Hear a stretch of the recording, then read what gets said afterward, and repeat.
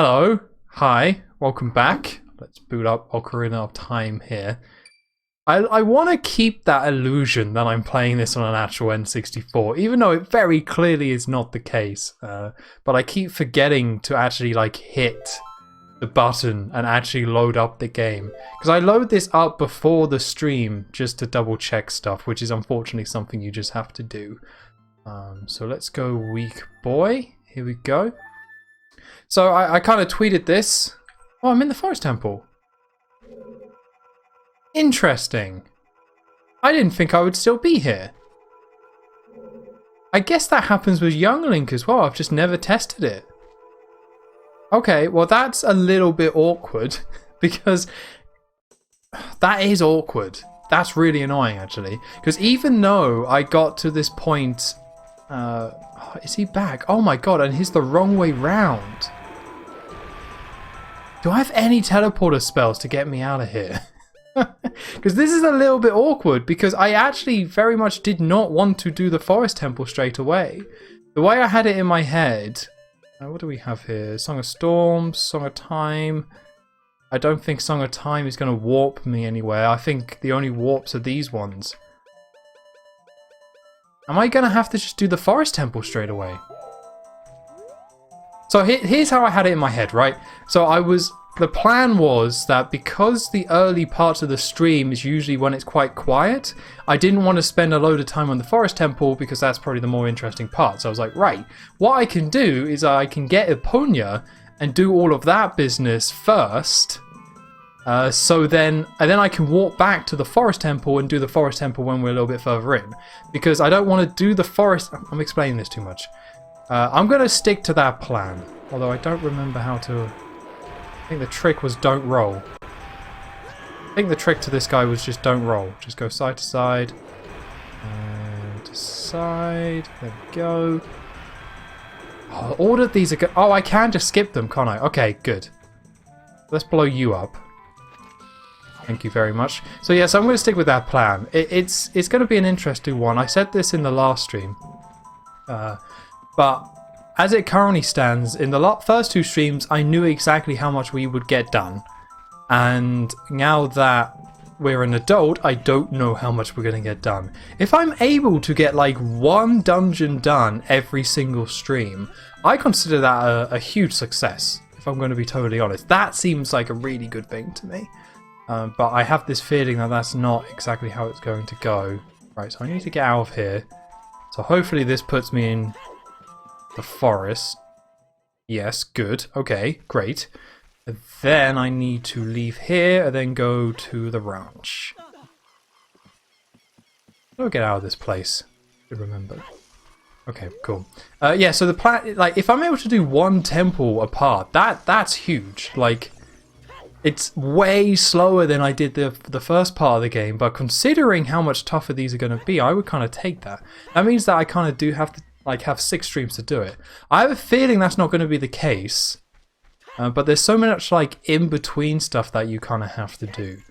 Because Zelda, it's known for, yes, it has dungeons, but they try and, they do this split. They split the game. And it's something that I remember reading about Skyward Sword back in the day. Yeah, it would have been Skyward Sword saying how, now the outside of the temple is almost a dungeon. The outside area is its own dungeon, and then you go into the dungeon. Which I always thought was a weird comment. One of the developers said this, by the way. Was kind of talking about how they put more focus in the outdoor areas of Skyward Sword to make them feel a bit more puzzle-oriented, to put a little bit more meat in those bows, and you definitely get that sense for the game. Although that game has a little bit of a problem with padding, so that kind of takes away from it a little bit. Is this night or not? Okay, it suddenly got insanely dark.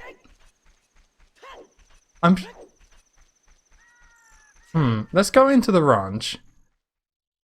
I'm pretty sure... Yeah, okay, alright, we're gonna have to wait outside. Unless there's a gold sculptor around here. I think there is, but that might only be as a... I'm trying to listen out for one. I thought there was. Okay, that might be when you're Young Link, but I'm sure there's a gold sculptor around here. Just can't hear one. Okay, that's fine. We can wait outside. That was really weirding me out because I was like, I'm sure it's nighttime. But then as I got to Lorna Ranch, like this happened. Look at this. It's like, look over there. Why is it so like intently black over there? I know Ganon has like done a number on Hyrule in these 7 years, but like, God, I don't remember it being so intently black at night. But oh, here we go. There's some clouds. That's a good sign. Okay, this is actually going to give me proper daytime. It's just so hard to tell. It's so hard to tell. My phone just went off. Yeah, it did. That's fine. I'll leave you. Okay, here we go. I guess it's the... Oh my god, look at that sun. I don't remember. No, thank you, Navi. I don't remember, like, this version of Hyrule when you're an adult being so... Or Hyrule Field being so different. You've got like a red sun. You got these intense clouds at night. There was like a void in the sky. Like, it's so different. I don't remember that at all. That's really interesting. I just remember Hyrule Field being like exactly the same as when you were young Link. Like even the music and things like that. I remember it being exactly the same. Okay, so we got 191. So the goal here is to get Eponia. And the reason is because you have to have Eponia. And after doing the Forest Temple, I want to get the 4th bottle as soon as I can. To get the 4th bottle, you have to go to the Poe guy, give him a load of Poes. He's like, these are good Poes. And then he gives you an extra bottle. I think you have to give him quite a few Poes or something. I don't know. We'll get there where we get there. But I don't want to do it where I have to go through the whole rigmarole of getting Eponia and then also do the Poe thing. Like, I don't know. I'd rather like split it up. So we're going to get Eponia now, and then I'm going to walk to the Forest Temple, and then we're going to do the Forest Temple. It's going to be a great time, probably. And then that'll be fine. Hold on. Okay, I skipped all of that. Again, the choices in this game. How do I do this? I believe you got to go to Eponia, but she's not into that. So you got to play Eponia's song. I am saying my thoughts quite directly at the moment, but it's so I actually remember. Right, Eponia's song. So up. Yeah, there we go. And then she can come to you, and then we can do the ride. Okay. Because just like a lot of things in this game, we've already encountered it. Sometimes the steps are... They're not crazy. Like the steps... Yeah, they're not crazy, and you will figure things out eventually. It just kind of like, for such critical things, it really likes kind of making you do things in a weird way. Like this, I'm pretty sure this is what you're meant to do. Slow down. Can I not talk to you? There we go. I'm pretty sure this is what you're meant to do. Are you ready to go home soon? No, I want to ride. Okay.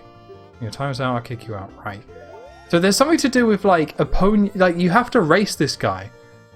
Hey young man, I just felt like I've seen you somewhere before. No, I want to ride. Okay, no, thank you. I guess I'll just keep riding. Yeah. Ah, I got a happy sound for that. Oh.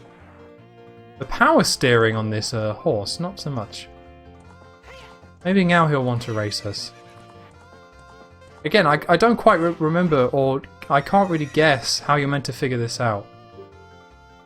Alright, well let's just keep riding then. It's something like this. You got to go and get Eponia, and I'm pretty sure you're meant to talk to him while on Eponia. Oh, this does... Can she go over that? Yes, she can. Nice. Oh, 5 rupees. There we go. Okay, that's definitely worth doing. Yeah, again, this horse doesn't steer the best. Hey, time's up. You've only paid 10 rupees. That's long enough. Okay. Can I have a race? Can I race you? Please? Please let me race you? Can I just speak to him? You use the setai. No, I want to ride. Alright, let's do this again. Now, I know I did this when I was young. Eponia, you know me! You know me, Eponia. I don't have to play the song every time. Alright, I think we'll just keep grinding this. Because I looked this up. Right, I'm going to be completely honest. In between parts, I was like, right, I know I want to get the horse. So how do I get the horse? So I looked it up, and I'm sure it's this. Like, it's ridiculous. It's a little bit weird. A little bit weird that it would be this convoluted. I'm not going to really defend it. Especially because this is one of those things where it was interesting. When I looked up on the guide was all like, yeah, it's an optional thing. Like, it labeled it as like an optional thing you can do. But as far as I'm aware, it's 100% not optional. Like, to get into the final area of the game, how about a little race? Here we go. Okay, now we're racing. In order to get to the final area of the game, I'm pretty sure you need Eponia. I'm pretty sure. But you have to do this weird thing where you, like, go and ride a horse and ride Eponia? Oh, that's not fair. At least we get to listen to this wonderful music. I'm trying to take this inside track, but it's not making it easy. Okay. Oh, I'm out of carrots, that's bad. Is it 1 or 2 labs? I got... Oh, no. Where's my carrot? Okay. I think we can catch him up. I believe we got to do this twice. No, oh. God, it takes ages to get your carrots back. Oh, it's 2 labs. Oh, no, it's 1 lab. Okay. Right. So far, so good. Give me the 50 rupees, old man. I'm guessing he's old. Well, he's only 7 years older from last time anyway. If the great Ganondorf found out about this humiliation, you can keep the horse. Yeah, alright. I didn't do very well at that last one. Hopefully... Oh, is he going to take 50 rupees off me if I don't do it? Right, I think I want to just... Oh, he is blocking me off something fierce. Okay, I need to let the carrots come. There we go. Oh, I only let 1. Okay, I think we're fine. I just need these carrots to build up. Oh, dude! Oh, we're not... I don't think we're okay. Oh, no, he went very wide there. I need carrots. I need carrots. And then 1 more. Okay, I don't know if that was harder or not. Because I just got myself in a really bad spot. So I can't say for sure that was definitely harder. What's up with that horse? Is that Eponia? How did you tame that wild horse right under my nose? I'm not sure what he's doing. I think he's shampooing. I don't... I was going to present the horse to Great Ganondorf, but I erased it. Yeah. Sorry, dude. As I promised, I'll give you the horse. Have a little bit of water. This actually was very quick. I didn't know how long this was going to take. But the fact that I was able to do it in 1 try has definitely sped the process up. Yes, no thank you. Nope. I'm trying to skip your dialogue, dude. I don't care. I don't care. Right, let's turn this around. Oh. I was hoping. All I did was charge forward there, because I was really... Dude, that is harsh. That is so harsh. So what you're meant to do, as I'm sure most people watching this know, is that you're meant to just jump out, but the fact that, like, A, to go faster is the same button as talking to him is brutal. Like, just so unnecessary. Come on, Eponia.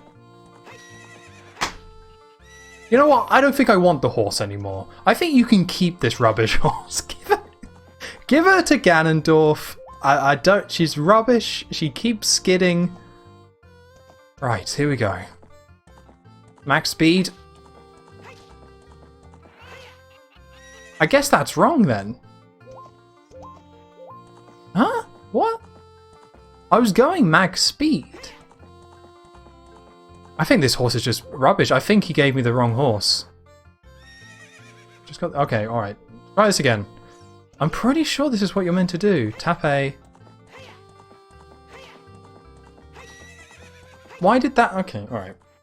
It was just being a little awkward, I suppose. I mean, some of that might have been me, but yeah, that was... I don't remember Eponia controlling like this. That's one thing that's really nice in Twilight Princess. I'm pretty sure Twilight Princess Eponia does not control like this. Like, they just made it more gamey. Like, this almost feels like they wanted it to be... I mean, realistic's the wrong word, but they wanted it to have this kind of real weight where you can turn and things like that. But I remember in Twilight Princess, they just, you know, they just made it more video gamey, from what I recall. So if you want to kind of turn and do some weird stuff, it kind of lets you do it. Not quite on the level of like an Elden Ring, because in Elden Ring that was purely like, we're just going to let the player, like, yes, it's a horse, but we're just going to let the player do whatever. Like, it's fine. It's totally fine. Like, it's function first. But in this game, not... Okay, good. But in this game, not so much. She doesn't really control very well, but we don't really have to do much with her, so that should be fine. I say that, though. I think there is actually maybe a decent amount we have to do, but let's not worry about that. Let's go to the forest temple. Now, this forest temple is going to be very interesting because in the child version of the game, I had somewhat recently played through those dungeons. So most of that, you know, most of those parts and most of me kind of going through that, I knew roughly what I needed to do. Okay, alright, well, I didn't fall through the ground that time. Maybe I should have done, that would have been cool. So I knew roughly what I had to do. But this one, yes, I've played this before. You know, it's not completely new. Well, this camera's not. Come on. Okay, I'm just gonna have to be patient. Come on. There we go.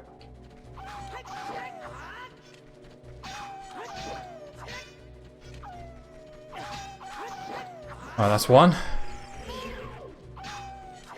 With the way these wolves fight, there's like a massive lead up time to them actually attacking you. Like, what's he doing? But then once they do start attacking, I find that like they're much more open to being hit. So it's kind of like you have to spend ages doing kind of nothing and just waiting. But then as soon as he does start attacking, for whatever reason, your hits start going through. I don't really know. It feels a little bit clunky. I don't know why you have to like wait so long, but I don't want to complain too much. But yeah, so as I was saying, I had played through all of those, so I knew roughly where I was going. The forest temple is a little bit of a different beast, and this is actually going to be a little bit of a test for me. Because I'm doing a challenge run, I'm not too worried about like having to remember everything off the top of my head and refigure things out. Like, I just don't, not really part of it. It's not like how well do I remember this game, it's can I actually, you know, go through this game and actually beat it. You know, that's the difficulty here. It's not about understanding it fully. Oh, this is awkward. I think I can just one of these. So I'm not getting the red dot. Let me get there. Maybe that would work. It is wood. No. I'll just jump. Oh, don't get hurt. Okay. Well, we can definitely get over there. I think it's... I would quite like to use the hook shot. But yeah, so I don't quite remember. So, if this goes well, if I do remember it mostly, if I don't get stuck on any embarrassing puzzles, then the plan is I'll probably just stick with that and just won't practice. Or anything like that. God, what is going on with Link's... Look at that! Look at his legs! They're not attaching. There's no torso there. Like, but like, notice, look his left leg. That's odd. I wonder if the original's like that. It must be. Because look, it's like so obvious that it's not attached to anything. It's just got this floating leg. It's bizarre. That effect, just the effect of like, it makes sense to me you wouldn't have a proper torso in this game with it being N64 and stuff, but... Right, let's try this.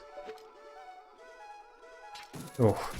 I don't know if hook-shotting treasure chest is really satisfying or just really odd. I haven't... Whatever emotion I feel when I hook-shot a treasure chest in this game, I have not figured that out. Okay, roll, roll, roll, roll. Okay. And that's a really tricky one, that key. I'm very glad I remembered that. I think this is when... The adult temples is where you start getting like a ton of different keys that you all have to keep track of. I mean, like the water temple, I guess, is the notorious one. I think is a good part of the reason why people say the water temple is so hard, but I'm pretty sure this is the one where it starts getting a little bit silly with the small keys, and you just gotta go a bit crazy. Hello, One Cat in the Box. Welcome to the stream. It's a very adorable emote. Yeah, you haven't missed much. I got a horse, and it went well.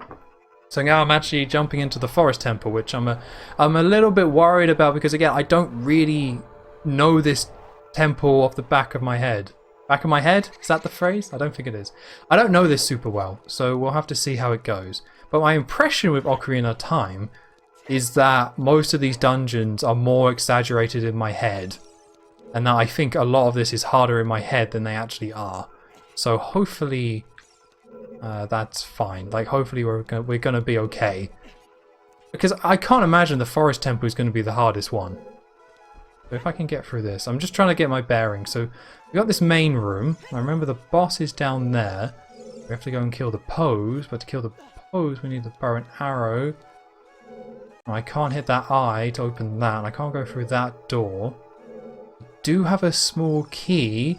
I kind of don't want to use it yet until I've explored over here, so let's go over here. Okay, we got there. What is this, Song of Time?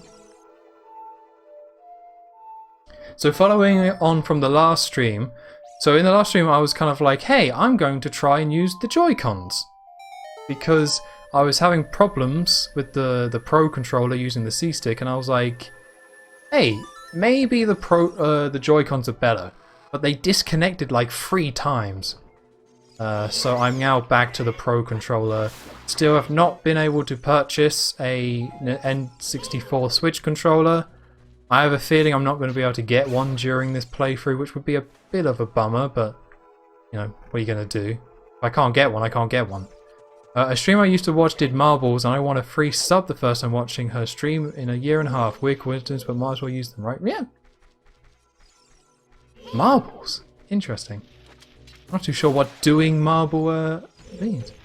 Oh, you're playing for the Switch, explain why it looks better. Yeah, exactly, it's got all that sharpening tech. But because I've just cropped it, because I really don't like the way the sidebars of the Switch app look. I really wish you could turn those off, but I can't turn them off for myself, but I can crop them out for you people. It also means I can actually like stretch the game so it properly fills the space as well, which I think looks way better than just having those ugly black bars with the little P1 on the side. Okay, let me concentrate. So we can go down here, but I think we have to drain this if I remember correctly. We can't go down here just yet. I think it's called Marbles on Stream, and everyone in chat is just a marble on the giant track. Sometimes you can get channel points or win stuff. I think I've heard of that, actually. I think John Oliver did a bit back in the day, like, or during the pandemic. Like the world of marble racing, like that became a thing. I didn't really kind of watch it myself, but yeah, marble racing became like a sport, apparently. It sounds like it's a bit of fun, I suppose. Guy gonna attack me? No, look the other way. God, what a stealth section. Nope, no, no, no, no, no, no, no, no, no. Okay, I got away with one there. That should not have worked out for me. Dude! Oh, dude! Okay. I guess that's how that is.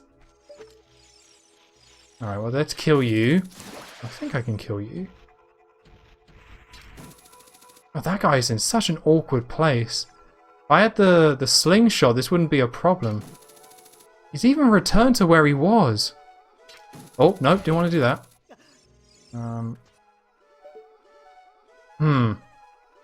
Just gonna have to try again. Just gonna have to try again. But last time he did miss. It's just apparently if you try and go in that room from the side, it just doesn't do it. Okay, he must have some AI in him that makes him look at me when I come close. Look at this mad spinning he's doing. Alright. What's all this then? And hit you. Nice little... Oh, God, I'm already down to 2 hearts. Please drop some hearts. I need those. I think the main thing... I'm not too worried about dying in this dungeon. Or in these temples, which might sound like a silly thing to do. The thing for me is like making progress. So when I die and come back and start the beginning of the dungeon, I can at least be like, okay, I have got this item, or I have got this small key, or something like that. It's making that progress. So speaking of saving progress, let's go ahead and be saving every time. Because in Jubble Jubbu's belly, or in Jubble Jubbu, I had died. No, I didn't die. I accidentally picked up the heart piece, and I had to restart the whole thing, so let's not do that again. Try and make sure I save. Alright, what's this over here? I've learned my lesson with you. I'm not even attaining that. Surely I can... I'm kind of thinking about what time I should start talking about this music, because it is so...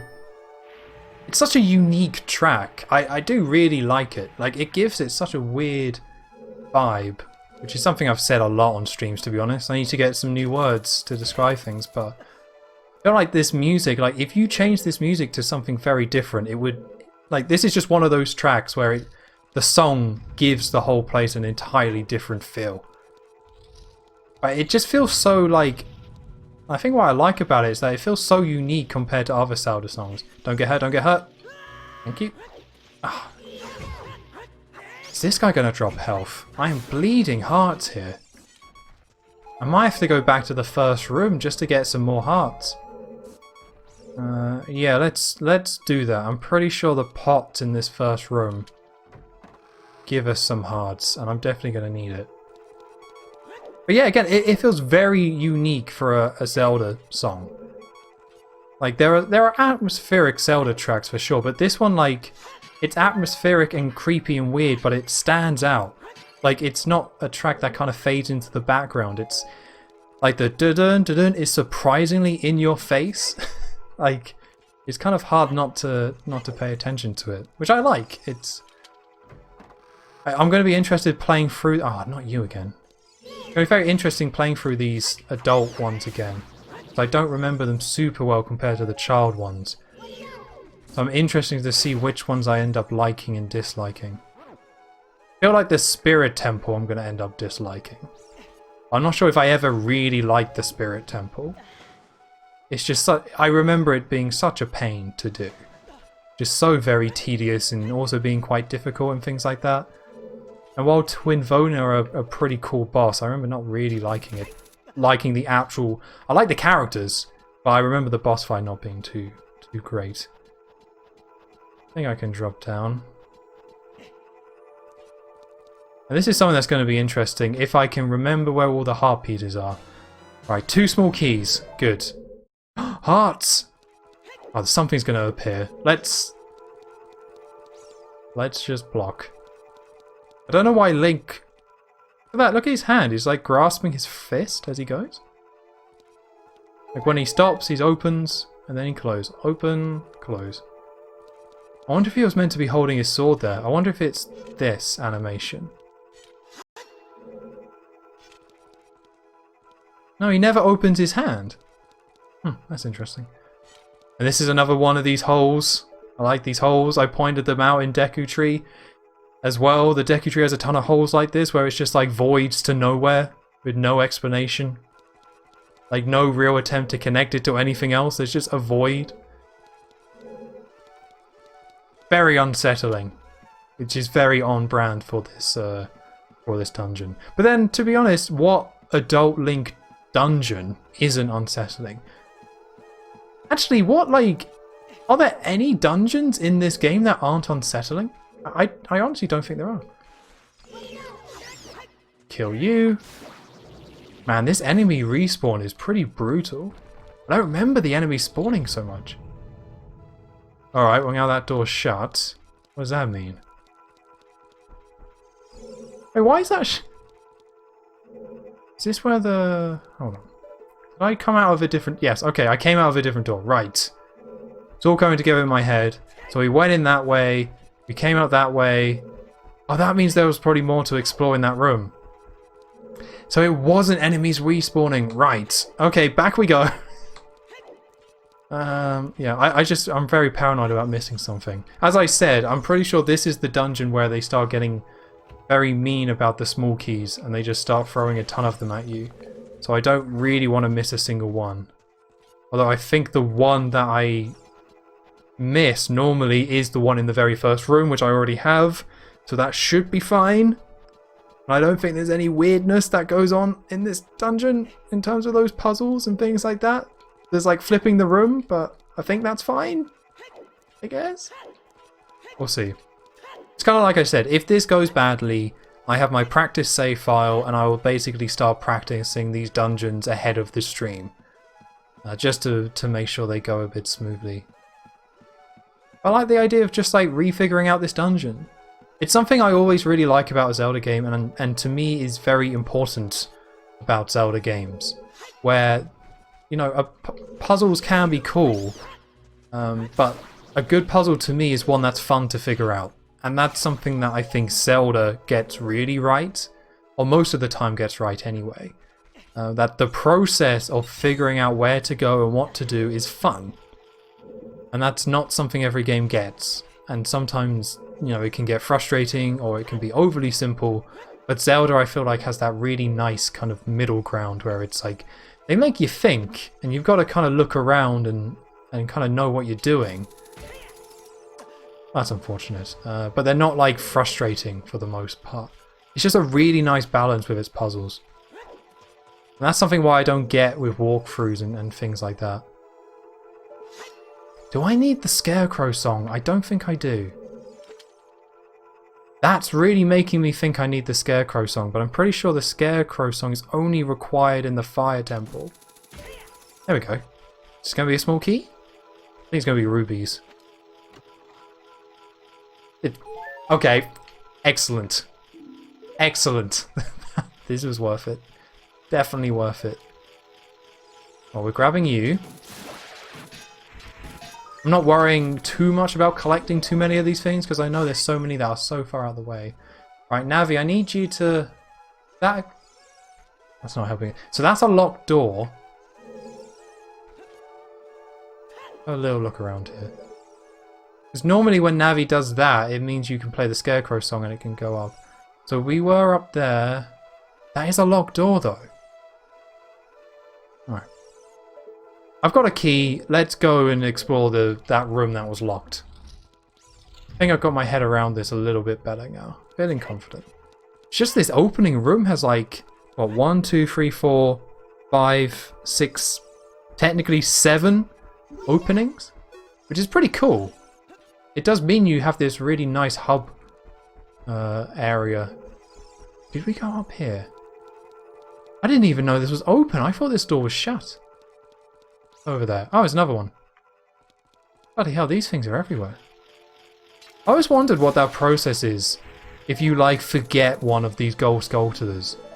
It must be so weird going to a dungeon you've already beaten in this game and checking it out again. I don't think it's something I've ever done.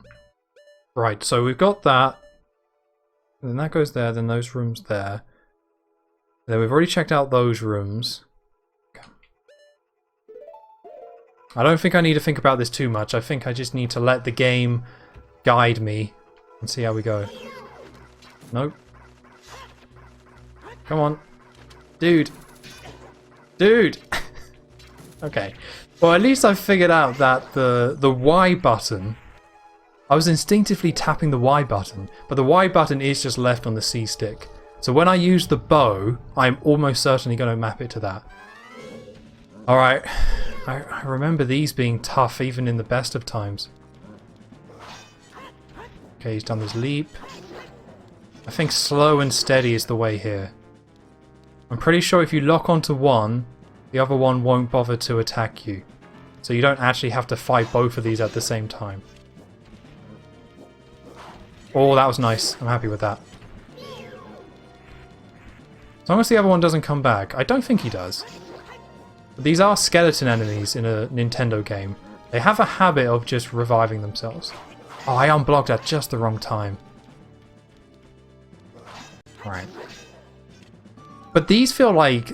I can't remember their names, but these feel like the most iconic, like, Adult Link enemies. When I think Adult Link, and if I think of him fighting something, it's these guys. These are the ones that really stand out in my head. I don't know why, maybe that's an oddly specific thing to think. But this should be a small key, I think. Yeah, see, look at this, we already have 3 small keys. That's crazy. This would be like a whole dungeon's worth if we were still a baby Link. Right, grab this fairy. Is this going to be another fairy? I don't think it's worth checking. We can always come back here. But we got 3 small keys, so that should mean that I can get through the next section fine. Glad I noticed this. So I don't watch a lot of like Zelda lore videos on YouTube. I do find it interesting, but I find it a bit, I don't know. I don't go out of my way to find it. I don't like the Game Theory channel. I think that channel's quite bad. I like the idea of Zelda lore and stuff, and I would be very interested to see what the theories are on the Forest Temple. Because it clearly is a place. Like, it clearly, or at least was a place. I just don't think the game actually kind of explains what it was. But do I just take it at face value and say this was a temple? This was some sort of just religious-esque place. Well, what's over there then? Okay, we can't go over there. Nice. Because it's got that sort of feel to it. It's like somebody said Forest Temple, and the name fits surprisingly well. I'll turn around. But I was thinking about that in between streams, the fact that, like, you know, in the Zelda games you have dungeons. There's Zelda dungeons, but in Ocarina of Time, I'm pretty sure all of these are called temples. Like adult Link's ones are... Come on, dude. It's the camera that makes that difficult. I swear it's the camera.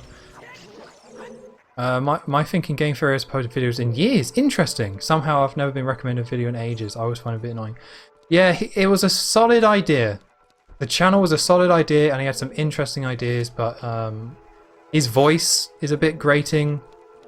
And he went, I personally found, he went into the whole slightly arrogant kind of YouTuber persona where, like, he's a bit full of himself, but I think that's supposed to be the joke. But yeah, he wasn't. It was a little bit annoying. I'm pretty sure that channel's still going though, because I think they went off into other like types of things, like film theory and things like that. I'm sure I remember stuff like that. But Game Theory was one that I did give a go, but then I did end up just stopping. Oh, I can push this. Good. This puzzle always used to hurt my head as a kid. So hopefully I can get this correct. I think the arrows, as long as you pay attention to the arrows, these are fine. Oh, no, that was too far. Was that too far? Oh, that's not too far. I think the arrows tell you where it needs to go. So it needs to go in there. Ah, I pushed it too far. Rats. Hopefully I can just pull that back. But I like this puzzle. Oh, I remember I liked it as a kid, but I remember it did like mess with my head. I was like, what? Dude, what? I meant to go here, then go all the way around? But I was always really bad at like visualizing things in my head like this. Like back when I was doing A-levels, which is what English people do before going to university. I would do physics and maths is what I focused on, but you would have mechanics, which is how like speed affects things and velocities and momentums and things like that, and I failed it. Like I had to take that 3 times just to pass it, because there's just these like this type of kind of visualization in my head I'm just really bad at. Good at numbers, but when it comes to like applying it to things, it would just cause my head to melt, and I can really struggle with that sometimes. But again, I like numbers. Okay, that's that done. Right, just want to see if there's actually anything else I need to do on this top bit. If I climb that ladder, then that's about it. I think there's another way you enter this room. I want to say there's another one of these block pushing things. Yeah, you can go in there, but I think that's just a shortcut back. Just keep going. I'm trying not to overthink this too much, even though I'm almost certainly overthinking it too much. I'm kind of the opposite, great at puzzling, figuring out patterns, like solving Rubik's Cubes or doing things in the correct order to achieve an outcome. Yeah, I had a Rubik's Cube when I was a kid. Ah, do I have to go all the way around? No, surely I gotta push this first.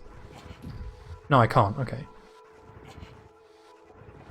I had a Rubik's Cube as a kid, but I just liked messing with it. Like, I never really got that good at solving it.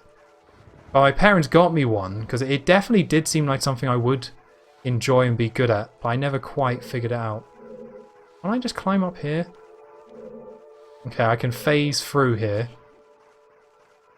So I have to go up another way.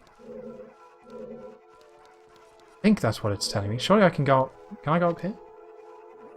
Nope, that's not even a way up. Well, we get the arrows in this dungeon. Might have something to do with that, but I'm surprised I can't push it back. So I must have to go all the way round. Then how... What would be the... No, okay, alright. But yeah, I can do patterns, but only patterns in like numbers. Like I'm not dyslexic or anything like that, but I do sometimes struggle with reading and... Oh, there's a ladder here! Okay. Yeah, I'm not dyslexic, but I definitely can have some issues with reading and writing and stuff. Again, not dyslexic. I did ask a doctor once, like, do you think I'm dyslexic? Like, is that possible? But then and she was like, okay, well, what have you done at school? Like, does it take you a long time to read and write and stuff? And I was like, well, no, not really. And it's like, okay, well, what have you written? Have you like, do you write, or like, have you had assignments and written? Oh, that might be a bad idea. And then I was like, well, yeah, I did my dissertation and that was 14,000 words. And she was like, okay, there's a chance. I'm not saying you're not, but you're probably not. And I found out that day that the waiting list for checking to see if you're dyslexic is very long. It's more saying stuff out loud, but I did have to go to speech therapy as a kid, so which is why I don't think it's probably dyslexia, but it's more saying words. When I see words, if I don't recognize them, I have to like learn them sound by sound and then memorize the sound individually as a group. That makes any sense. I can't say new words. Whenever I guess what they are, I always guess wrong. I just don't know how to pronounce new words. So again, I take a guess, but it's just always wrong, which is a little bit frustrating. So I guess dyslexia is definitely not the thing that would be. I guess it's just the trendy one. And I was just asking my doctor, like, hey, could this be something? I do really struggle in this area, but nothing confirmed. I think it's more just the way I learn. Anyway, I think you're either better at like English and reading and writing or being creative, or you're better at numbers. I don't really think that's an issue. I can't believe those things don't drop. I can't believe those things don't drop hearts. That's so mean. Okay, well we have to keep going. I think we're well on our way to getting the bow. Yep, the corridor is all twisted. It's crazy, Navi. It's crazy. I do love this though. It's so like, so cool. Like they didn't have to do this. Like having a warped corridor that can change. Like they didn't have to do this for the first Zelda 3D game. But it shows that this isn't just like, oh, it's a Zelda game in 3D. No, they're taking advantage of it. Right, so luckily I've got all the keys. I think we can go into the next room and then we get the bow and then we can start working our way back. So far this is going pretty well. So thank you, Mr. Poe. Although I am quite low on health, there is a decent chance. Oh, hello, Mr. Skeleton. Come on then, what you got? Dude, what? I was blocking! I think this blocking is what's gonna... this blocking is what's gonna be the end of me. Sometimes you block and it just doesn't work! Dude, that does 2 hearts of health. Okay, well if he slashes me again, I'm dead. But that jump slash just seems to work. It just seems to get through. Oh, dude!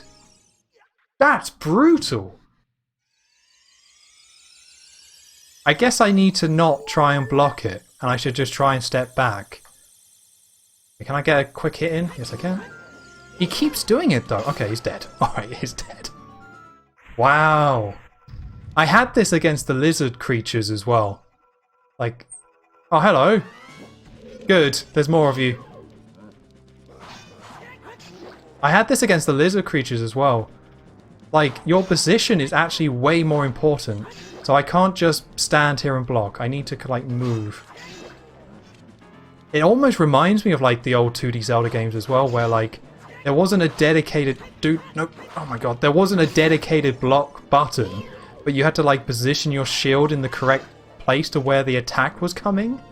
And it was always a little bit awkward. Oh, I found it awkward anyway. So it looks like I just need to move out the way. Okay, alright. Oh, dude. Oh, mid-air. That might hit me as well. That might have hit me. Okay, that... I lost 2 fairies. But we got the bow. So it's progress. To me, it looked like you attempted to attack when he was in mid-air. Maybe. I felt like I was... It doesn't feel like the block is a guarantee, for sure. Like, that... I'm pretty confident that's the case. Like, the block... If he... Your block just holds out your shield and it points Link at the enemy, but you can move in a way that allows it to get in. Or if he simply jumps over you, it can just go past the shield. It's not like as definitive as you would kind of look out, I guess, for a block.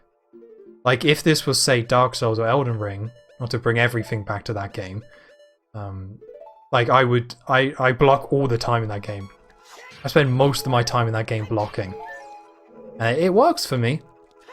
But the block is a lot more, like, defined. It's almost like it, like, brings the attack to your shield. Because you have entered a state of blocking, then all the animations just link up in a way so that makes sense visually.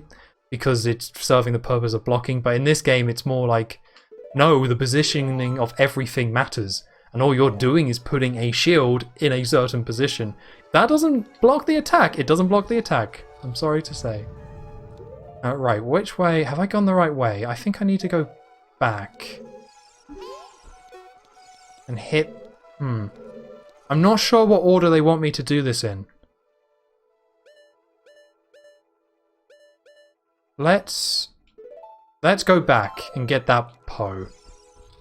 Just so I don't forget. But then we've got the twisted corridor, and I don't know if I need to change that. But I'd rather thoroughly explore this place first, and then I can explore the new area. Ah, dude. Okay. Are we heading out? But have a nice stream. Yeah, thank you for stopping by. A cat in the box. Or one cat in the box. Alright, there we go. Let's see. There. Oh, he's there. Nice. Let me tell you, having this C button mapped to Y, so good. And I haven't changed anything. You can change the button settings here. Like, you can change the assignments, but I don't really want to do that. Now, can I just stab you? That would be handy. Oh, he just phased away. You coming back, or...? Cool. So one thing I will definitely be doing here is getting the bigger quivers. I don't know how hard that's going to be to get those, but it's... Are you not dead? How are you? Don't know about that one. Surely you're now dead. Oh, these things are tough. These things are way tougher than I remember. Alright, come back, and then... Weird. This is... How many arrows is it? Is this going to be arrow number 6? There we go. There we go. But yeah, definitely the quiver is like the main thing I want to get in terms of optional items. Like, ideally I want to get both of them, but as soon as I can get those quivers, for sure, I'm going to be getting those quivers. Arrows, nice. What's in here? A fairy would be handy. Another small key. It's like I said, like, so many bloody small keys in this dungeon. Kind of insane. Right, well, I can't believe I've lost 2 fairies as well. I keep saying I can't believe, but that's just how much I can't believe it. Now I think there's going to be... I don't actually remember what's in this room. I think the Wall Master's in this room. I really don't want to get caught by the Wall Master. Although, to be fair, I remember backtracking through this dungeon being a little bit of a pain, but hopefully it's not going to be too bad. Okay, as long as these guys leave me alone. Hit you. But like I said, I just want to get these items. I just want to go for the dungeon, get the items. Then even if I die, I should be fine. But I didn't look up where a fairy fountain is. If I do die and I lose all my fairies, I am going to have to look that up. Right. Where do we go in here? There's a ladder. Chest! It's a chest! It's a boss key, right? We haven't had this chest in the youngling section. Alright, cool. I'm very glad we went here then. Can I just drop down? Oh, that's a bad idea. Oh, this was a bad idea. Oh, this was a terrible idea. Ah. Well, I guess I'm killing you then. One. I always kind of forget with the Z targeting that it's not a hold. I don't know if future Zelda games were a hold, but I'm so used to it being a hold. Well, I'm sure there is a way of changing it so you can make it a hold. Although I don't know where the options are in this game. As far as I'm aware, like, this game doesn't have any options. Where are we? Something's making a noise. Oh, hello. Let's go ahead and stun you then. There we go. Here's a good boy. Here's a good chap. I don't know if this is coming across, but sometimes I feel like I might ham up the Britishness when I stream. I try not to, but like me saying chap is obviously just a silly joke and stuff, but sometimes I do feel like I might ham up the Britishness sometimes. I do talk like a normal human being, I swear. I am British. I can guarantee that. Right, normally I wouldn't bother going for these hearts, but they're quite important. Right, I think I can hear a gold sculptor, but I don't want to waste too much time trying to find it. Where are we? Well, that explains that, I guess.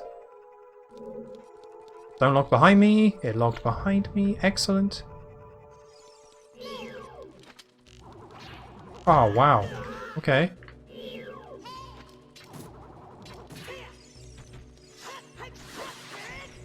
Okay, right. Okay, oh, never mind. Some health? Health for your troubles? Nope.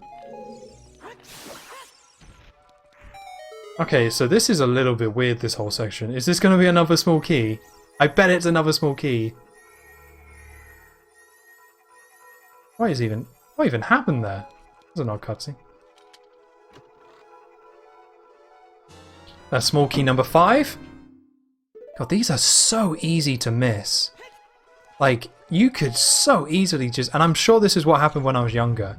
Like, this is definitely bring... Oh, dude. If I can kill you, then I can go get the heart. Don't really want to waste the arrows, but... really do with that heart. Although I don't really want to risk jumping this gap again, but... again, I could really do with that heart. Very curious how the boss is going to go of this dungeon. I don't think too bad. I don't think I'm going to do it on my first go. Which is going to be a pain, because again, I have to go and get the fairies. Like, if I die in a dungeon, I'm just going to have to go out my way and get the fairies. So I need a good place for that. I'm going to have to just Google that. And that's fine. Oh, we're up here. Oh, I think that's good. Is that good? As long as the blocks haven't reset. Oh, hello. I see you. I keep switching as well. I just used the left stick for that. Where is that? Where's that going to be? I guess we'll just jump down and have a little look-see. I don't know where that chest fell. There's obviously somewhere in here. It's probably on the map, actually. If I pause. No. Do I not have the compass? I don't have the compass. That's interesting. Oh, of course, if you miss a small key in a chest, you would just get the compass, wouldn't you? And that would tell you where stuff is. Now, whether it's easy enough to figure out where that's, how to get to that stuff, or how to make it appear, I don't know. But that's weird. I haven't got the compass. I'm also trying to think what the mini boss is on this dungeon. I almost feel like we've done the mini boss already. Like, those skeleton creatures are pretty much the mini boss, really. Oh, I think it's here. Oh, God. That was a heart attack. These jumps. Great. I mean, I could... Okay, great. I did need arrows. Can't really complain too much about finding these chests. If I didn't find these chests now, I would just get the compass and be like, there's a chest over there. Now I know I shouldn't go over, or I might not need to go over, but I really want to know what's in that chest. I've also decided, I didn't look this up, although I should have done, that there isn't any heart pieces in dungeons. So in terms of finding chests and stuff, I am all good. I should look that up, but oh, bloody hell. Actually, is this even a good idea? I kind of want this to go back to being inverted again. See if I can hit the eye. I want this to be inverted because I need to go back to that room. Don't know if I can do that. Get rid of you.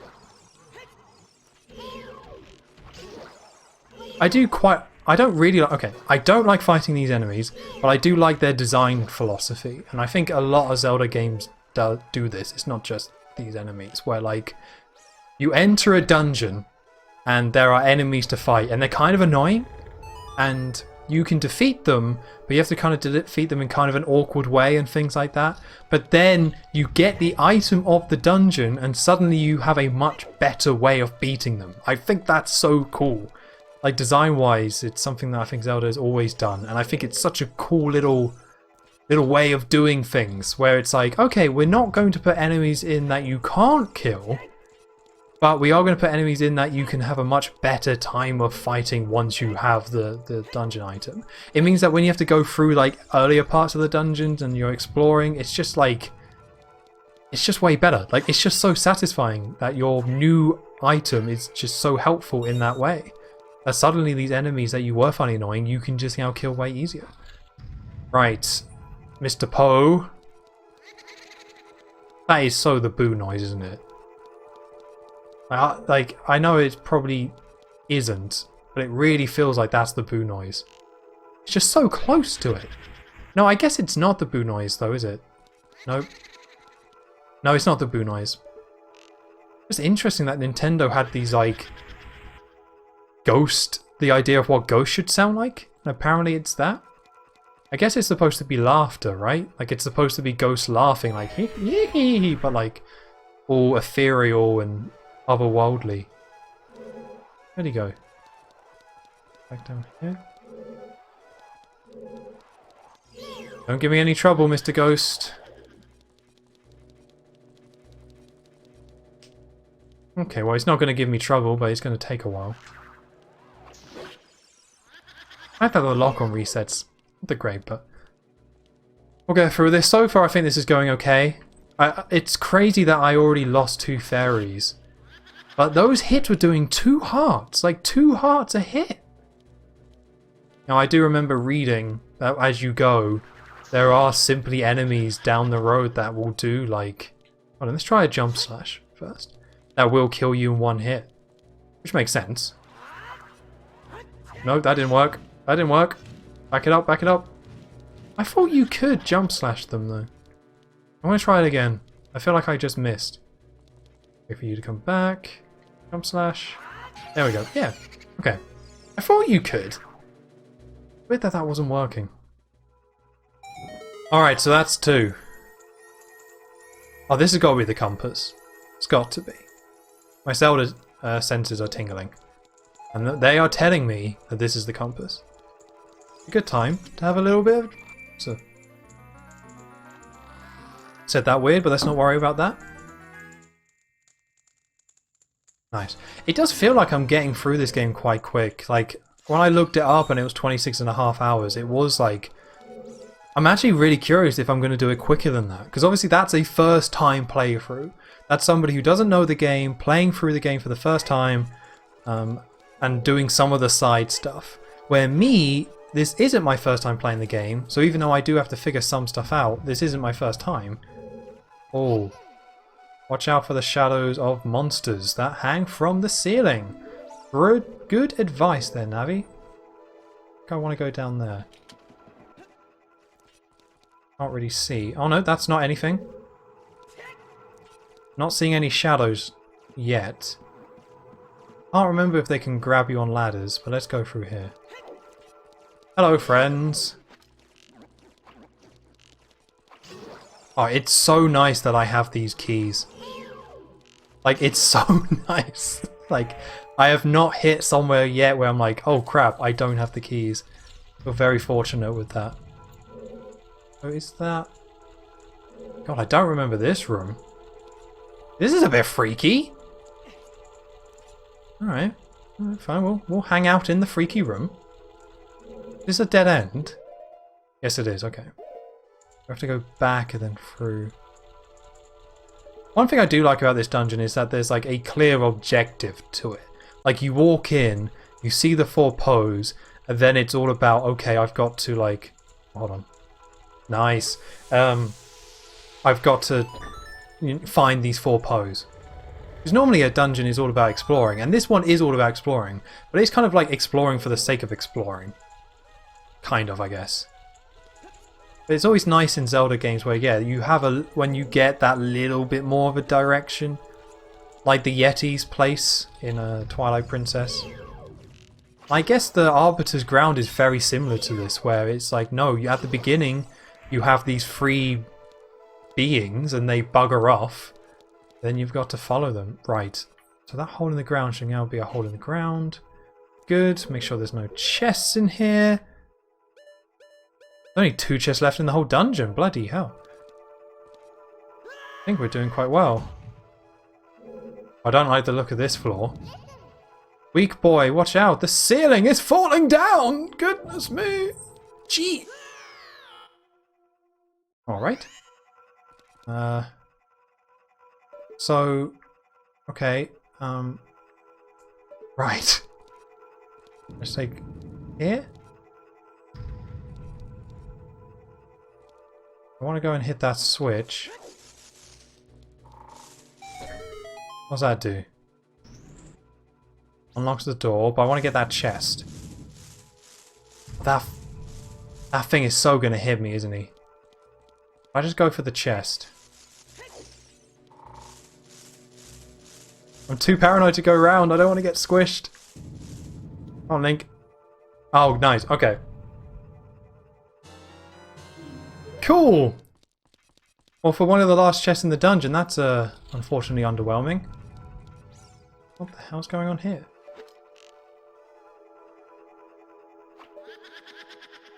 Oh, it's a push blocking puzzle. I think this is on a timer, isn't it?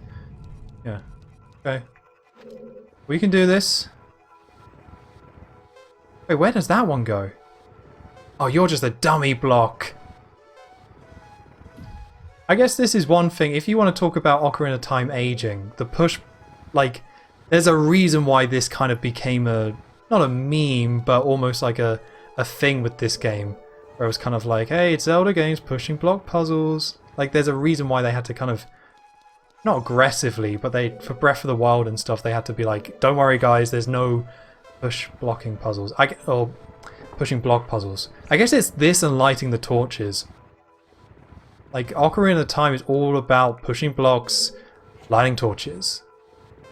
I don't know. When I play this game, and this might be where the nostalgia goggles for me comes in. When I play Ocarina of Time, I really don't mind it that much. Like, it's not the best. I prefer they kind of didn't do it. Oh, get away from me. Kind of prefer they didn't do it quite so much. They do go a little bit too far. I don't know. Oh, dude, you gotta give me at least one chance. There we go. Alright, I'm glad I know how to... I know that I can jump attack these guys now. That's gonna be huge. I was editing the last stream and just looking back on that mini boss. The fact that that mini boss could be killed in 2, it's still affecting me. I was watching that footage back and it was like, man, that is so much better. That is so much better doing it with that jump slash. Can't believe I didn't do that before. I did roughly time out how long it took me the second time, and it wasn't massively different. I think it was like 5 minutes quicker. Or maybe it was like 10 minutes, but it wasn't massively quicker when I had to do the Jubble Jubbers the second time. Right, so I don't have any keys, but there's also no... Where do I need to go? So I've kind of been everywhere. So I hope the last Poe just appears in the room, which I think he does. No, stay down. Stay down, please. Master Sword! Right. Blade of Evil's Bane. I think the orange one just, or the purple one just appears in here. Here's something. Yep, there you are. You alright there, mate? Okay, thank God. Because if he didn't appear here, no idea. Absolutely no idea. Well, that's cheating. Not you. Oh, there we go. Oh, he was different, but I didn't see how. I think he did have a visual difference. Oh, he spun. You just spun, mate. Does that mean you're real? Yeah. Fakes don't spin. Got your number, mate. Alright, so they appear. He spins. In with an arrow. Doesn't like it. Okay, maybe there isn't a visual difference then. I thought I saw a visual difference. Oh, yeah. I gotta give the lock-on credit though, it's working really well, which is not always the case. But it is locking on to who I want to lock onto. There we go. Just those small little touches they got right, like having the arrow before locking on to tell you who you're about to lock onto. It seems common sense now. But I think a lot of things about this game, again, it established a ton of stuff that seemed common sense, but I think it would, if you kind of looked into some of this stuff, you know, it invented it. It did it for the first time, and we just take a lot of stuff that this game did for granted. Wow, this temple's gone really well. It's actually really well designed. Like, it is easy to mess up, and I have to say, if I was to complain about the design of this temple, it is like, you can miss one thing out of the way. The fact that there's so many small keys, if you miss just one of them, you're searching the whole dungeon again. But it's definitely similar to the Jubba Jubba's belly. It's definitely not as big and intense as I remember it being. Right, so I've opened that up. I do want to get that chest. I don't remember what's in it. Can't be anything good. We're about to get to the boss. I think it's a golden sculptor. Unless I'm just mishearing the sounds of this moving along. No, I swear I can hear one. Oh, there's another switch. Cool, I guess I'll hit this as well.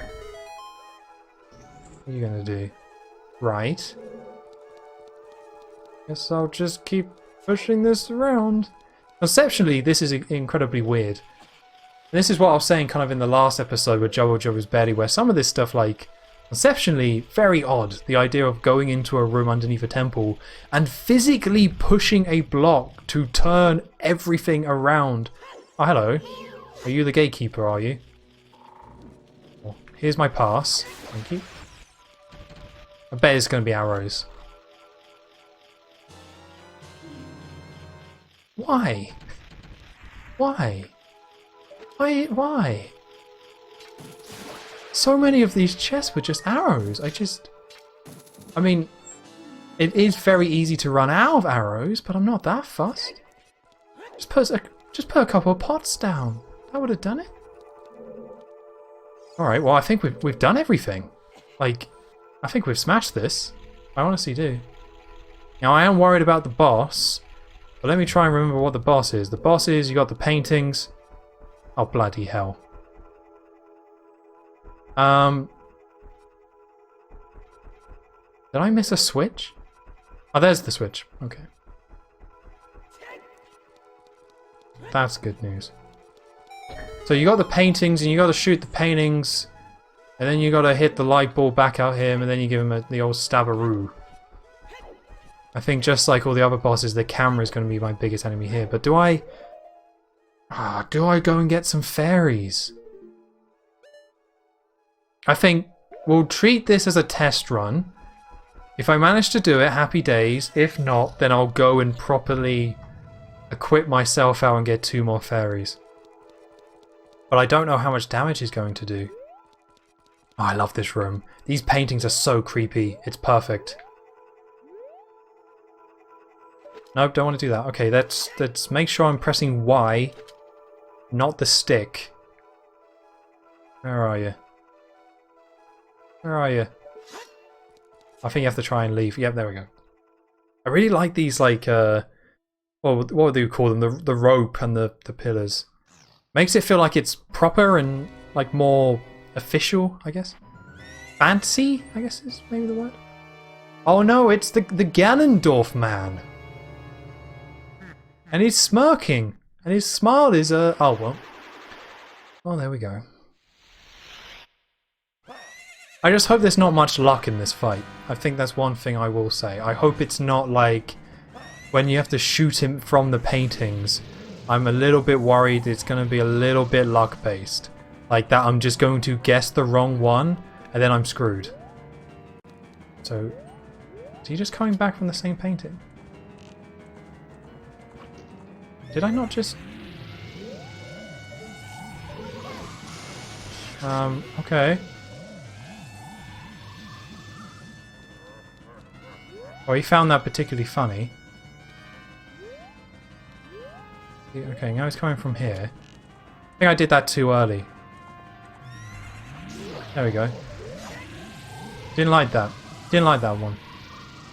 It's so silly. Like, the effect back on an actual N64 was pretty good, him coming in and out of the painting, but now you can just so blatantly see... Oh no, it's not you.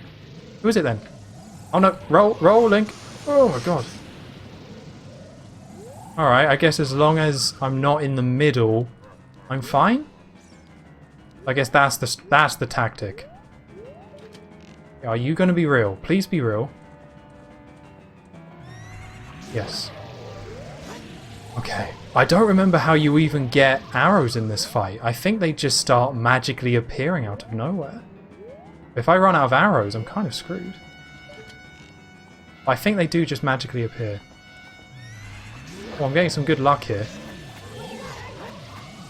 Okay. Oh, I have to aim it as well? Brutal. I have to aim it? How am I gonna...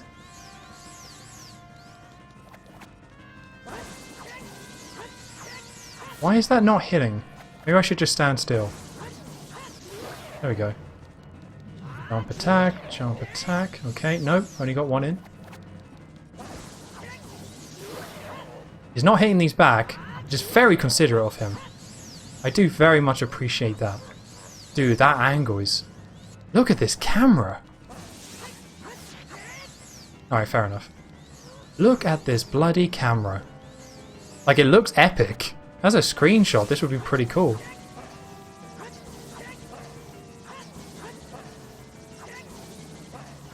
Oh my god.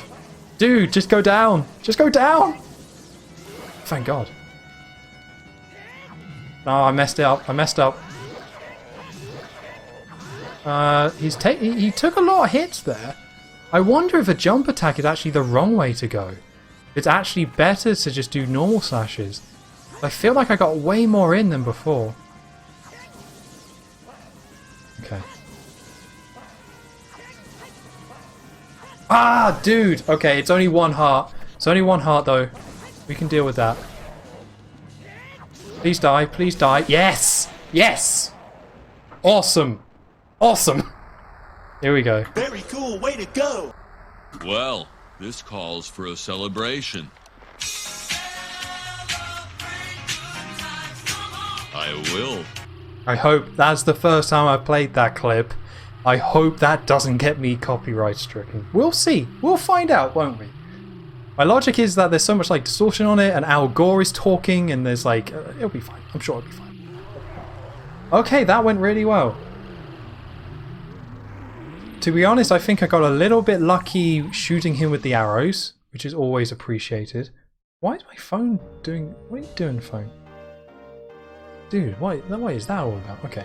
Yeah, I got a little bit lucky with the arrows, although it did seem to be, if it's the wrong person... Okay, don't get the heart. No thank you, Mr. Heart. We're not doing this again. Oh, that wasn't too bad. That really wasn't too bad at all. The boss fight itself, it's... I think it always, in your head, or in my head, you know, the damage values of these enemies, like, I could tell you. Like, it seems like as we go throughout the game, the enemies are doing more and more damage, but as you saw, the skeleton enemies, a jump attack from them was 2 hearts, right? That was 1 heart for missing the ball. I don't know how much it was for the actual, like, sap attack on the floor. Maybe that was 2 or something? I don't know, but like... Yeah, the balancing of some of these enemies, a little bit weird. Like, a little bit weird, but... I'll take it. I'm really happy we were actually able to do that first time. That makes me very, very optimistic. So right, so there's 2 things I want to do now. I want to get the bow quiver upgrade. She looks really relaxed. Like, it's oddly relaxed. I guess she's meant to look more mature, even though the Kokiri can't grow up, but I guess they wanted to make her look more, I guess, wise. I don't know if Saria actually knew she was a, like, important special person. I can't, a sage. I don't know if she knew she was a sage when she was younger. But then at the same time, it's like, when was she born relative to Link? Because Link is a Hylian, so grows up in normal human time. Kokiri are just kids forever. But surely Link and Saria were not born at the same time. Or maybe they were. Maybe they were. I don't know. But it seems like they were friends. But Saria must have known that Link... Yeah, it's odd. It's really odd. Oh, cool. Let's go and hang out with the dead tree. Great. Fantastic. But yeah, there's some questions there. Because again, she's meant to be like your childhood friend. And you have that really nice scene on the bridge and stuff that kind of sets some of this stuff up. It's a shame that Saria is not more part of the story. I feel like when they took a look at Skyward Sword, and wanted to write that story, you know, the whole point of these games is that you're rescuing Zelda. But it's kind of like, if you look at this game, when you're a kid, Saria is your childhood friend, who you then get that really nice scene with, then you leave, and yes, you talk to Zelda, but then you, like, go back and see Saria, and then learn the song and stuff, and, like, she's the one you have the connection to. She just then becomes a sage and gets kind of tossed aside a little bit. But Zelda is just kind of there. Like, yeah, I guess you have some of her personality, and you do meet as kids, and isn't, you know, there are nice moments, I suppose. But it feels like with Skyward Sword, they were like, okay, if we want the person to have, or the player to have a connection to this person, we're going to make them childhood friends. So rather than having a Saria where Link hangs out with them and then goes to say, oh, I guess I'll go save the princess. No, you know your childhood friend is the princess. So it kind of comes together, which is a much smarter way of doing it, I feel. Not that I really think any, you know, the story's not bad in this game, of course. It's just, yeah. It's just another one of those where it's Ocarina of Time, so it has been looked at and picked apart more than any other video game. I don't know if there's, like, if you had to say the most picked apart and torn apart video game, I think Ocarina of Time has to be it. Has to be. Surely. I completely forgot about this cutscene, to be honest with you. It's nice to actually hear about Link's mother. You get, like, Link's family here and there throughout the games. You get his uncle in A Link to the Past. But I do feel like, as the games went on, they actively tried not to have family members, like Link's family members, as part of the games. Well, I guess that's not true, because you got the grandma in Wind Waker, and then... Well, I don't think you have anyone in Twilight Princess, and in Breath of the Wild, you were just in a coffin. And then you'll say, wake up, Link, you must help the wild and its breath, or something, I don't know. Cool. But yeah, it's nice. It's almost like when you're an adult, everything starts off super dark and grim and things like that, but once you finally, and then you get Ganondorf, but like way too early, and it's like a fake version, and it's like, haha, that was a fake version. It's a nice little boost there. Like, it's nice. You come for the forest, or you come from the forest, so it's kind of nice to get that closure with this kind of side. So you can just kind of focus on everything else. And the fact that this Kokiri forest was like terrorized, and you actually get to save it as the first thing you do is really nice. I feel like I've known you for a long time, mister. It's me, Link! I can do this! See? Isn't that cool? Isn't that neat? No? I'm actually just looking for hearts at this point. Doesn't seem to have one. Are they going to let me into the store? I mean, I'm lucky I fit in the store. They have made these, oh gosh, do I dare buy a heart? Is that too pathetic? I feel like that might be too pathetic. I don't think I've ever bought a heart in this game. But you know what? It's a free heart run. Anything's on the table, I could really do with a heart. So there we go. Then we'll rob you. Oh no, not here. Weird. But yeah, the doors are really big, considering how small everyone is. Right, there's rupees up there, but I don't need rupees. Jump across these.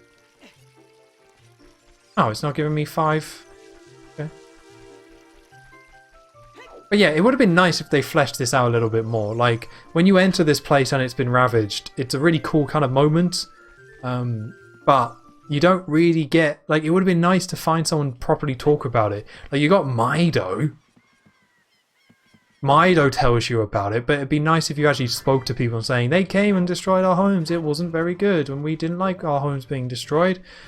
In fact, we would say it's bad. Okay, so what am I going to do first? I think I really want to get that bow quiver upgrade first. That feels like a good way to go.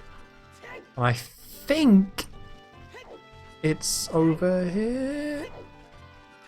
I think it's part of the game, like the mini game that you have to do. But that bow, no, it must be in Kakariko Village. We're gonna go to Kakariko Village. I think it's in here. But I wish this day and night cycle was just a little bit longer. Like, I wish, maybe this doesn't make a whole lot of sense. Well, maybe it does in certain countries. I wish the day was just longer than the night. Although maybe there's some things that you can only do at night. Like, I guess the Poe hunting is probably only happens at night. So I guess for that, I don't know. I find it so interesting that it has these like day and night cycle mechanics. And they like went all in with them for Majora's Mask. But like all the little things in this game which are just kind of or not that the mechanics, but they're not that big of a deal. And then they just will go all in and flesh them out for Majora's Mask. I think it's so clever. So smart. Like the mask stuff. You have masks in this game. You totally have masks. What do you do? What do you sell? No, I'm not selling you anything. Alright, that's the potion shop. So this should be... Here we go. I hope this is the right place.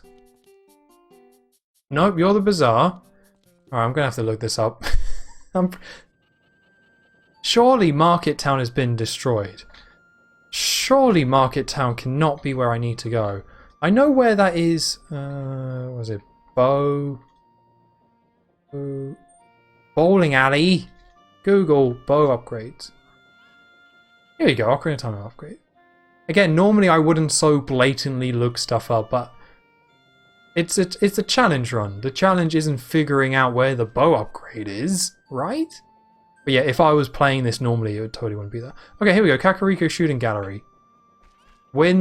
Just go to the shooting gallery, I guess it's saying. I thought that was the shooting gallery. Oh, that's the shooting gallery. Okay. So I was on the right path. And the other one is apparently all the way up to Gerudo. You can't get that until like right at the end of the game? Wow. That's kind of crazy. Alright, well, I'm not looking forward to this. On the 3DS... This is pretty good. Actually, oh, I should have reopened close tab. Do I need to be perfect? After obtaining the fairy bow, successfully shooting all the targets with arrows within the game gives you an upgraded quiver. Alright, strap in. I've never been good at these. I've never been good at these. How much does it cost? 20 rupees. I would love to play. Okay, this is a game for grown-ups. Hyrule's famous shooting gallery. You can tell by the skulls on the walls. Skulls aren't for kids. Can you hit 10? Oh, 10 targets with 15 shots. Right. Oh, I have to hit the B button, do I? Okay, that was a little bit awkward. Can I hold this back? Oh, went a bit mental there. Oh, okay. And I think this one comes on this side. Yep. I think another one pops out. Oh! What? For real? Okay. This is going too well. Okay, my house is going to burn down. Like, I'm going to go... all this good luck and things going well. I'm a very paranoid person, I won't lie to you. So I'm pretty sure my house is going to burn down tonight. I can't do well at Ocarina of Time and also, you know, not have my house burn down. It's the only way for the universe to correct itself. That's crazy. I remember that being so difficult. Or maybe it's the bomb shoe one I'm thinking of. Well, I'm glad I did it. How many gold sculptors do I have? Like 14. Okay, so I don't think I'm anywhere close to an upgrade. Right, okay. Excellent. So now I can go and get the final bottle. Actually, let's take it. While I'm doing this, let's see. Is there any other upgrades I can really go for? Double magic meter inside Death Mountain. Okay, well I can't do that. Double defense, I can't do that. Sticks we're not going to do. Things we're not going to do. Bomb bag. Bomb chew. Bowling alley. I don't have bomb chews. So anything else? What's the Giant's wallet? Giant's wallet is 30. Okay. Cool. So once I get 30 golden sculptors, then we're all good for that. I don't know if I have to talk to the Po lady first, but let's go and talk to her first. Love this destroy bridge. Love this destroy bridge. So neat. It's interesting because what we just did with that forest temple is kind of clear out the darkness from the Lost Woods or whatever. But it's weird how, like, because, you know, Ganondorf has taken over everything. So it's almost like you're going from area to area and clearing the evilness from these different sections. And as you clear the evilness, like a better word, the area is nicer. But why I think it's interesting is because Twilight Princess took that same concept and just made it more literal, where like the Twilight has taken over this place and you need to go in and like purify it. But it's the same basic idea as what we're doing Ocarina of Time, but Ocarina of Time it's more like legendary fantasy hero goes into a place, defeats the evil, everything's like hip hip hooray, we did it, and we like your hat, Link. And then you move on to the next area. But this one is like, no, you literally have to become a wolf and hunt the spirits. Okay, in the graveyard, they hate the world. Young man, if you can catch a Po, I will pay you a lot of money for it. He he he. Right. You want to get more specific than that, or what? What was that?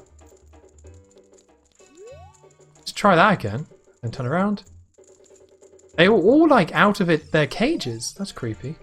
Young man, your card has 0 point. Just want to know, I think the purple one's only worth 1 point. What's happening today? If you have a Po, I will buy it. Your card now has 0 points. Come back again. Hee hee hee. Right. Well, we got 2 bottles spare. Maybe I need to get rid of this other fairy, actually. No. So I guess one way of doing this is that we could just go to Kakariko Village, get 2 Poes, and then come back. My worry with that... Oh, my horse is here! What are you doing here, you creepy horse? Just standing in a field. Not quite nighttime yet, unfortunately. The thing I found with Epona, though, is that actually getting around Hyrule Field, yes, it's technically quicker than walking, but that process of getting her, and then, like, riding, you know, and steering her and things like that, personally... Stop moving. Personally, I find like most of the time it's not really worth summoning her. Unless you're going from one side of the field to the other, or one side of Hyrule Field to the other, I find that she's not really worth the time. I think what I'm going to do is I'm going to get 2 purple Poes, which I think are only worth 1 each. And we need 10 to get this bottle, so that would be quite a grind. We'd have to do this 5 times, which I'm not super into. But I'll get the 2 Poes, and then we'll go on a Po hunt and see if I can get like the green ones. I'm not too worried about getting like the extra special one. Like I think the yellow one is the extra special one. But I want to say getting the yellow one means you get a piece of heart. And I definitely don't want to get a piece of heart. For obvious reasons. Hello, Poe. I'm going to stab you. I'm going to stab you. I don't think they disappear forever. I think they will come back. Come on. Come on.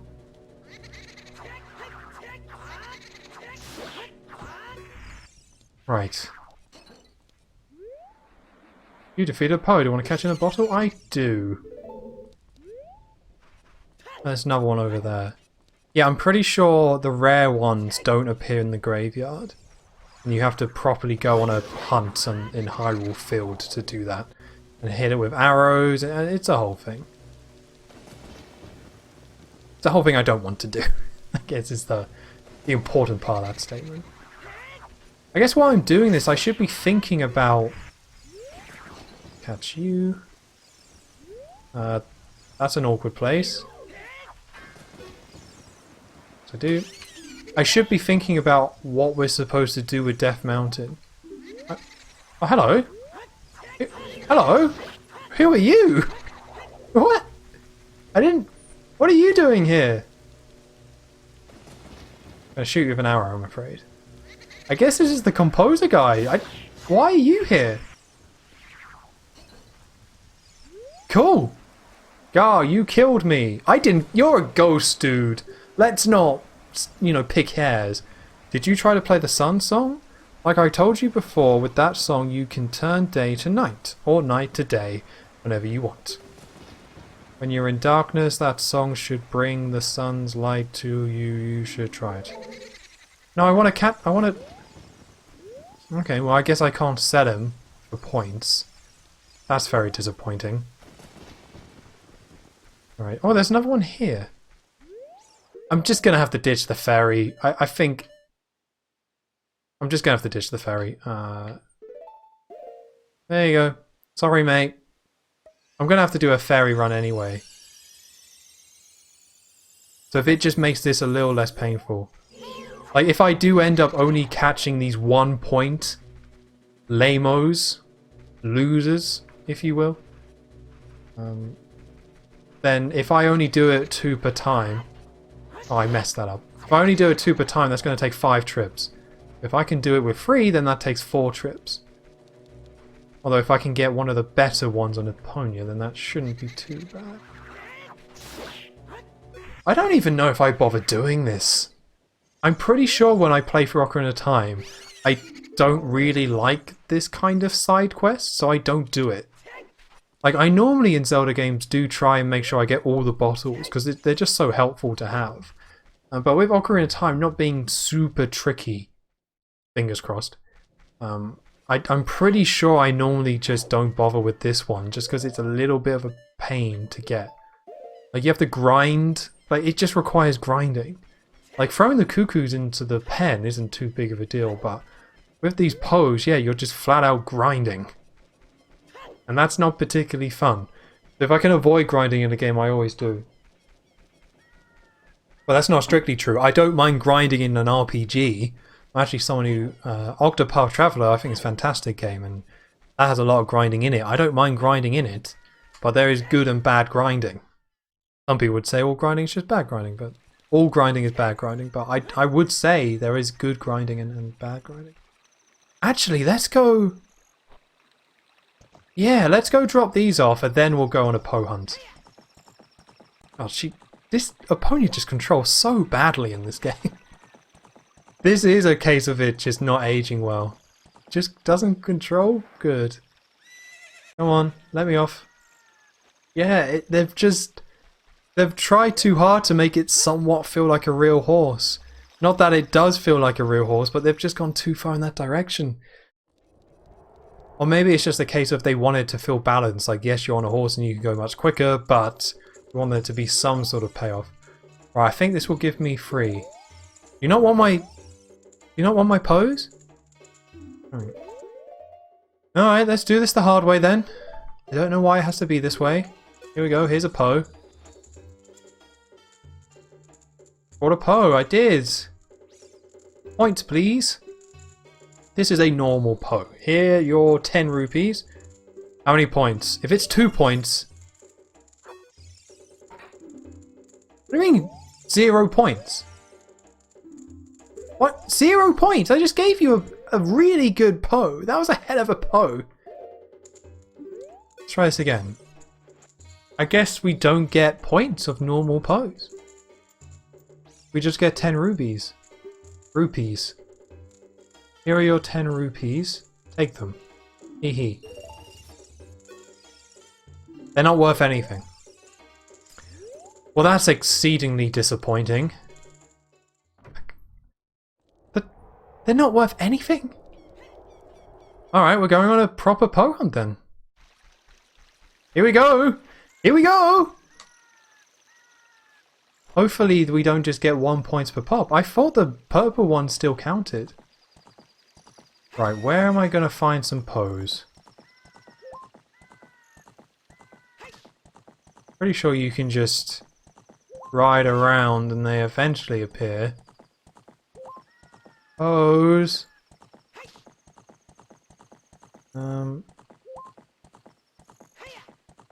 He did say graveyards, but I'm pretty sure we can just... I have a very distinct memory of hunting Pos in a field. But there must be a specific point in this field. I haven't really explored this field, to be honest with you. This is the first time actually kind of walking around. In this playthrough, I've gone very point to point. But there isn't a massive amount to see, I don't think. Do I have to get my bow out? Is that what the... Is that the problem? And now it's bloody daytime. Just typical. Well, that ghost I killed earlier with the mustache gave us the very handy hint, or reminder, that we can just play the sun song. Right down, up, right down, up.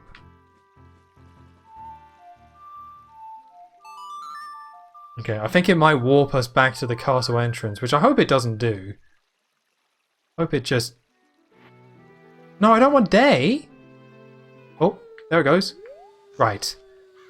That actually happened a lot quicker than I thought. I thought it warped you as well. It's interesting that it just fast forwards. Pos! Are there any Pos? Just looking for a Po. No need to be afraid. I might shoot you. I think you might have to get this out. Then they appear?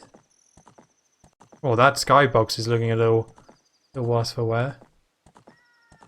Ponya, there's a fence! Ponya, no!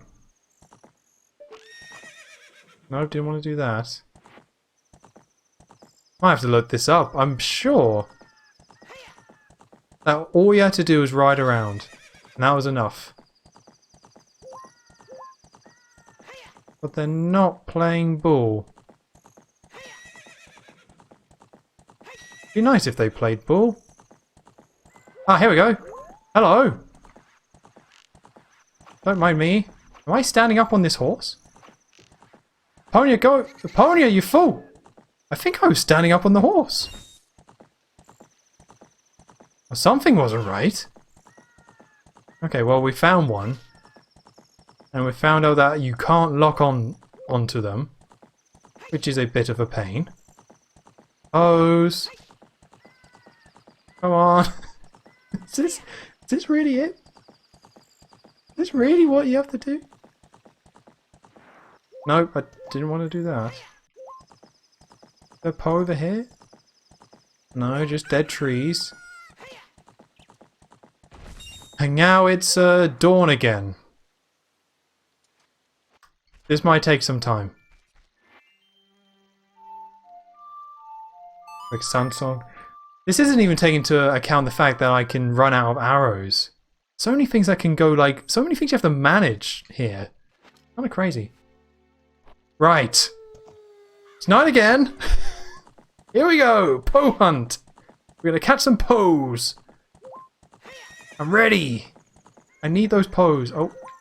Oh, yeah. Okay. Faster. Get the bow out. Let's go crazy. Just go a little crazy here. There we go. Disappeared. Excellent. Excellent news. Well, you can get really kind of screwed over by the spawning of these Poes. Like, if they don't spawn in just the right place for you to be able to, like... You just need a straight shot where Epona can just keep going forward where they're in front of you. Arrows? Oh, here we go. Here we go. Just going mental. Just going mental. And again. Yes! Yes, yes, yes, yes, yes. Okay, that's one. Stop, stop, stop, stop. Catch you. Okay. I don't know what type of Poe that is. I do want to catch it in a bottle, yes. Okay, cool. That's one. I want to at least get one more. I'm not being very graceful with my arrow shooting. That might come back to bite me. I'm surprised these don't drop any. A little bit. There we go. Nice, they do. Okay, we'll get one more. And then I'll go back. Although it's about to be day again. But these day and night cycles, man, they go so quick. It's interesting they go so quick, though, because it's kind of like... The game does give you the mechanic to switch. So, in terms of being stuck on, like, day or being stuck on night... Like, the game gives you the equipment to switch those out. Like, you're not just stuck. If it's nighttime, you're not just stuck being nighttime. I guess you are when you're young Link, because you don't have that song, but... You get that song very early in the game. I kind of... Yeah, it kind of would have been cooler if it did switch. I almost feel like, and maybe this is wrong, I almost feel like the reason why it takes as long as it, or the time that it takes to go from day to night, is purely to make players, like, it's done based on the distance between the Kokiri Forest and Hyrule Castle. They made that field a certain size, and then they said, right, the first time you do that journey, we do not want the player to get to the castle in time. Obviously someone who knows to do the running trick and or the sidestepping thing will, but that's speed running, so you don't count that. But a player will normally just not be able to make it, and we want the player to experience the night. They probably didn't say that in such a corny metal way, but you know what I mean. They want the player to get stuck outside and have to fight a load of enemies, because this is the dark, dangerous world that you've just left. Okay, here we go. Big Poe. I'll buy it for 50 rupees. Don't care about the money. On top of that, I'll put 100 points! What? Earn 1,000 points and you'll be a happy man. Hee hee. Can I have my bottle now? What's happening today? If you have a Poe, I will buy it. Your card has 100 points. I thought you only needed 10. Just gonna do another little quick Google here. No one has to know about this. Let's keep this a secret. I thought you only had to give... I thought it was 10 I had in my head. Big Poe, how many points do you want? Once you have bought him 10 big Poes, right, so it is 1,000 points. Okay, so we'll just... What is going on with your bottles?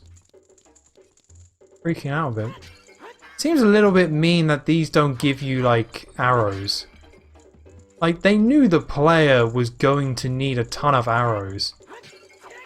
Don't see why these couldn't have arrows in. Make that process a little bit nicer. So I don't have a good place where arrows could be. So we're just going to have to do this 9 more times. Okay. Well... I spoke earlier about doing 1 dungeon per stream. I did not think this was going to take so long. And the dungeon itself went well. I got the horse very quickly. The dungeon itself went quite quick. So I was going to be able to just do the Death Mountain stuff. But at this rate, if I really want this bottle, and I really do, I'm just not going to get it in time. Oh, I'm not going to be able to do it in time for today's stream to get to the Fire Temple. Ideally, I would have started or finished the stream at the Fire Temple, but I think we'll see how we go. We see how I feel. I do want to get up a little bit early tomorrow, and getting up recently has been tricky because it's winter. It's been like 4 weeks since the UK have kind of like switched into autumn mode or fall mode if you're American. And it's got noticeably colder. But you can tell when it's kind of autumn time when like... Because I have a temperature that I set my house at. Last winter I had the heating on 20 degrees. That's how I likes it. But I'm trying to go a little bit lower this winter. But you can tell that it's pretty cold or starting to get cold when the outside temperature is lower than the temperature you like your heating. Ironically, sometimes in the summer you actually end up with your house cooler than it is in the winter. It's just kind of relative to everything. It doesn't feel too bad. And it's nice to feel cold. Why is it giving me this magic? Okay, cool. Arrows. I'm trying not to change it to night just yet, because I just want to see if I can get... I'm very low on arrows. These shrubs are very odd. Like, they didn't even really try. They're just 2D shrubs. They didn't... Oh no, they're not... Are they 2D? Yeah, they are 2D. At least I'm refilling my bombs, I suppose. It's always nice. But yeah, so I'm trying to get up in the morning, but again, because it's colder, it's more difficult. And at the moment, I'm trying to resist having the heating coming on in the morning automatically. I'm trying to just wrap up warm going to bed, so when I get out of bed, I'm already kind of warm. Because I used to not wear very much at all when going to bed. But when I moved into this house, I had to change my tune a little bit because I was getting out of bed and it was cold. And I was like, oh, why am I cold? Why is the bloody house cold? When I was not wearing much at all, so... Another reason to feel old, actually wearing pyjamas. I used to be cool. I used to be hip and not wear pyjamas, but no more, sadly. I even started wearing socks into bed. I feel like that's wrong. I feel like that's not okay. Someone needs to call me out on that. But it's just so nice. It's so nice to have your feet covered. Right, suppose we're on the south part of Hyrule Field. Although I thought there was different tiers of Poe. But I have a feeling that it's going to be a case of... Oh, is this a drop? I have a feeling that you have to get him like 10 Poes. Then he's like, by the way, there's the Super Mega Poe that you can now catch for me. If you do, I'll give you a heart piece. Oh, hello. Don't face through the wall. Dude, that's not fair. I didn't think he was actually going to face through the wall. And then he just faced through the wall and was like, ah, there's a wall here, well forget it then. I was going to haunt this guy and try to attack him, but forget it. If there's a slight wall, I'm out. I think going back and forward in this area is probably the best way to go. Is it already becoming day? Moon, no, stay a while, why don't you?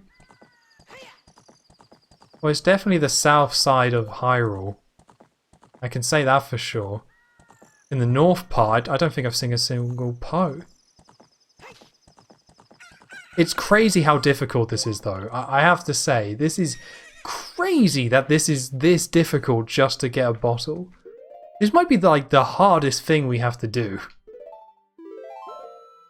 Okay, maybe that's a bit of an exaggeration, but still, this is like kind of crazy that you have to put this much effort to get a bottle. I mean, I guess it's worth it, right? I feel like in the other Zelda games, they're pretty generous with that stuff.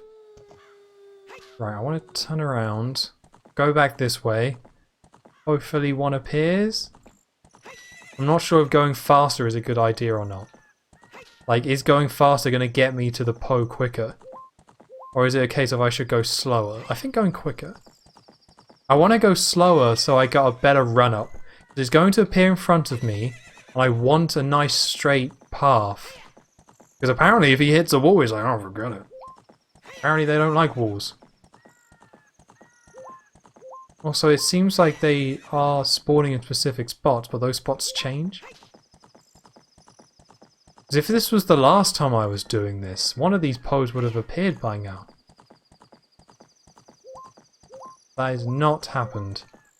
I'm going to have to go back down there, aren't I? I really don't want to try and catch this Poe down here. I have a feeling this Poe is now tied to this specific spot. So now I don't have a choice. If one appears here again... No Poe? Poe, no Poe? Okay. Oh, there's one. Well, how am I supposed to get that? Okay, 1, 2, 2. There we go. That's done. Not very elegant, but we did it. Another yellow one. Okay. I think these are all going to be yellow. Okay, Navi. I'm all ears, actually. What's your hint? That cloud over Death Mountain. There is something strange about it? Yeah, there is. Navi. Thank you. The one thing I'm actually a little bit curious about, and I haven't looked this up. Well, I thought I heard a Poe. Obviously not. Now it's day. Alright, off we go. It would be really nice if you could use the Ocarina on Eponia. That would be really nice. Oh no, wrong one. There we go. But one thing I'm a little bit curious about is if there's any reason to do the Fire Temple and Water Temple in a specific order because I'm doing the Free Heart Challenge. Now, I normally always do them in order. Like, people always kind of talk about how nice it is that in Ocarina of Time you can choose to do this temple or this temple. I never thought much of that. Like, I guess it's nice, but I don't think it really fundamentally changes much. The game still kind of directs you in one way. It's just if you want to go and do another dungeon at a very specific point, it lets you do that. I don't really think that makes it, like, non-linear or all that special. I never really had a problem with having to do the dungeon in a specific order. But again, I like in A Link Between Worlds that they do give you that choice of doing it in different orders and stuff, but they go all in on it. Like, they go all in on having you choose that route. But in Ocarina of Time, I just don't think it changes anything. Like, you're still going to have to do these 2 dungeons, and you just have to, like... Yeah, I just don't think it changes anything. I guess there probably is some small things it does change. Like, I am probably being a little bit ignorant there, but I think fundamentally it doesn't mean much. It never... It was just a nicety, but I didn't really... Oh, here we go. Here we go. 1. Oh, I'm getting better. I am getting better. I don't know if that's luck, though, because, again, it just feels like there's too much luck with this. Because where that spawns... Oh, dude. Well, goodbye, Mr. Poe. You're worth... Oh, God! Okay, well, one way to get rid of a ghost. I think I've seen a film where somebody isn't, like, Casper the film? Doesn't somebody get swallowed and then the ghost is stuck in their stomach? They're like, let me out, you put me in your stomach, you weasel. Isn't that Casper the film? If I want to say it is. Okay, so I've got 14 and I've only got enough space for 1. Oh, this is actually going to work out quite nicely. Because I've already given them 1 Poe. So that means I've got 3 bottles. So it means that I just need to do this 3 times. That sounds bad. That actually doesn't sound bad. Well, that actually does sound bad. Let me get my words right. I mean, I think I like the idea of this on the standpoint of it's a mini game or a side quest in the game that you can really get, like, invested in. Of just riding around and finding these Poes. I just don't think the rewards and what you get really kind of aligns up. Like, I love the fishing in these games. Oh, the fishing! I don't think we're going to get to do the fishing. Because I don't think there's any reason to do it. I think, again, the fishing is just for a heart piece. And we're not getting heart pieces. So, yeah, that's kind of sad. But I like these sort of mini-games or side quests in Zelda where you can just kind of spend a decent amount of time in it. I just think, for me, this is a bit like... A bottle is so kind of important. Like, it just kind of sucks a little bit that you have to get 10 of these to get this bottle. Where are these bloody Poes? Especially because of this spawning. Like, look at this. I'm not getting anything. Oh, no. Too big for you, Eponia? I get it. I get it. You've had a big day. Yeah, the spawning on this thing seems to be pretty brutal as well. Yeah, so I guess there's 2 things I don't really like about this. I like the idea of these side quests where you can kind of invest a lot of time and grind it out a little bit, but the fact that it's so stingy with the Poe spawning, And also the fact that you have to get 10 to get the bottle for that reward. I'm not really a fan of either of that. Like, look at this, we didn't even get one Poe. Not even one Poe showed up. Well, let's not fall down that hole. Maybe we should, because that's going to respawn the grass. But I don't think I need to respawn the grass. Well, no Poe spawn this night. Then we stop.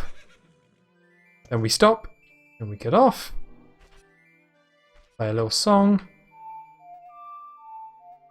This is helping me memorize the Sun song, so I guess there's that. Well, excuse me, the Sun's song, I should say. Right. Come on, Poe. I need one more Poe, and then we can make a deposit, and then we gotta catch 6 more Poes. This is kind of insane. I'm gonna have to switch the podcast mode in a second. Which, you can probably guess what that means, but just to be clear, there's kind of like...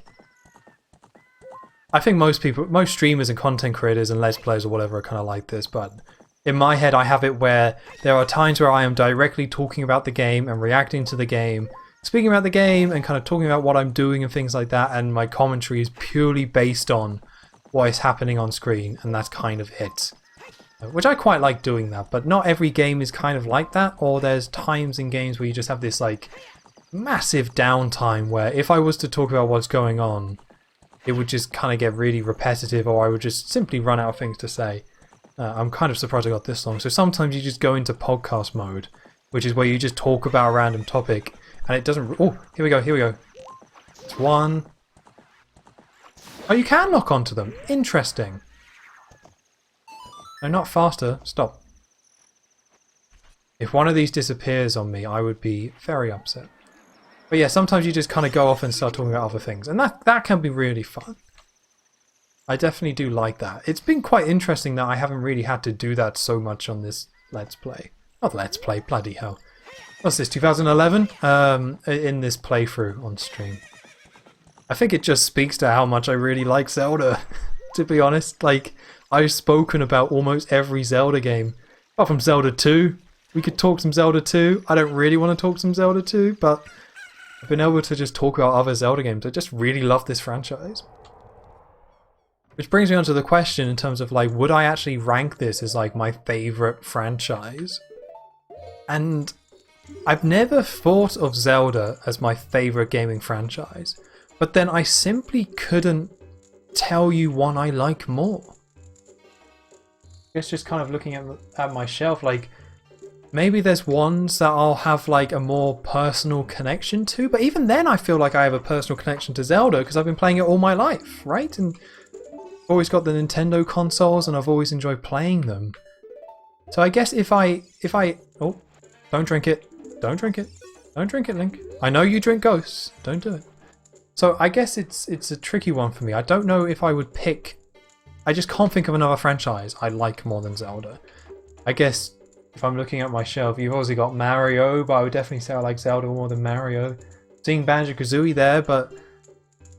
I mean, Zelda has the advantage over other franchises where it simply has a ton of games with a ton of variety across the board. Like how many...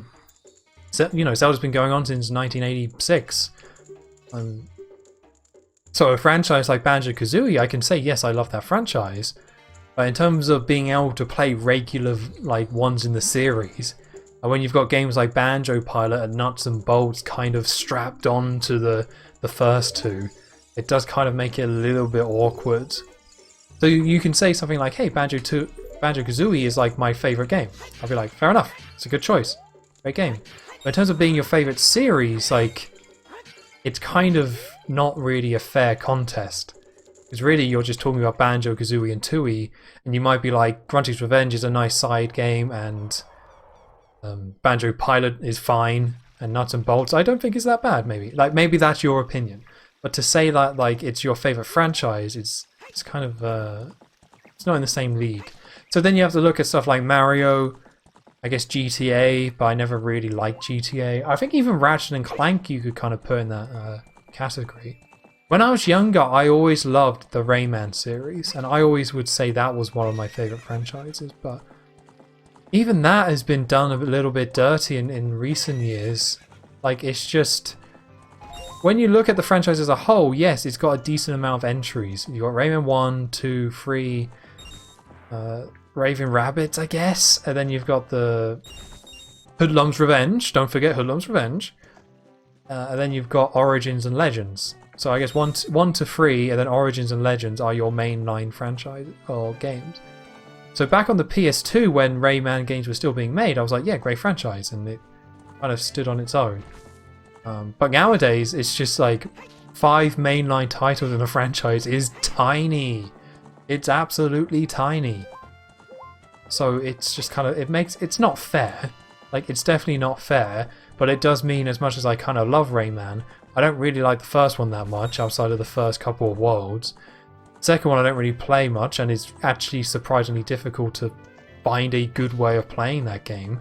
And then 3 I like, but I don't like as much as 2. So it's like, Origins and Legends are great, so it is still a great franchise, but it's just, yeah, it's tricky. So that's what Zelda's comparing against. But I guess Call of Duty has a lot of franchise, like, entries in that franchise. But yeah, there's just not much rivaling it. But yeah, so I probably would have to say it's my favourite franchise, but I don't really think about, like, franchises in that way. Like, I think of my favourite games, and the 3 games... Is it 3? Yeah. I think the 3 games I've always kind of had in my head as being my favourite. It used to be 4. I'll say the 4, I guess. The 4 I always had was Super Mario 64, Resident Evil 4, Metroid Prime 1, and Ocarina of Time. So back in the day when I interviewed for my games testing job, one of the things they asked me was, what's your favourite games? Which is a very common question in the industry. Like, they might not ask you what's your favourite games, but they'll, you know, they're gamers, right? They're in the gaming industry, and they usually, not for every role, but normally they like to try and, like, well, they like talking games with you. But normally they also just kind of want to see, hey, are you passionate about games? Like, what's your, you know, what's your gaming background, right? So they'll either ask you what you're currently playing to get a sense of that, or they'll say, what's your favourite games? So I've been asked those questions in different scenarios. But when I first entered the industry and I was asked, hey, what's your favourite games? I think I did say those 4. So they're like, what's your favourite game? I was like, I've come prepared. I got 4. Write it down. Remember the name. But Ratchet & Clank 3, for me, also used to be in that list. Like, if I had to say a top 5 back in the day, those would be the top 5. I don't really have a particular order for those, but nowadays, like, I used to put, like, Metroid Prime and Ocarina of Time above Super Mario 64, but my respect for Super Mario 64 has just kind of grown over the years, and I would kind of say Super Mario 64 is... Yeah, I have a lot more respect for it now than maybe I did, like, 10 years ago. It has really grown on me. I do really love that game, and I can really, like, appreciate it more nowadays than I did, say, like, 10 years ago. And the ultimate test for that game, and yes, I'm fully in podcast mode, the ultimate test for that game for me was 3D All-Stars. And when I first started playing this, I was like, yeah, this is a little bit awkward with the way his weight and momentum works. Like, this is a little bit awkward to control. I don't feel like I'm in full control. He is kind of slipping sometimes, and jumping is surprisingly difficult to do, but you just stick with it for about 5 minutes, and it totally clicked with me, and I was having a great time. And over the course of that weekend that game came out, 3D All-Stars, I got all 120 stars in that game, and had an absolute great time. And I think the way the internet has talked about that game, and, you know, the looking into the N64 games and how that's kind of treated, that's kind of kept it in the zeitgeist, if you will, and it's just really kept it in my mind. Eponia, honey, come on, you can make that jump. It's really kept it in my mind, so, and it's just meant I've got a lot of respect for it. Maybe replaying Ocarina of Time now will kind of cause that to flip. But for me, it's kind of like, I might say Super Mario 64 is my favourite game of all time. I'm kind of at that point. With Resident Evil 4 second, Ocarina of Time third, and then Metroid Prime fourth. But I don't feel super confident about having Metroid Prime there nowadays, because it's just not a game I ever replay. They really need, for my sanity, need to put that on the Switch. I need to replay that game. I need to get my head around it, but I don't want to play the trilogy version because I don't want to use motion controls. Which sounds a bit silly because the motion controls, in case you don't know, the way that Metroid Prime works with the aiming is that you kind of aim and then turn. Or at least Metroid Prime 3 and the Metroid Prime trilogy, they took out those GameCube controls and made it so you can turn. Which works fine, but I'm not a massive fan of it. I don't think, like, yes, there's advantages to that over the original control scheme, but for me, I would rather just use the original control scheme. Now, I can't remember if on Metroid Prime Trilogy you can use the original control scheme. But I do have that game on my Wii U, so maybe I'll give that a go, but I just don't want to play that version of the game. Because I don't want to use that control scheme. It's cool having it in widescreen, but it just needs a Switch release. It just needs a Switch release. I really want to revisit it in HD and all that. Now some of you might be thinking, Tom, there's an easy answer here. You've already played Star Wars Rogue Squadron 2 on Dolphin on an emulator. What's stopping you from playing it like that? And that's a very good point. And to be honest, if I did decide, hey, I'm going to stream Metroid Prime, which probably won't happen. Did Navi just go somewhere? Did a Poe just appear? Oh, Eponia, you are so useless. The horse riding is not growing on me. Can I just say that for the record? For the record, the horse riding is not growing on me. It still feels pretty terrible. Right, let's go over here. We haven't been over here. It does feel random where these spawn, but I... Oh, hello. It's one. Please be two. No! Ah, the bloody wall! Huh? I get why they disappear when they go into a wall. It's just like, then don't spawn them near walls. Like nowadays with video games, the fix for that, what the game developers would do to make that a little bit nicer, is they simply wouldn't spawn the Poes so close to the walls. That's insane that would spawn there, but again, these older games, they just don't have these systems. They don't have these like quality of life, nice little things just to smooth it out. Because really, just don't spawn it close to the wall. Because you know, there's a system, there is a code system that somebody has programmed and designed which determines how these things spawn. And you know, you can add parameters to that. You can add all these different variables to say don't spawn in this spot or make it more likely to spawn in this situations and things like that. So there are things like nowadays you would totally do to make this a smoother process. And there probably is a version of that here. I thought I heard it again. There's clearly some sort of process going on here. Like it's obviously not purely random. So there's clearly something going on with these parameters. It's just, man, that's so frustrating. Especially because of how hard this is to make them spawn. I think after I catch this next one, I'm going to have to Google this. Because I kind of want to stop streaming. I'm kind of like at the point where I could do with going to bed. But that's such an anticlimactic ending.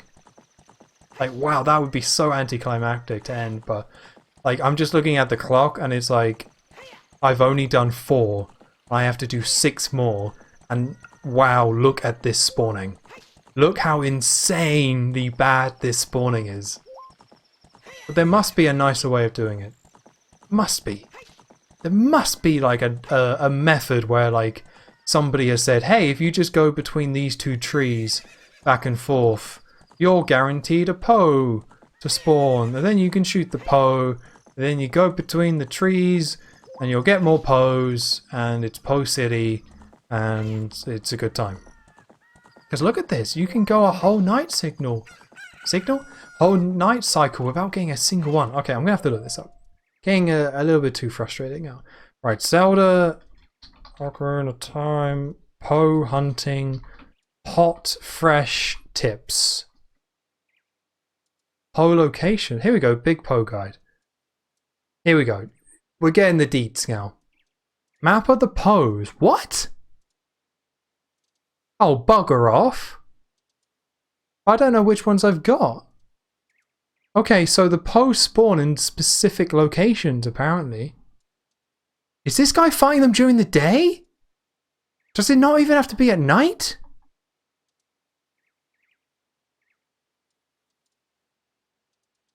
Whoa. Okay. I don't think this has to be at night. That kind of blows my mind.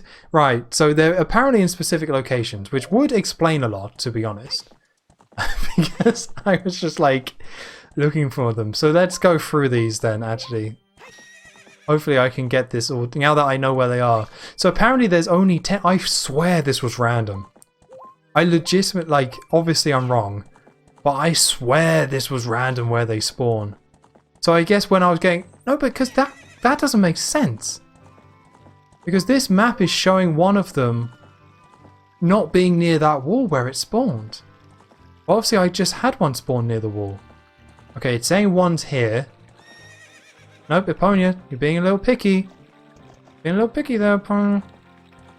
Well, let's test this theory of can they spawn during the day. Because these screenshots show them spawning during the day. Is it here? Oh, there he is.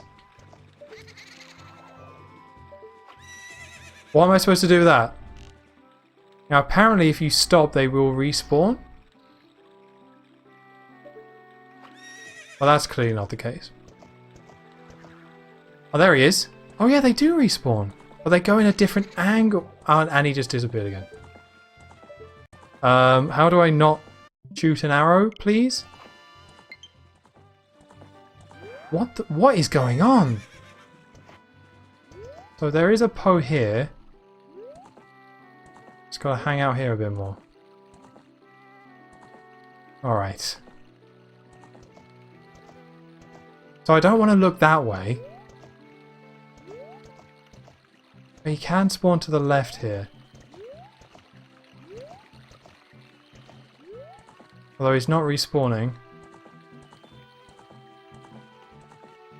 I just want to go really slow, because as far as I can tell, they adjust to your speed. So if I'm going too quick, then it's simply going to spawn and then just go into the wall and then disappear. That's so bad that can happen, man. That's so bad. Well, at least I know there's one here. At least I don't have to change it between day and night. Okay, please spawn over here. No. No, didn't want to do that. Back on we go. Also, I'm about to run out of arrows, which is very depressing. I'm a little bit conflicted because I want to say I'm just going to do this off screen. But I'm pretty sure the whole point in streaming is that you stream warts and all. Warts and all, baby. Like, this is me playing the video game. This ain't no LP. Editing out for pacing? Hell nah. We're not about that here. We're all about warts and all. Right, let's go back to the front. Apparently one spawns here, so let's see if we have this one. Oh, I think this is too warty. This might be too warty, guys. Like, this is a challenge run. And this isn't even the challenge with the challenge run. Okay, I think I've got number 1. Let's go to number 2, which apparently is over here. Maybe? Near Lon Lon Ranch? I feel like I've already got the one near Lon Lon Ranch. This guide is not particularly helpful. I won't. Apparently there's one over here. Let's try this one. But this one's just going to spawn and go into the wall. That's all that's going to happen. That's all that's going to happen here. Okay, nice and slow. Nice and slow. Apparently he's around here. Nice and slow. I've already caught this one. What are you going to do? That's insane. Stop, stop, Eponia, stop, stop. Yeah, I'm just hoping it respawns. Yep, here we go. Where are you going? This is terrible. This isn't even what the run's about. Why is this the hardest part? That spawning is dreadful. Oh, here we go. Please die. Yes. Yes. Right. Okay. We did it. We got one. And the depressing thing is that's the 5th one. We still got 5 of these things to go. I do want to catch it more than anything. Right, I think I'm going to have to end the stream there. I can't. I don't know if I'm going to do this off screen. Again, it's a stream of a game. I feel like cutting it out goes against the spirit of that. But I think I've been doing this for an hour. I cannot come back and do Poe hunting for like half an hour of the next stream. I can't do it. It's too mean to everyone involved. So we'll just get this Poe. I'm gonna go to bed. I'm gonna have nightmares about catching Poes. That's really interesting. They're in set locations. It doesn't feel like that. It honestly didn't feel like that. Although it does add up because I was going round in a circle, not finding any. But obviously, there's no way of you tracking where they spawn. I guess you're supposed to just kind of think, oh hey, they're spawning in similar spots. I guess that means that these Poes have similar locations. But like I said earlier, I don't do this quest. Like, I just skip it. Whenever I replay this game, it just takes so long, it's quite tedious, so I skip it. So, the fact that I'm doing it just to make my life easier, it is causing me a lot of grief. Okay, so we're going to call the stream there. A lot of good progress, and I don't think anything in the game is going to give us as much trouble, or give me as much trouble, as these bloody Poes have given me. I don't think anything else in the game is even going to come close. So I'm going to sleep on it. I'm going to think if I'm going to do this off screen or not. I probably won't be streaming on Friday, or if I do stream on Friday, I think I'm going to stream something else, like I could do another RGF, just to kind of mix things up. So the next time I'll be streaming Zelda will be next Tuesday, so plenty of time to think about what I'm going to do about this Poe situation. Something must be done about the Poes. Okay, and with that, I'm going to go to bed. Yeah, again, very successful stream. It has definitely boosted my confidence how well the Forest Temple went. Although the Fire Temple, which we should be doing next stream, is going to be very tricky. So we'll see how that goes. So thank you for all who has joined. If you are watching this on YouTube, hello, I see you. I very much appreciate you as well watching it. It's been very nice uploading to YouTube again and putting these playthroughs on there. I think they're turning out really well. I'm having a good time despite Poe nonsense. But yeah, so hello YouTube. But yeah, so thank you everyone, and I will see you on the next stream. Hello, hi. A says participation prize. I love a good A. I don't know if I A enough in real life. I used to I was very much, I wouldn't describe myself as laddie, but back in the day I did like shouting people's names at them. Just like there was this guy called Sam, so I'd just be like, Sammy! Like whenever I saw him. He didn't like it, but I liked it. So, and he was still friends with me, even though I kept shouting at him, but I do like a good shout. Haven't had a good A in a while, so glad we're bringing that back. So, we're back with more Ocarina of Time. I'm feeling like this might be a long one. I'm really enjoying this run, but I just want to get a lot of it done. I want to get into it. I want to get into the meat and the bones.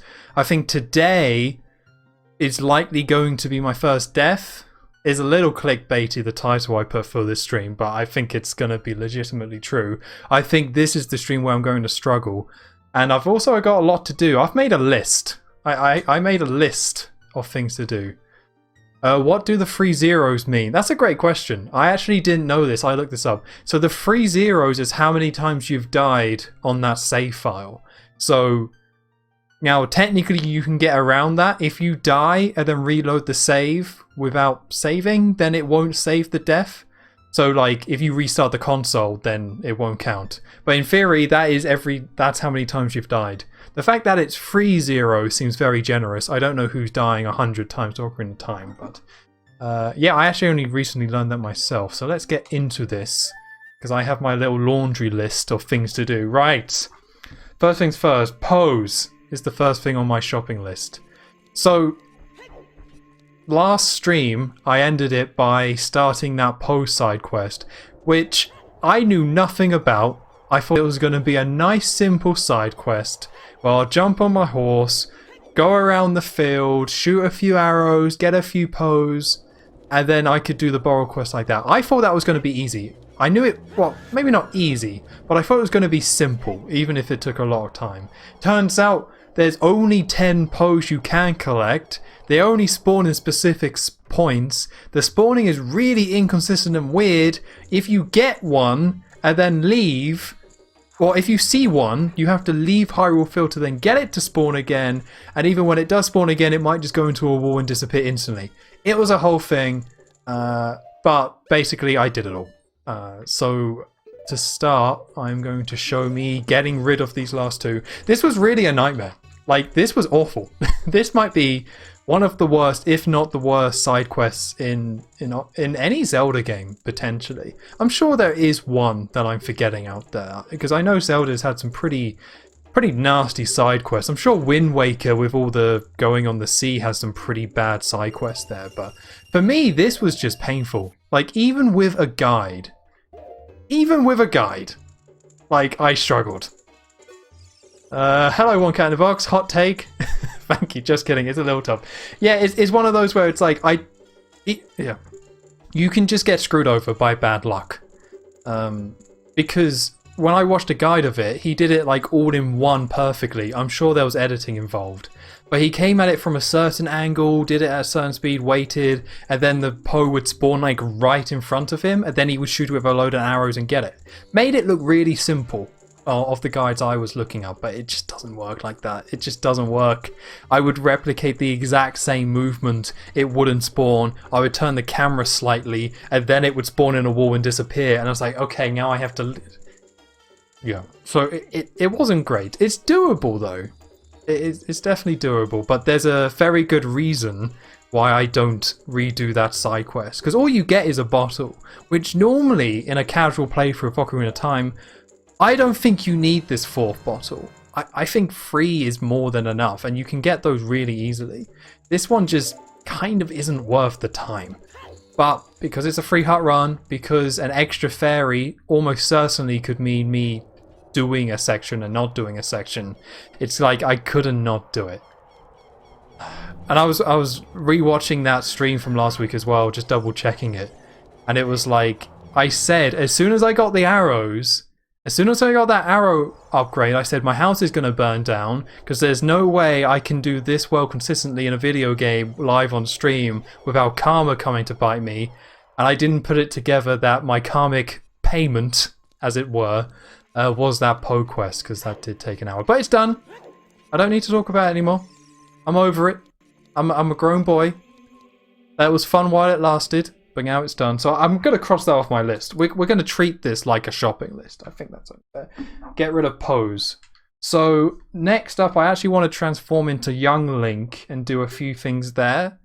So I'm trying not to like straight up follow guides, but I do want to go into these streams having a rough idea what I'm doing, just so I'm not messing around too much.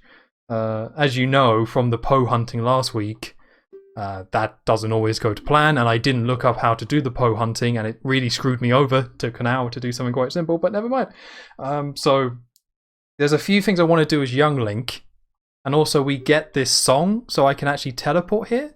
So to be honest, there's the beginning of my streams are usually the quieter part, and I think I said this last week as well. So I want to do like the more boring stuff early on, and then later on, when it gets more intense and exciting, I'll be, or once it, you know, later on in the evening, I'll be in a temple, there'll be a dragon, fire, embarrassments. That's when that's all for.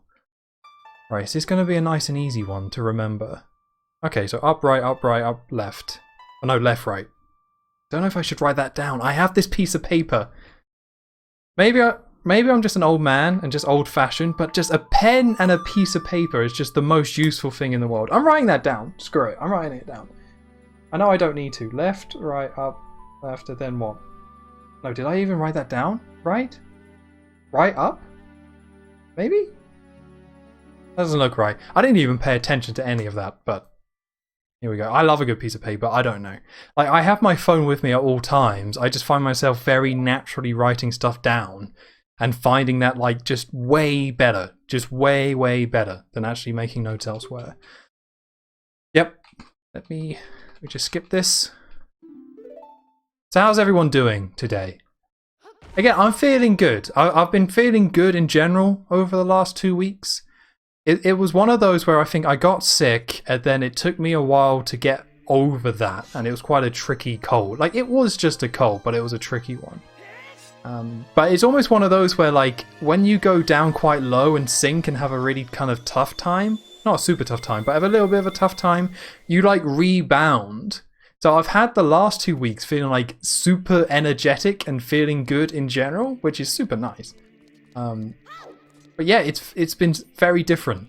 So I've been feeling really good the last 2 weeks, which is interesting because, again, during those Banjo-Kazooie ones is when I was feeling sick, not feeling too great, kind of a bit of a downtrend. But it's nice to have this kind of rebound up where I do feel just generally better, really. And I don't think much has even changed. It's just one of those things.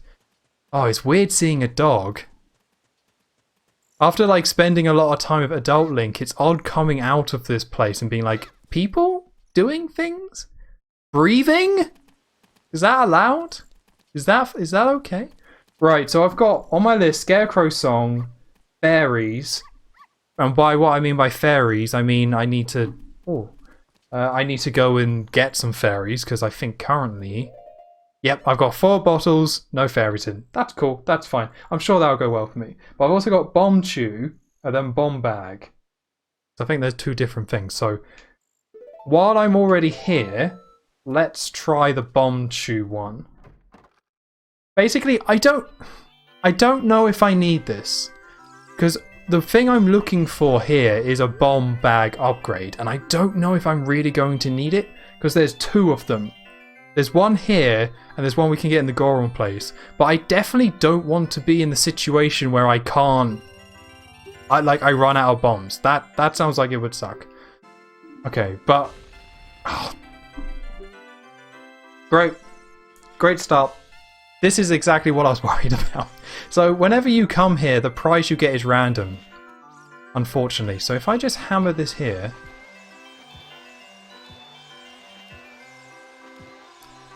Basically, yeah, because the prize you get is random, and we can't get any heart pieces... Yes, I do. Please not the heart piece again. Well, they're just normal bombs. Okay. Why is the dog here? How did the dog get in here? There's just a dog in this bomb alley? Okay. Alright, that's fine. Okay, right. So this is a practice round because one of these prizes should be a bomb bag. But yeah, in case you don't know, there's 5 prizes. Or you randomly get a prize assigned to you. And I don't want the heart piece, I want the bomb bag. I'm gonna do it. That's gonna be close. Dude, it's right there, dude. Okay. Maybe I should go for a slight angle here. Let's do this. I think an angle is the way to go. That's looking positive. I think there's only 5 of these you need to blow up. So this should be fine. And we got... Oh, dude. That's the... Okay. Is that giant chicken gonna get out of the way? I guess I've just got to go for it. Oh, not like that though. Oh, he's moving back. And then now the little one's in the way. Oh, and that can blow up on you. Alright, we're learning. I'm learning a lot here. They're just not going to get out of the way, are they? Okay, let's try this. Oh.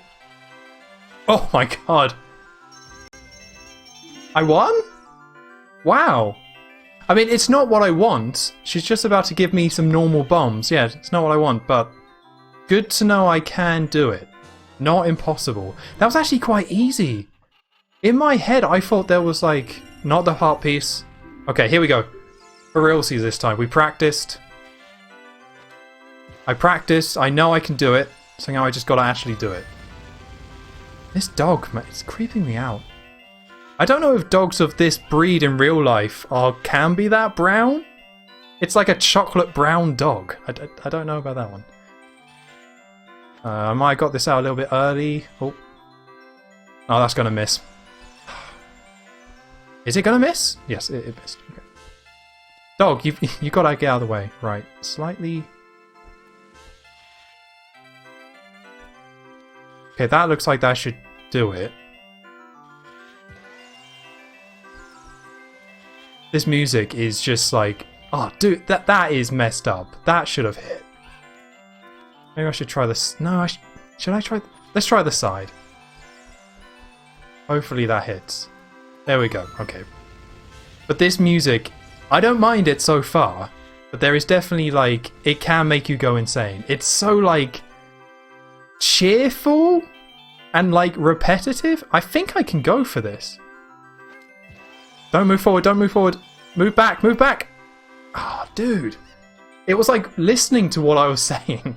It was taking stage directions. So I think the one thing you don't want to do with this one is to just go crazy with these bomb shoes. Like, you don't want to just throw all of them at once. You really do need to time it. Did you see that though? That guy just moved in the way, like vindictively. I don't know what the AI is or these chickens. Like, do these chickens in this bomb shoe thing? Get out of the way. Move, move. Is that good? Okay, alright. Okay. Nice. I definitely remember this giving me trouble back in the day. And I guess it gave me a little bit of trouble, but to be fair, 10 bomb shoes to hit these targets is pretty generous. I thought it was 5 targets and you only had like 2 bombs each. No, I don't want to play again, thank you very much. Right, now we got 30 bombs. I mean, in my head, I don't remember a time where you really need a crazy amount of bombs. So this might all be pointless, but it's nice to have. Right, let's cross that off. That's one done. Bomb shoe, crossed off. So now we got the bomb bag. I think I can only get as young Link. The second bomb bag, which that's going to be ages away. Then the Scarecrow song. And then the fairies. And once I've done all that, I can walk back, turn into adult Link and go to Death Mountain. Okay. Okay, I think... Where do I want to go? Let's get the Scarecrow song first. That seems like a good idea. Hello, good guard, sir. Kids shouldn't be wandering around town at night time. Stay indoors until morning. Well, I don't live here. Right. That's fine. I think I remember this song. Nope. Yes, okay, I do remember the song. Good. I'm getting better at remember these songs. Like, I'm surprised they're actually going in. But I do actually know what the... I know what the Sun song is. That's the one thing that's really cool about this game. So basically, you know, it's a musical game, but each button does relate to a note. And it kind of means that... So I play a bit of guitar. I've been playing a little bit today, which is... I really like guitar. I'm not like a... Never really done anything more than... Is that the postman? Okay. I just kind of play it for fun. I have a couple of guitars I play from time to time. But it kind of means that once you stumble across those notes, you can very easily, like, put together all these songs. Because it's 5 notes. And it also means that there's some really cool things in this game. I don't really know music theory, so I might be talking wrong about this, but the Lost Woods song, or Saria's song, the first 3 notes, Oh, I'm going to get this wrong. Dun dun dun, dun dun dun dun dun dun, that bit, right? So, I thought this was really cool, and I might have this wrong. Oh, where's Hylia? I think it is at the bottom here. Let's talk to this guy. I don't remember this guy even being a thing. It's not interesting. That's fine. That's fine. But yeah, those first 3 notes, dun dun dun dun dun dun. So it's the Lost Woods theme, and it's where Skull Kid is. Fair enough. All makes sense. The song in Majora's Mask is just those notes backwards, which I always thought, I don't know if it was intentional, I always thought it was a really nice nod. Because again, the Skull Kid you find in the Lost Woods, and then he's the big bad guy, but he's been corrupted. So rather than playing the first 3 notes of his, arguably his theme from the Lost Woods, because he's been corrupted, because he's not right, it plays them backwards. Can I not get to Lake Hylia? No, I can get to Lake Hylia, but I've got to go to Zora's Domain, I think.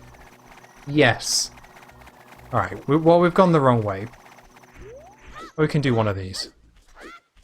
That's so weird about the I'm so curious about this postman. I just don't remember this guy or his quest line, like, at all. And it's made me incredibly curious. Hello, good sir. In old times, I heard there were many wild rabbits. Yeah, it's not anymore because of access hunting.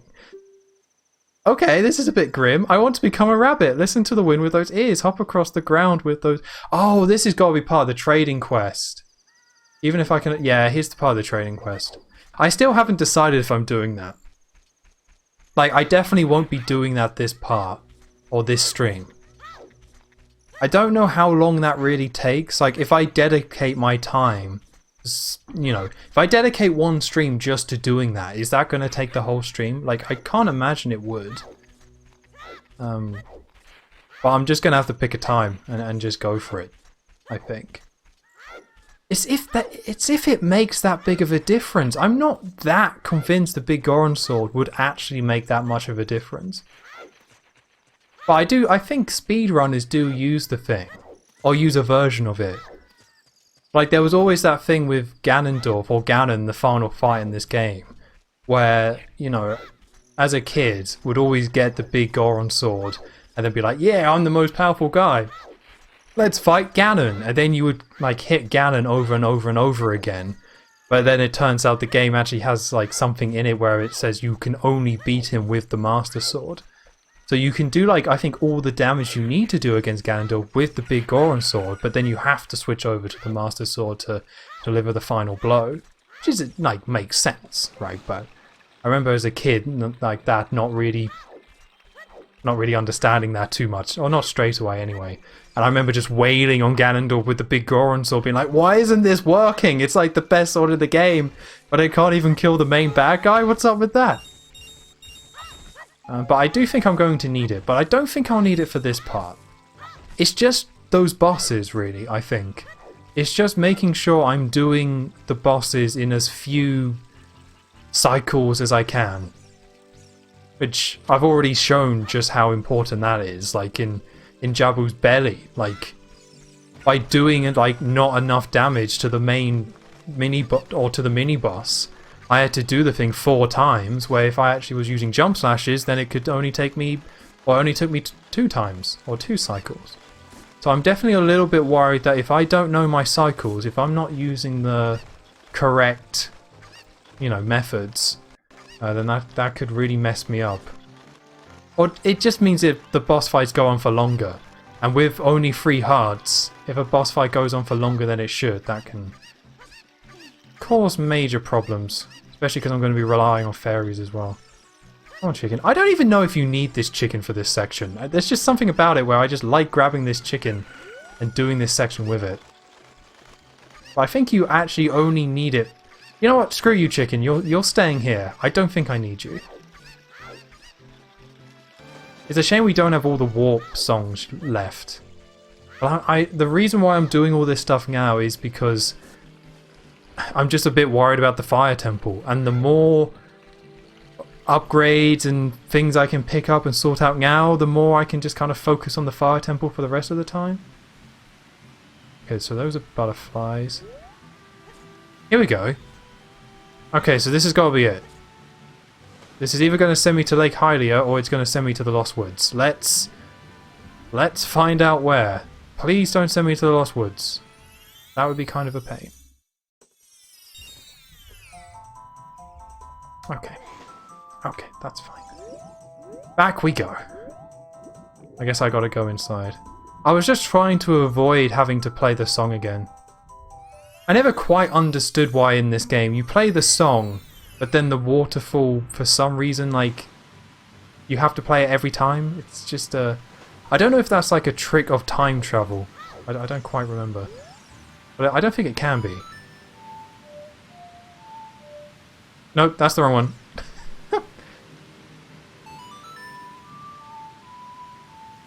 Nope, that's also playing it incorrectly. Here we go. There we go. Once you get the Song of Time, it always messes me up. I always forget which one needs which, because suddenly before, when you were young Link, you had Zelda's Lullaby. So you went up to something, you were like, something to do with the royal family. That's cool. Or something weird and mystical that needed a little sing-song to get going. You know what I'm talking about. And you knew, it was like, right, Zelda's Lullaby. It's a classic song. She loves it. It's a banger. Let's get that played. But once you get the Song of Time, you just need to use the Song of Time randomly for certain sections. Right, so I learned the dive. This definitely makes me think that when we went and got this bottle originally, like when we were doing the Jubble Jubble's belly, I guess the smart thing would have been to get the Scarecrow song then? I just don't really think about it, to be honest with you. Was that a piece of heart down there? No, just rubies. I just didn't really think about it at the time. But oh well. Where are we going? Here we go, scarecrows. So we looked over at the fishing hole, and it is quite sad to say that I won't be doing fishing. I really do like fishing in these games. Oh, Mr. Scarecrow.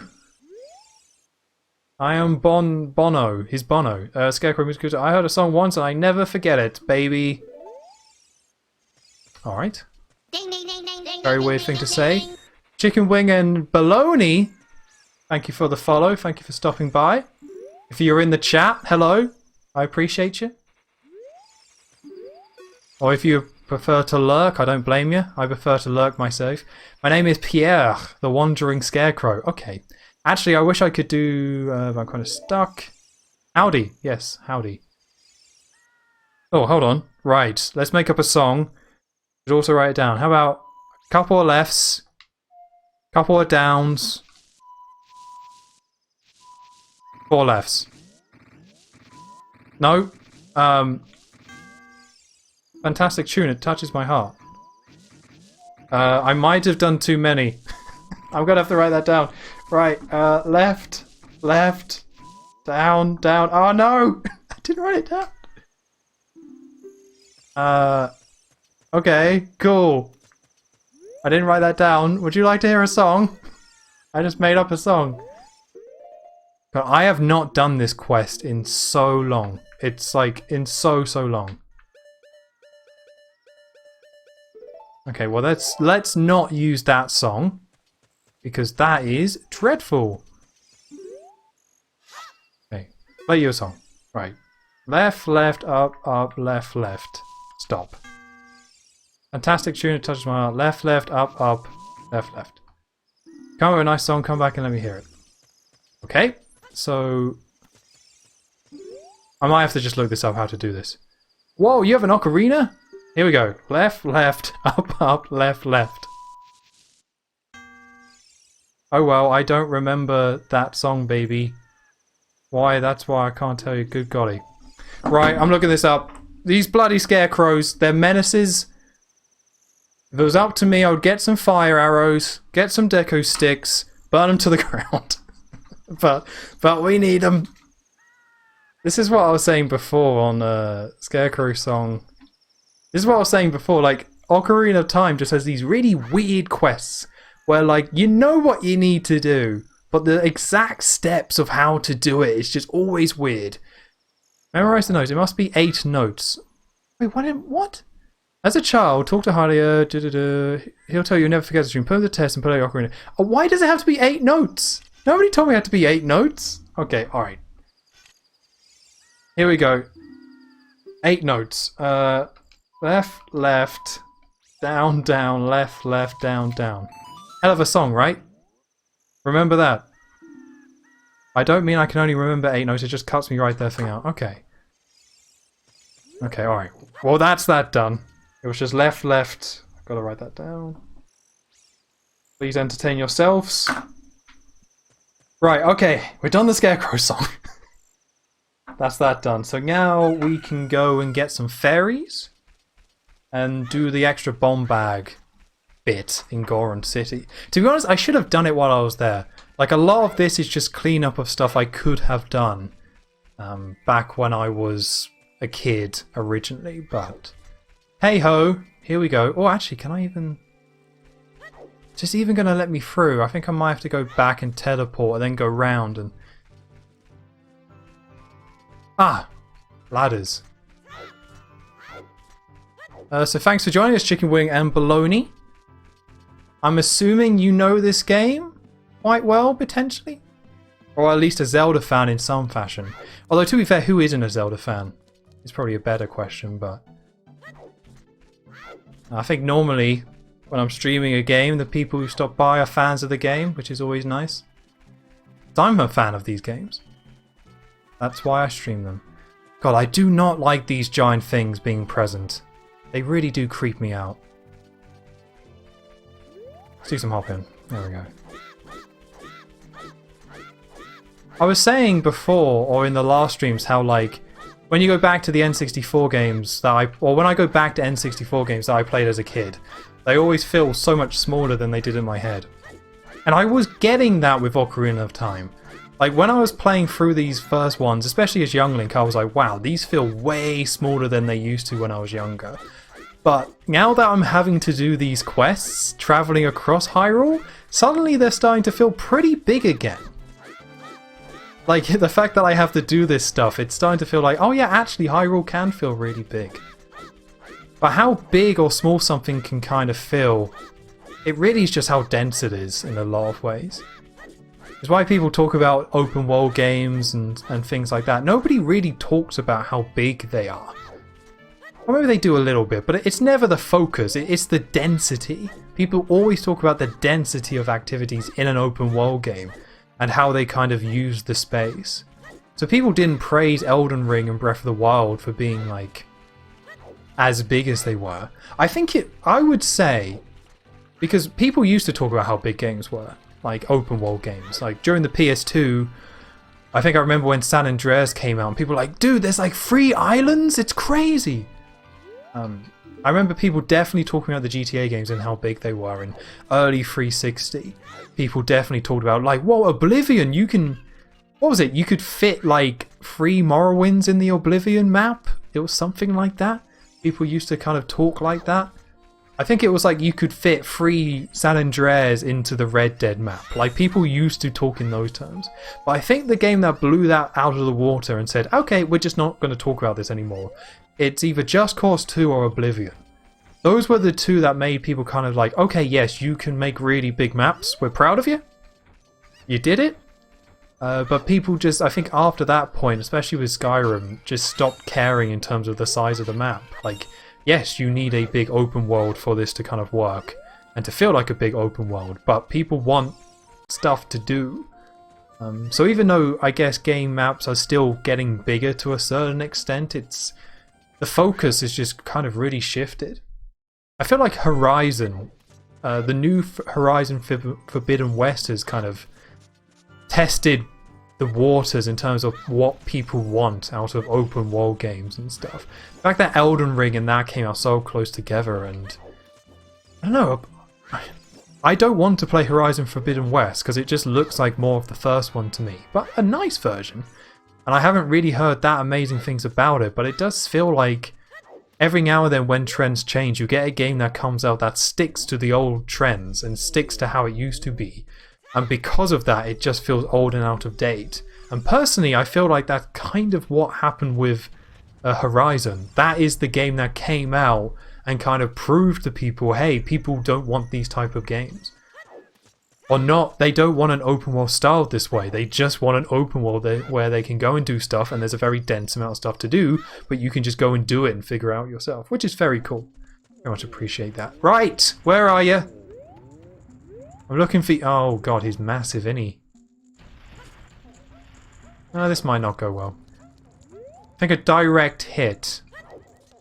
I always remember when I was a kid, the way I used to try and do this... Oh god, that angle's not great. Is to, like, try and time it. Oh, that's the wrong button. Where is he? Ah, that was a good throw. But I always used to just put the bomb down and just hope he would explode into it. But I think you can just throw it at him. Yeah, there we go. Okay. Yeah, I used to just put the bomb down and wait, and that was enough. Hello, you're huge and intimidating. Alright, I'll give you this, in praise of your courage. Thank you. I appreciate that. Very helpful. Okay, so that's all the bomb bag stuff done, which I'm quite happy about. I didn't think we were going to do much side quest stuff in this playthrough. I honestly didn't. I was thinking, it's like, okay, there are so many heart pieces in this game. Like, there's so many of these bonus, you know, there's so much extra content tied to heart pieces. Surely that means we won't have to do too much messing around, but it's actually kind of worked out where when I was looking at all the upgrades you can get in this game, it's like, you know what, it's worth doing it. Like, it's worth putting in the time and grabbing this stuff. I mean, it's a shame you only get like 10 extra bombs, but whatever. Let's... Oh, I want to jump down there, but I think it's going to make a noise at me if I try and do it. Alright, that Goron just blew up. That's fine. I hope you're okay. See you later. Because there's only one more thing I want to do, and that's get the fairies. Because once I get the fairies, then I can warp to Adult Link. We can kind of stop this quick tour of Hyrule. Which will be nice. Kind of funny, where... Like, I was looking up the fairy fountain locations, and I thought there would... Oh, is that a gold sculptor though? I think that is. Oh, thank you, good sir. No, no, no, thank you. Alright.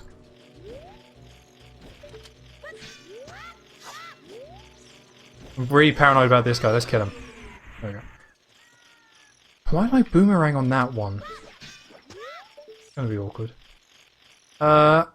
What made you decide to do the free heart challenge? I haven't seen many people do it. That's interesting. I was actually thinking about that because the free heart challenge seems to be like one of the most popular challenge runs, but I think it's just gone out of fashion. And I think it's just gone out of fashion due to randomizers, where people just want to do randomizers all the time. And those streams seem to do quite well, but for some reason the free heart challenge, I don't know. I think due to the whole like everyone trying to one-up each other in terms of challenge, and the fact that randomizers is just like constant, endless content for some people. Like streamers switch to that, but personally I don't find that stuff interesting. But to actually answer your question, so basically I grew up with this game. I've recently started streaming on Twitch, although I say that, I've been streaming since July, so it's actually been like 4 or so months, which is crazy. So I've been streaming about 4 months. I really wanted to do a Zelda game, and I didn't know what I wanted to do. I was thinking Twilight Princess, but that's quite long. So I was thinking, hey, I should do Ocarina of Time. But I was kind of like, just a normal stream of Ocarina of Time, I feel like is a little bit boring. It's just been done to death, and even so, I do know this game decently well, despite how this playthrough has gone. I do know it decently well. So I wanted to mix it up a little bit. Like, I just wanted to do something a little bit different. So something that seemed doable. And when I looked it up, people said, no, okay, I'll wait for this little boy to leave. He doesn't tell Dunpei. I think that's the one I want. It's the one that's got a piece of heart in it. Good choice of Ocarina. Yeah, exactly. That's what I was reading about. Most people say the 3D ones are easier to do than the 2D ones. And to be honest, I grew up more with the 3D ones and have more of an affinity for the 3D ones. So I wanted to do a 3D one over a 2D one. Oh, dude, just get out of here. And because I know Ocarina of Time and I was thinking about doing Ocarina of Time, it just kind of made sense. So I was like, I can do a playthrough on Twitch, but it's going to be something a little bit different. It's going to be new for me. Hopefully it's interesting to watch. Oh, dude, get out of here. Get out of here. I don't need you. I wonder if I can bomb him. Right. Hopefully now. Dude, this is brutal. This is absolutely brutal. I'm only here for fairies. I don't think that's a crime. I mean, like, I can't hate that kid. He's so determined in doing what he wants to do. Alright. Okay. We're gonna have to go to nighttime. Much as I like that kid. But yeah, so far this playthrough has been going well. To catch you up, I haven't died yet, which is very cool, but I do think it's coming. But at the moment I'm trying to just get some fairies in place so I can go into the fire temple and do that. Because what I'm worried about is chip damage. Because it's something that always happens with this game. Or in my head I have it that this game is all about... Like, as you go on, they just start adding all these little enemies. And they don't do a ton of damage. But there's a lot of them. Oh, please be a fairy in here. But there's a lot of them. And they will just slowly chip away. So I have a feeling it's not necessarily going to be a boss that kills me. Or like a big enemy that does it. But it's going to be like all these little enemies just chipping away at my health throughout a dungeon. Which is kind of what happened in the forest temple. Although to be fair, in the forest temple I had to use 2 fairies on the skull guys. Because they knocked me down twice, which was quite rough. So maybe that's wrong, actually. Maybe it is going to be the main bosses and things like that, which is going to give me the most amount of trouble. But I'm not too worried about that. But the dungeons do normally give you fairies right before bosses as well. But usually they give you like 1, maybe 2 fairies, and that's kind of enough. What do we want? Let's just have it to how I was before. They usually give you 1 or 2 fairies, and that's fine, and that's kind of enough. But with this one, if I get to the end of a dungeon and I only have 1 fairy left to face the boss, I think I'm just going to have to leave the dungeon. Like, because that's just not going to be enough. I'm just going to get myself killed. Right, I wrote this down. Prelude of Light. Okay, it's definitely that. No? Left, right. Okay, I wrote this down wrong. I actually wrote this down wrong. That's not good. Up, right. Oh, it's up, right. Of course it is. I just wrote that down wrong. Okay, up, right, left, up. Okay. But people do say with Zelda games, and especially 3D Zelda games, that they are too easy. I've never personally found that. But I never really got much enjoy. It's not the combat and things like that I really enjoy. Like, yeah, some of the bosses are good, but it's the puzzles, it's the exploration, it's the world building and things like that. Those are the things I really enjoy about Zelda games. So in terms of that side of things, Zelda games have always kind of delivered. And I don't really need them personally to be that difficult. So I've never, up to this point, never done any type of challenge run. For Zelda games, because I've never kind of felt the urge to add that extra little bit of challenge. So very interesting, and so far I've been enjoying this. It does feel insane to be so far into the game and only have 3 hearts. That's really cool. But again, normally playing a Zelda game, I'm not there for stuff like the combat challenge and things like that. It's just not what I'm here for. So it's never really bothered me that much that, say, like a Skyward Sword, you start with 6 hearts and it you know, you don't really have that much challenge in terms of that combat. Obviously, like a boss that's mindless, you know, that game does have some bad bosses, and throughout Zelda, as time's gone on, the bosses have become a little bit more mindless. You know, I don't really like that. But even then, it's just not what I'm there for. Like Twilight Princess, I love the final boss of that game. But that's more because of the setting, because of how the story is played out. Like, you know, it's everything leading up to it, which is what makes that boss so cool. And just that and the music and things like that. And that final scene of you and Ganondorf in a field facing off. It doesn't matter that it's not that difficult. It's just cool. I just like it. I just think it's cool. So that's mostly what I'm about. Although saying that, the final boss of Breath of the Wild was a bit rubbish. I didn't mind the Ganon fight under the castle, but the big pig beast fight was kind of awful. Really, just that is a case where like it was mindless, but they didn't really do enough in terms of the context and the setting and the spectacle of it. Like they really tried to make that boss feel so big and epic, but it just wasn't there. The weight behind it just was not there. Ganon was such an unknown entity. And just to have it be a big rat, like a random big pig monster that you just have to shoot a load of arrows at, just a little bit lame. Not terrible. But that game is purely the journey and not the destination. Like, that game is the definition of journey and not the destination, so I don't think it really like brings anything against the game. I feel like complaining about that boss too much and actually having it be a slight against Breath of the Wild is like when reviewers, like, I never understood this, but people like IGN do it. They always have to comment on the story of a game. They always have to like give a rating. I don't know if they do this anymore, but at least once upon a time, every game they would have, you know, graphics, controls, audio, and for some reason, and they would give it individual marks for each one, and for some reason they would always give story. I just always found that so bizarre. Like, some games are just not meant to have great stories. But as long as they don't shove a load of like bad cutscenes in your face, I don't see what the problem is.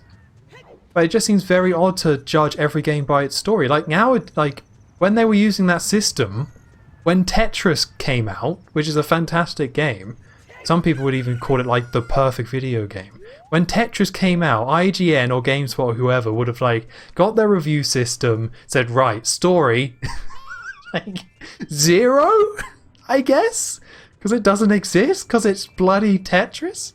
Like, it's insane. It just doesn't make any sense. Like, you shouldn't judge every game by the same criteria because not every game is like going for the exact same thing. I just never understood it. But yeah, you see that nowadays with YouTube reviews where some people still like will just, they just feel like there's a professional obligation, I guess, to always talk about these points. So they always do, and it's always nonsense. Like, nobody cares about the story and setting in a racing game. Oh, graphics 10 out of 10, control 10 out of 10, story 10 out of 10, overall 7.8. It's too much. If there's too much water, dude. Like, I don't want to buy a game with too much water. That's ridiculous. I'm glad they're there to give us such warnings so we don't get wet when we're trying to play our Pokemons. But hello, Cows Crazy. Welcome. It's been a while. It's nice to have you here. Right, now I have to bloody remember what I need to do. You're standing on soft carpet. It feels like plush. No, I don't think that's what I need to do. I thought I had to kill the rolling Goron, but he's not here. Oh, I hear him. I think I hear him. Let's try and bomb this wall. Let's just try and give this a little bomb. Don't think this is going to work. I think I do have to go and stop the rolling Goron. I just didn't see the guy. Nope. Alright, let's go find this rolling Goron. Just in my memory, I don't really remember this section too well. But I think it's because it's so bloody brief. I think all you do is stop this guy and then go into Death Mountain. I don't think there's that much to it. But it kind of ruins the effect of this city where, like, all these kind of places, when you revisit them, it's kind of like, oh, they're all abandoned and there's... all the Gorons are gone, that's sad. But it's like, all the Gorons were already gone. This place was already kind of like desolate and depressing and grim. So I don't think... yeah, it just doesn't have the intended effect. Right, I can't go over there because I don't have the long hook shop. I don't want to go over there, quite frankly. No Goron up here. Oh, there you are! I sees you. Where's he going? Alright, if he's going to play it that way. He's tiny. No wonder I didn't see the guy. Right, let's reassign this so I can actually use a button. It's such a shame that the X button is the top C. You gonna come around? There he is. Oh, dude, first time. I'm happy with that. How could you do this to me? Fair? That's a fair one. That's a fair statement to say. I did blow him up with a bomb. I would be very upset. You're not the hero of the Gorons. I'm the hero of the Gorons. I got you food. What? Okay, well let's have a little Diet Coke. Let's get this into the mic. Oh, that was loud. I love cracking cans open. It's like, it's such a childish, like, maybe not childish, it's such like a, I don't know, evolutionary thing. Just something in my head, clicking cans open just feels good. And I think it's why they're never going to go away in this format. Do we need to have this system where you have to like dig this thing to pop it open? Probably not, but it's too much fun. Yep, it is a Weak Boy is a pretty sick name. It's what they call me. Please give me your autograph. Sign it to my friend Weak Boy of the Gore. That's okay, dude. Okay, dude. Just give me some clothes here. It's really bugging me that that gold Skulltulus is sitting in the background. Like, I don't really need it, but it just like, it's so tempting. So tempting. This guy's talking about a dragon eating his dad, and I just need to know what's going on about these Gorons. About the dragon. Long time ago there was an evil dragon named Okay. I wonder if that name comes from anywhere. I'm always kind of surprised when anything in a Zelda game comes from like folklore or something like that. I think the Triforce, there's a whole history behind that and things like that.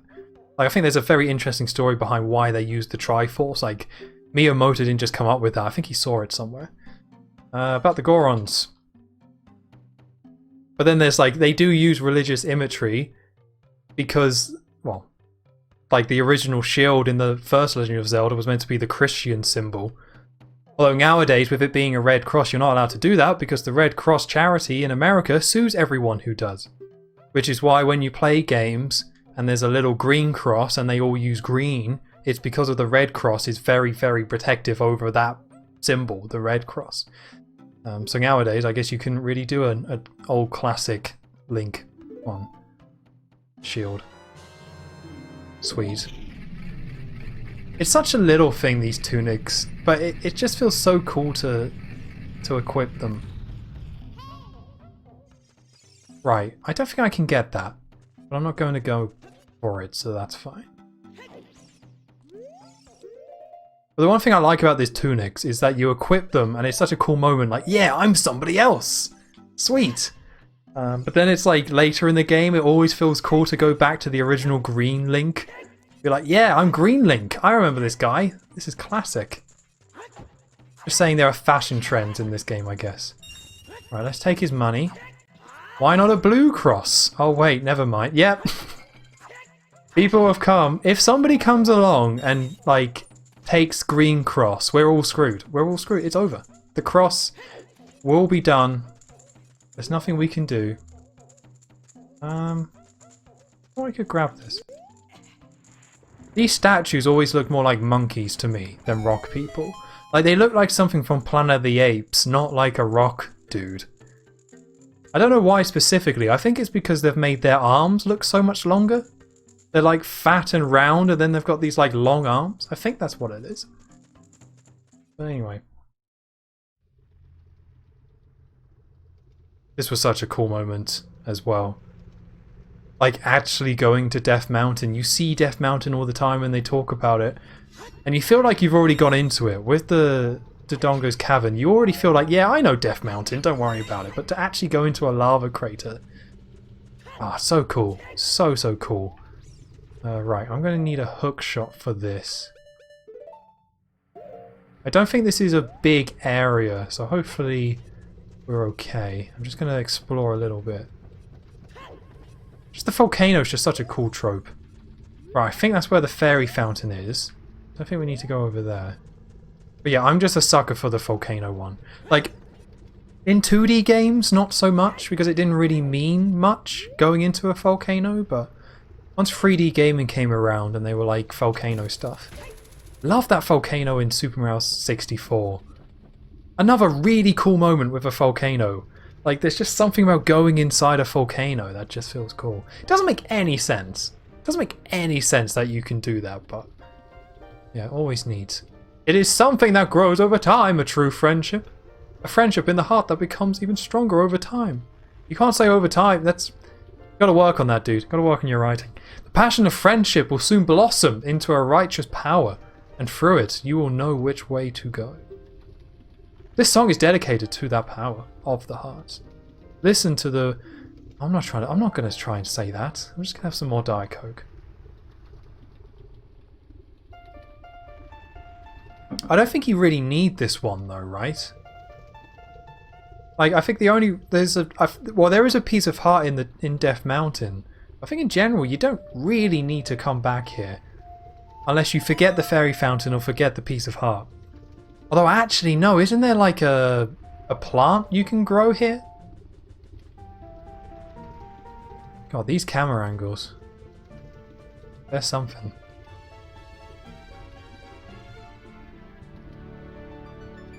Well, that made me uncomfortable, but that's fine. It's all part of being a hero. Translation, the real Triforce is the friends you made along the way. Exactly, it's beautiful. Or if she just said that, it would have saved us all a little bit of time.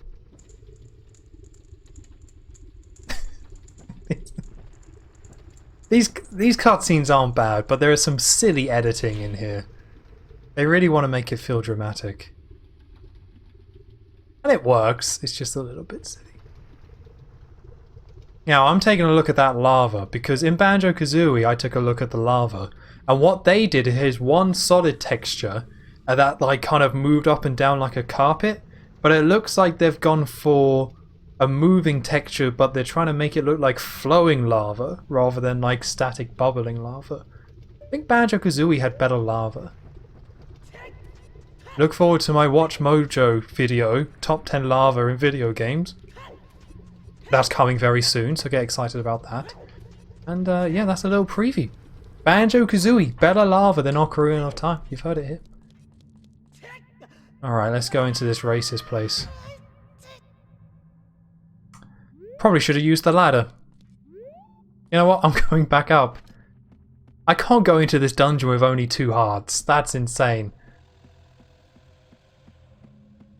Alright, note to self. I should write this down. Use ladders. Here we go. I'm going to write down ladders. Underline that. 4 times. Nice. I'm still paranoid about my mic shaking when I write. I was thinking about this earlier today where like I'm pretty happy with my mic setup. Like I think it's good quality. I like the positioning of it and things like that. I think it all looks pretty good or feels pretty good.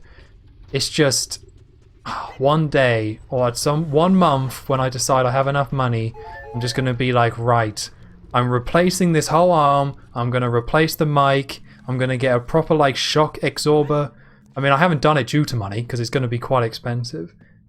Like, it's one of those where if I spent the same amount of money on this setup as I did again, then obviously I would just get the same type of mic. Or even if I spent like 20 quid more, the quality difference wouldn't be enough to do it. So if I want to replace this, I've got to spend like twice the amount of money I would normally spend on this one to kind of make it worthwhile. Alright, here we go, Fire Temple. Let's go, place your bets. First death. Is this happening? I've got extra arrows, so I'm feeling pretty good about that. Got 4 fairies. I'm definitely going to use a fairy at some point. Alright, where are these? It's these bloody bats. I knew these would be here. There we go. Oh, that feels good. After the trouble they gave me in the other dungeon as well, it feels good just to kill the bat. Alright, where's this other one? There you are, I see you. Ah, I love the bow. The bow's so good. Right, let's get my bearings a little bit. So we've got a door on the right here that needs a key, which we don't have. We have that door, which is open. Then we've got this, which is also open. On this right side then. What looks like should be a door. Alright, well that guy needs fire. Surely it doesn't want me to use a Deku stick. I don't think it does. No. Okay, well let's just go through this first door.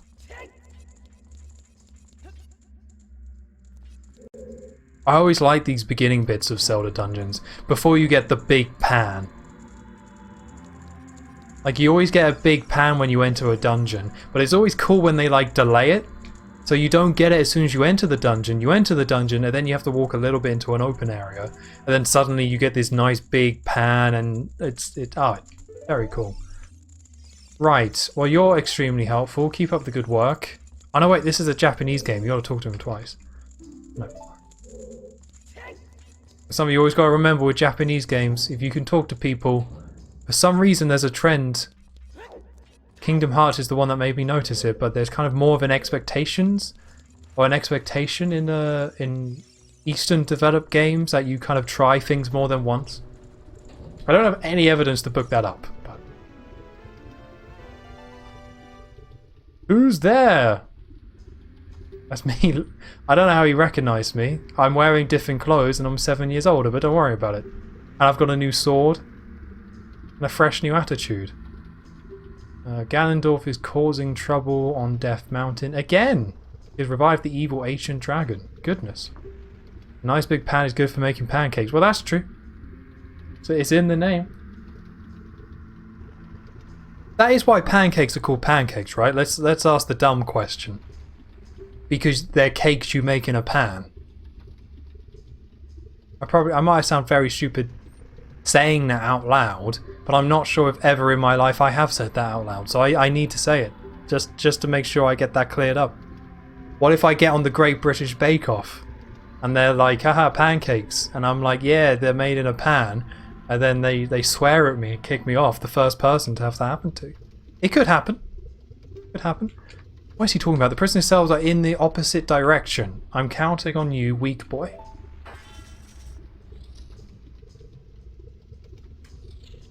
Okay. Thanks for locking the door. Appreciate you. Right, so we got that there. And we got that switch there. I don't know if we need the hammer. So worried about landing in the lava. Oh, this is... Okay. I shouldn't overreact. Nothing has happened yet. If I fall in the lava, I'm bloody dead. I'm bloody dead. That's all that's going to happen there. A nice big pan is... I'm 99% sure that is right, but stranger things are true. That's what I'm thinking, right? Like, it's so obvious, it feels like it's not true that pancakes are cakes you make in a pan. Like, it's actually from the Dutch word for thin donut. I don't know. Pay Kalken. In order to get into the room with orange, you have to do something about the pillar stuck in the ceiling. Find a path that leads to a room above the ceiling right away. Alright, off you go, mate. All the best. A lot of happy music playing. I don't think that should be right. Alright, here we go. I think we got to 6 small keys in the forest temple, so looking forward to going through that again. But I honestly, on reflection, forest temple was not that bad. The main problem with the forest temple is that there were so many small keys that it would potentially be very easy to miss one. And I didn't miss one, so I had an okay time. I'm very happy about. Let's get the hook shot so I can actually look around. So there's that pillar. I think he's saying I need to drop that down. There's that there. I was going to jump into that hole, but that doesn't seem right. Let's not jump into that hole. I can go over there, but I don't think there's any reason to. We're going to check. It's good to be thorough. Always good to be thorough. Okay. Especially because we don't have the dungeon map yet. It's always a little bit... I mean, that's something else that Zelda does. Oh, there's a fairy here? Well, that's not good. I might need it for later. Alright. Well, this was a bad idea going over here, but that's fine. I need to jump up there. Apologies if I end up doing this dungeon painfully slow. I'm just very paranoid. But when I die, it's probably going to happen quite quick. I'm going to land in lava, there's going to be some bats, it's going to be a whole thing. But because of the forest temple having so many keys, it has also made me paranoid. Like, that there's just going to be like a key that I miss in this one, and it's just going to mess everything up. But I've got the scarecrow, so that should be fine. A lot of bats. Not a fan of that. Can I jump on this? Yes, I can. Oh, these are the sinking ones, aren't they? Oh, I hate the sinking ones! No! Alright. Could do with getting that dungeon map sooner rather than later, but let's not rush anything. I think this texture means, yep, another Goron saved. Oh yeah, I remember. I think it's every Goron you rescue, there's like a small key. Are you releasing me? Am I free to go? You're free to go, dude. Alright, I love secrets. A wall that you can destroy with the Goron's special crop will sound different than a regular wall if you hit it with your sword. That is good to know. But I have played Zelda 1. Oh wait, was that in Zelda 1? No, I don't think it was in Zelda 1. I think it was A Link to the Past where they introduced that, I think. I think that was part of the problem with Zelda 1. That it didn't do that. Or maybe it did, I don't know. I don't know Zelda 1 too well. Never beaten Zelda 1, I'm gonna admit to that. Hopefully I can do this. Nope, this was the first game that happens in. Interesting. That seems so late for such a well, not a fundamental feature, but such a iconic feature. Because I always try and do that in every Zelda game at this point. Like, because I know it's from Zelda and it's a Zelda thing to do, that you hit the wall. If you're suspicious of a wall, hit it with a sword and see what sound it makes. Just do that by default. Well, there's this. This looks friendly. Oh god. Alright. Let's lame it out. Lame it out. No need to do anything crazy. Let's lame this out. Oh, hold it. Wait. Link Awakening had it, but I'm pretty sure that was before this. Yeah, Link's Awakening was 1993, I want to say, off the top of my head. I want to say it was 1993. I always get... Oh, dude. I'm not going anywhere near you. I always get surprised how early a Link's Awakening came out. But then again, I'm always surprised that like A Link to the Past came out so early in the thing as well. A Link's Awakening, a Game Boy game that's as good as that game is, it's so incredibly impressive. Right. Hold on, this is... See what these sounds make. No. I'm gonna bomb this. This seems very basic considering there's nothing in here.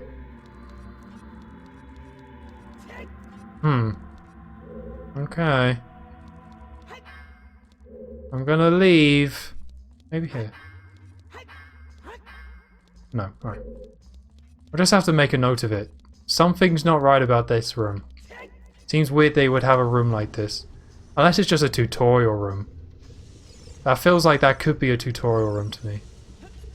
Where it's like, hey, here's likes. They suck. Just letting you know. Oh god. Okay, I got lucky there. Right, so we got a key, so we can go to other one. Don't think I want to do that yet. What's here? This is so precarious.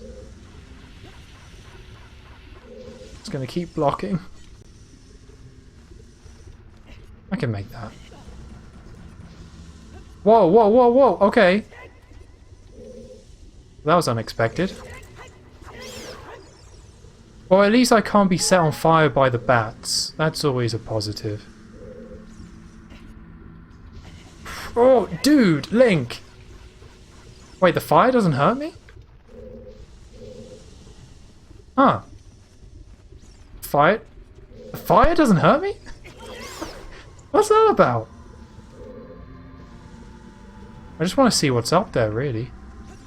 Oh, Link, climb up. Alright, well, that fire hurts me. That's fine. I don't mind.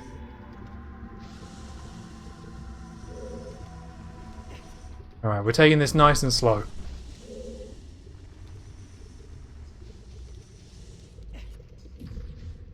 Alright, well, it's just pots. I don't think it's going to be interesting. Anything worthwhile.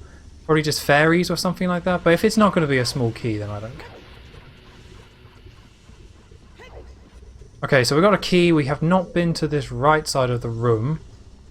Looks like that might be a bombable wall over there. Down it go?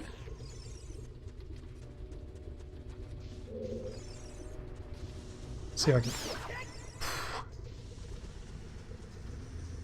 Killing those bats, it doesn't look difficult. And it, you know, it shouldn't be difficult. And I guess all things considered, it's not that difficult, but it's so easy to slightly mistime your swipes. So easy to just be slightly off. And then you hit nothing, and then he burns you, and then you look like a silly sausage, and he's laughing and laughing, and you're crying and crying, and comes a whole thing. Okay, so far so good. We've rescued a lot of these guys. Are you releasing me? Yep. Alright, give me the secrets. I'm here. There are switches in this temple that you have to cut to activate, but you also have to use the Goron special crop to do the job. Well, thanks for being so descriptive and precise and to the point. I very much appreciate that. I know exactly what he's talking about. I'm reassured, you're reassured. Well, at least we're not missing any of these guys. This really does feel like a forest temple situation where you just miss one of them and you're going to be in a world of hurt and just go around in circles. Well, I'm glad I realised that that fire doesn't actually hurt me. That's going to save me a lot of time. I was so intimidated by it. I thought as soon as you fall off, I would just be roasted alive. Ah, oh, why am I doing a challenge run of this game when I don't know it very well? Why? Okay. What's going on here?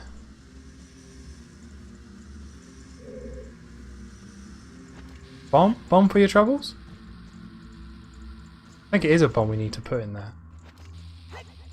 No, I don't want to throw it, Link.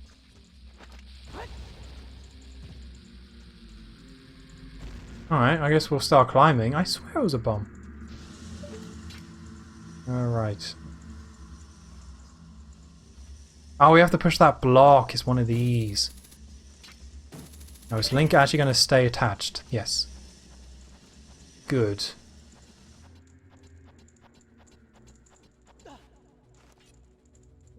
Alright, well that's a bit... Bats! Bloody bats as well. Always has to be bats. I know it's a Zelda game, but Miyamoto, come on. Doesn't have to be bats. Nice and oh, there's some hearts over there. Need it. Need those hearts.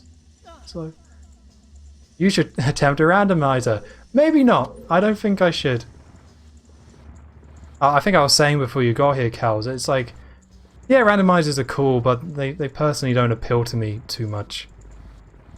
I feel like with some of those, you've got to kind of know the glitches. Like, one of them where you got to kind of know all the little glitches and things like that, which is fine, but never really been into that side of things. Alright, there's a torch over there, which is a little bit suspicious, but I'm going to just jump down on top of this. I can get this heart. Oh, dude, there's bats here as well? Why are there always bats?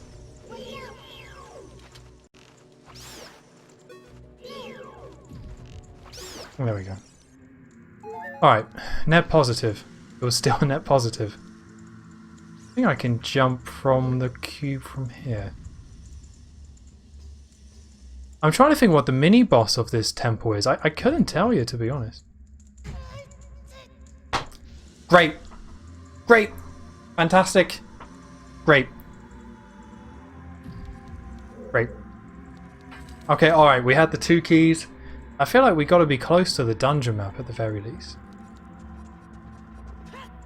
Hello sir, I've come to save you, hopefully. I'll just check for bats first, you know how it be. Can't see any bats, just a lot of block pushing puzzles in my future. I think that was a little bit of lag there. I think it stuttered for a second. I play Link to the Past and Ocarina of Time randos all the time and I don't know it. Really interesting. I just enjoy the puzzle aspect of it, getting the item and knowing what options you have.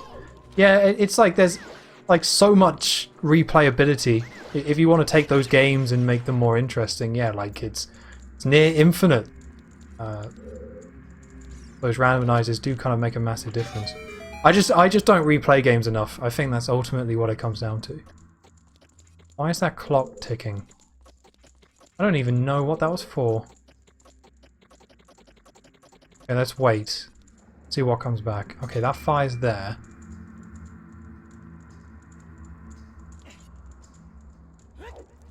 Okay, this is very interesting. I think I just need to go do one of these. No. So I need to push the block down so I could climb up there to go where it's trying to make me go. Or where that fire is. But it does seem like this is not the place to go. I can hit it from here. I don't know why I would. Maybe I could just make that jump. Maybe I'm overthinking it. Go on, Link. There we go. Got pretty good jumping ability, this Link guy. I think he's going to go far. One to watch.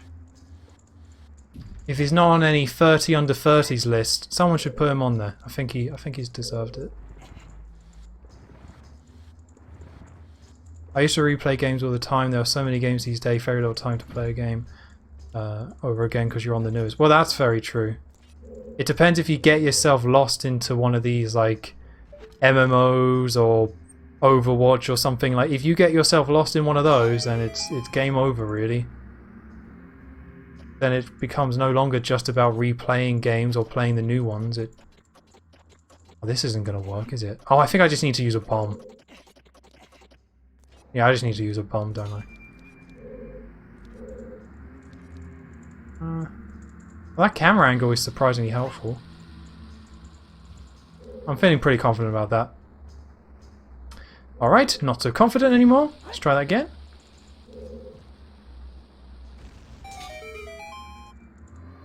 Nice. I don't need this music. That's putting a lot of pressure. But yeah, again, to be honest though, like yes, things are very different now with just how many games are out there and service games and stuff like that. People that like commit their lives to games, that's becoming more common. But I just was never into replaying games. Maybe when I was a kid, but even then, not a lot. That was more because I was crap at games rather than actually replaying them. God. Oh, these boulders might kill me. Oh, and they have patterns. These sentient boulders might do me in. I don't even know where I'm going at this point. Oh, here's a door. That's progress. I was just running away from the boulders, so here we are. Oh, a Goron. I do love that little touch of just having it where when you enter the room, because there's this unique pattern, you know straight away that you're about to free a Goron. It just feels good. It's just Zelda does those little things all the time. Just having these like pre-event,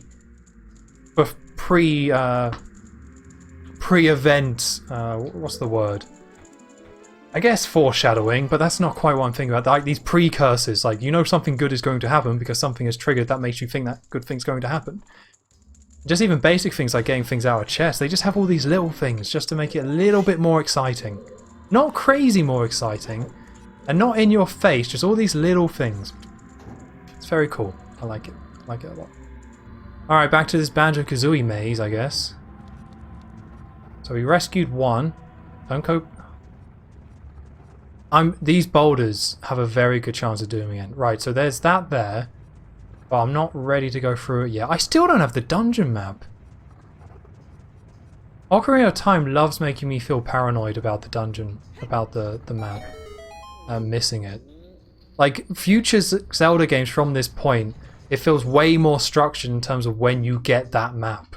Like, you know exactly when you're getting the map, you know exactly when you're getting the compass. But this game and the Zelda games before it, I feel like you don't.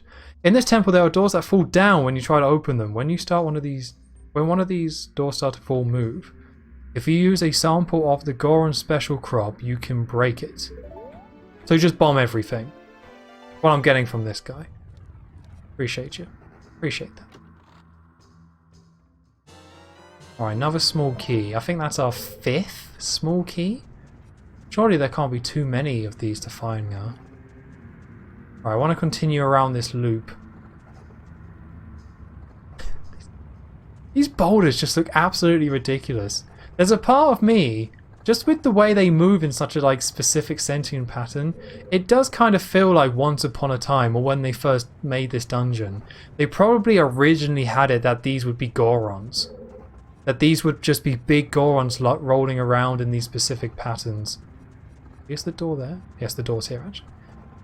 But eventually they like wrote the story of the game and fleshed out what this area is going to be and things like that, and probably was like, actually we can't make these Gorons because that just wouldn't make any sense. Well, that pit is a nightmare. Can I hookshot those hearts? That would be handy.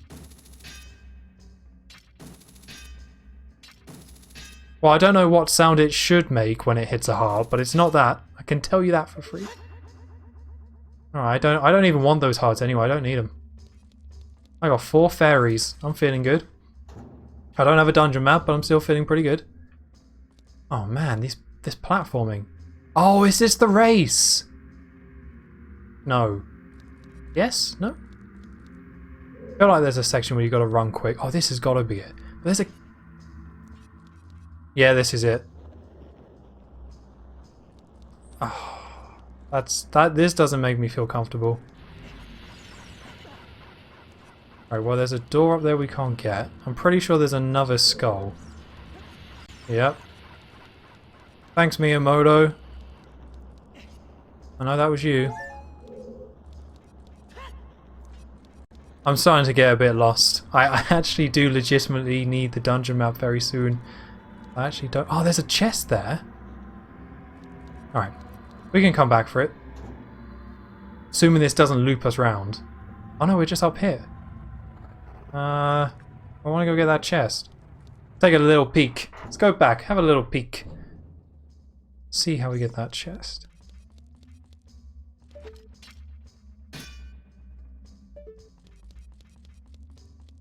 I don't want to jump back down because if I do, then I think the thing's going to trigger. Oh, it triggers from the other side. Interesting. By interesting, I mean that's terrible.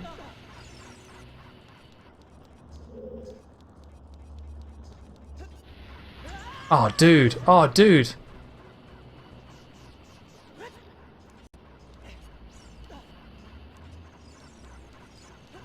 I'm surprised this does trigger from the other way. He's a bit mean to me, but do I know? I'm just the player. Oh, I can't even get up there. Okay, alright, bollocks. Alright, back we go. Again, I'm being very methodical with this. To a fault, some would argue. Wait, now it's coming back from the other way? Alright, well this is just getting silly now. Alright, we'll go back through the door and do this again. That'll be fine. It's just that here it comes, here's the chip damage. It's what I was so paranoid about, just taking all these silly little chip damage. Though if I can make that jump... Miyamoto put this jump here because he knew it was slightly tricky. Actually, that doesn't seem too bad. Yeah, there we go. Yeah, that wasn't too bad. Was it only the N64? Because grabbing those hearts there, it feels like such an N64 thing. To pick up a physical 3D object in the game, then have a little like 2D UI element above your head representing that. It feels like peak N64 to do it. I'm just trying to, like, I know other N64 games that did that. Oh, dude, I can't believe it. I did that so well the first time. Avoiding all these guys. But it just feels like such peak N64. Just can't think of many other 3D games, at least after the N64, where they kind of did that. Putting like a little 2D symbol above your head after collecting something that's 3D in the world. I don't think it was something that was all that common. Okay, well we're killing you. Sorry mate. Yep, you can change colour however you want. This is happening. You're not dead? Navi, calm down. Are you going to say hey again?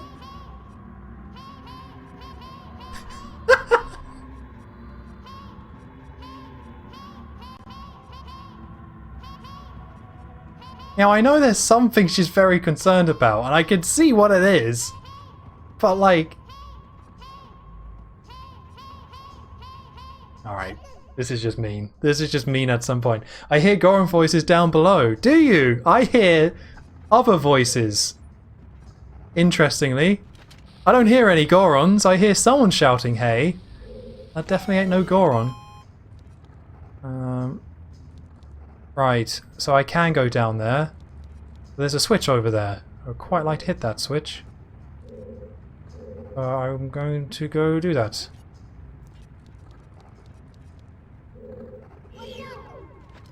I think I can make this jump.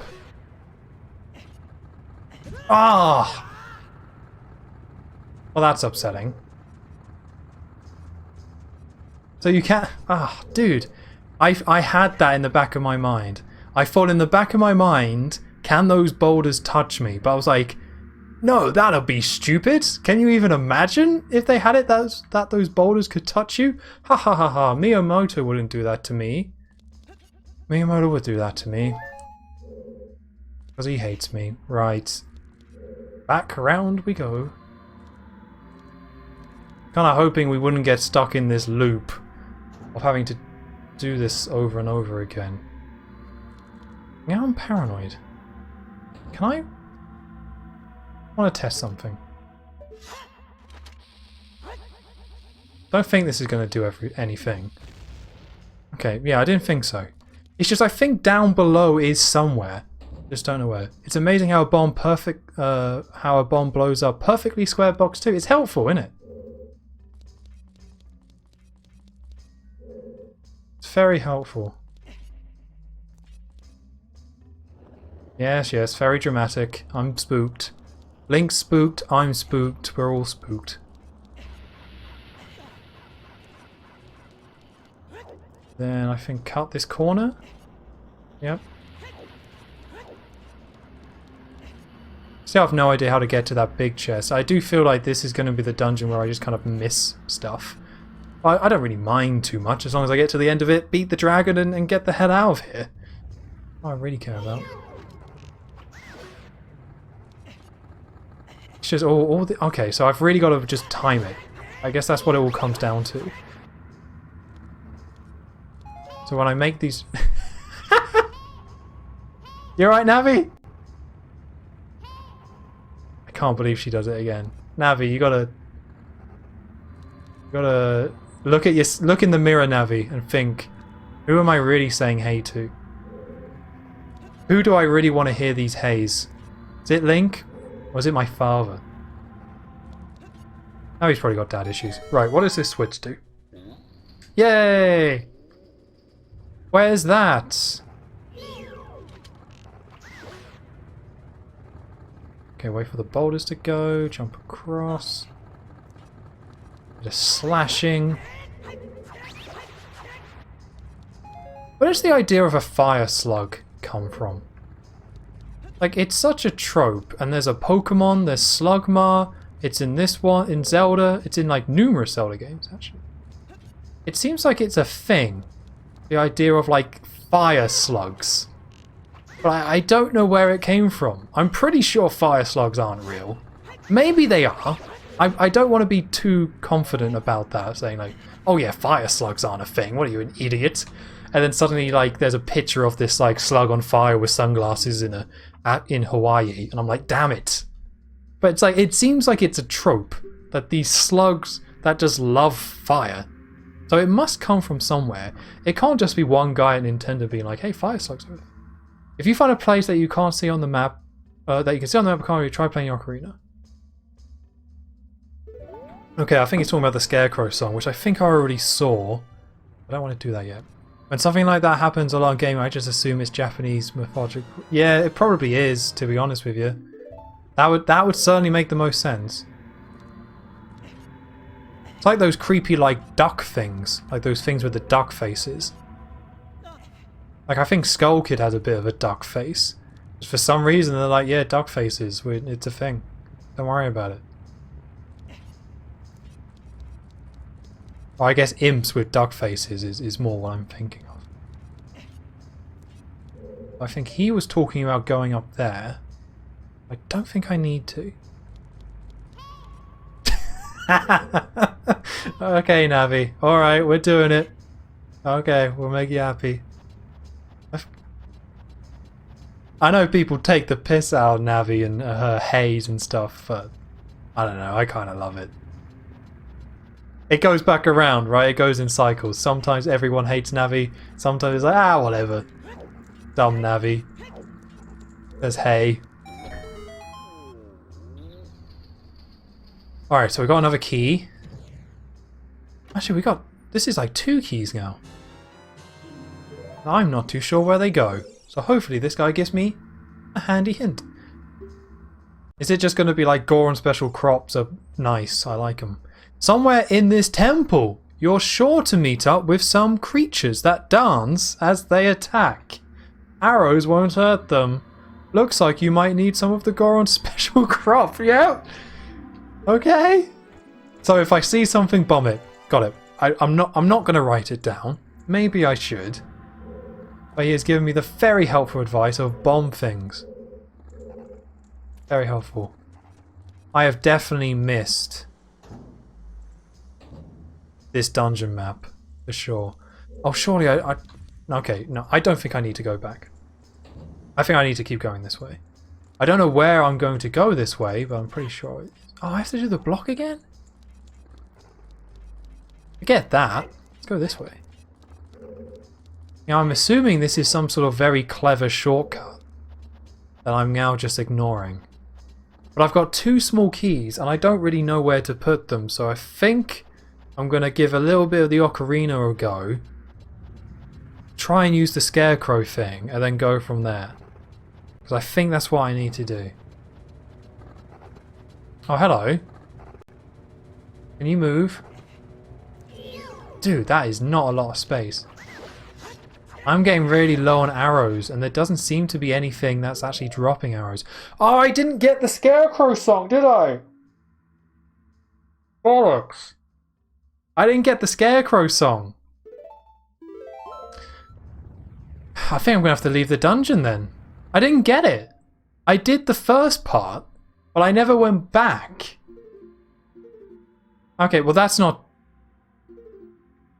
Oh, I do have the dungeon map. Cool. Oh no, I don't have the dungeon map. This is just where I've been. Okay. I think I'm going to have to leave the dungeon because I don't have the Scarecrow song. I think now's a good time to do it anyway. You don't need to go up there. It's totally optional in a vanilla run. Okay, cool. That's good news. Alright. I got very upset there for a second. I'm still a little bit upset because I wanted to... I did the first part of the Scarecrow song, unless you're getting all 100 skulls. Well, I'm not getting all 100 skulls because I actually can't. Because if I did and tried to trade them in, they would give me a piece of heart. That would break the rules. It would be a whole thing. I would get driven off Twitch. We don't want that. Right. Where do I go?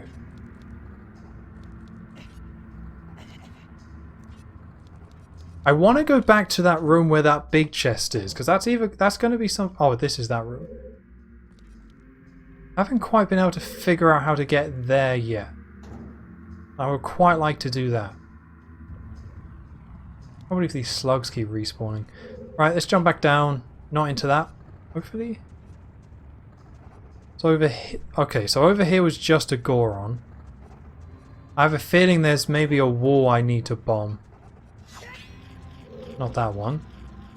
Although I did hear a gold skull to there. This is just such Banjo-Kazooie to me. I can't see anything else but Banjo-Kazooie when I'm running here. Just this angle and it being a maze. And it's just Banjo-Kazooie through and through. Alright, so that was this Goron. Oh no, this was that Goron.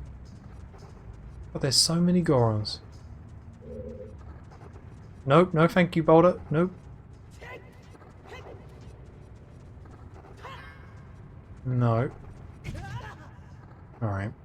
Got myself a little bit stuck.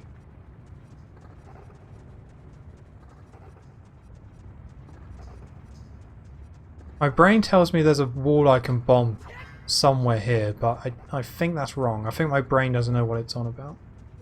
I probably do need to loop back. If the game pointed me specifically in the direction of back to the beginning of the dungeon, then that probably is a good sign that I need to go back there. So I think... Oh. These homing boulders. Let me tell you about them. Jerks. Big jerks. Alright, let's listen to the game and go back. I might be able to actually go and get the... Oh. Cool. Appreciate your fire.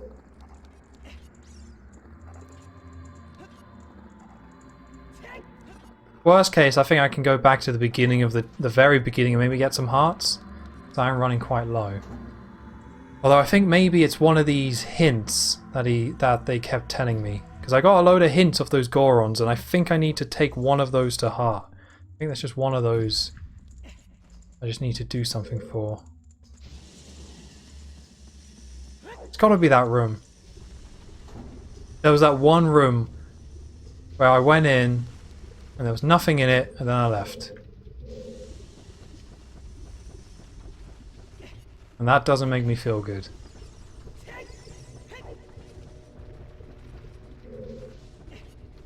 So I'm just going to double check it. Because Zelda dungeons are usually very well designed to the point where there are no pointless rooms. If there's a room, there's a good reason for it. It means there must be something in there. Just double check it.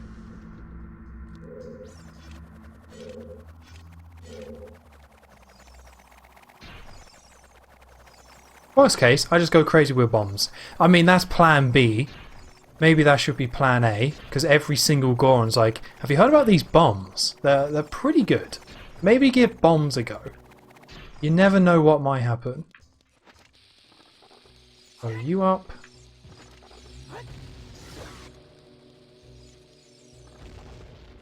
Oh, he took that like a champ. I know this works. Alright, fine. Fine. Oh god, I hit... Why is that not working? There we go.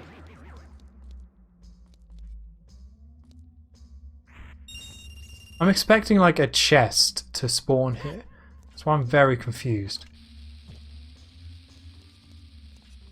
Well, that does. No. This just really looks like an area where there should be a chest. It doesn't make sense to me.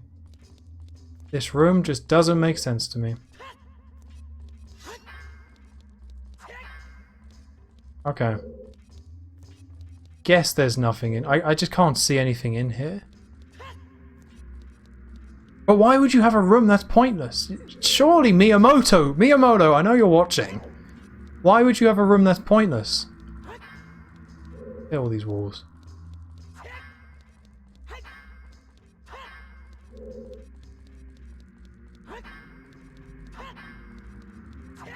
Well, this was very productive. I feel very good about this. Okay, so I've got a rough idea of where things are in my head. I think I just need to recheck rooms. I think I'm just purely... I've gotten 2 keys. That's a good amount of keys to have.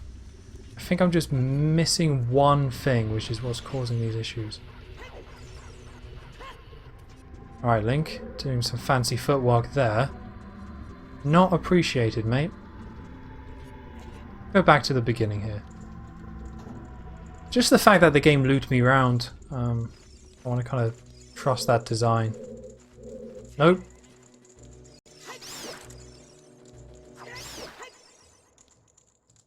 Oh, hearts. Like, really, I hadn't lost that many hearts. I'm blowing you up. I think a good bomb is what you need.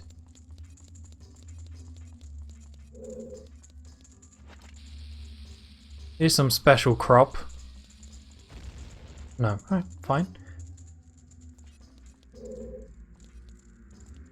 There is a locked door behind there, though. I think I probably just need the hammer. I'm gonna guess that's a hammer situation.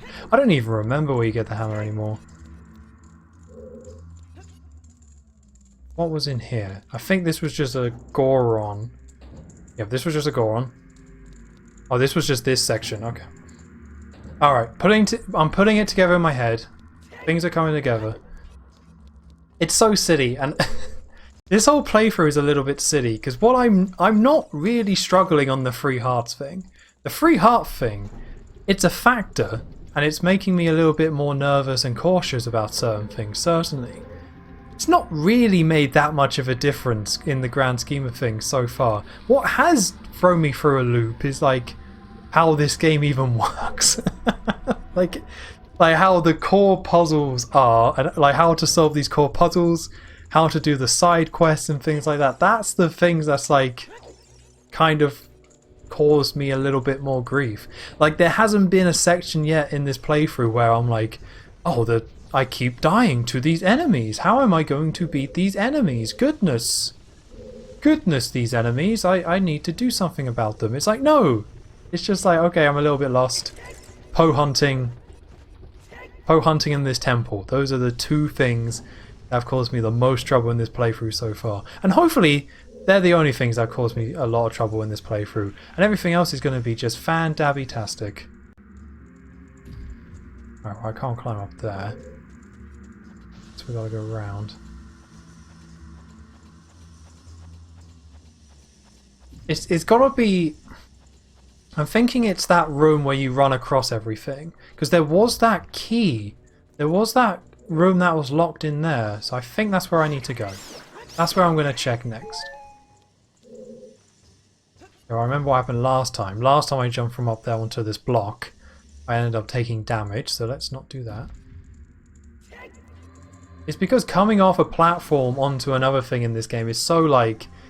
It's such a heart attack. Like, you get these mini heart attacks because you don't know if Link's going to, like, just hang on the ledge. Is he going to do a massive jump and go flying forward? Is he going to jump then roll? Like, there's so many things Link can do. And you just don't know which one he's going to decide to do at any one moment. So you're like... Obviously, technically it's under your control. It just can be really hard to judge sometimes.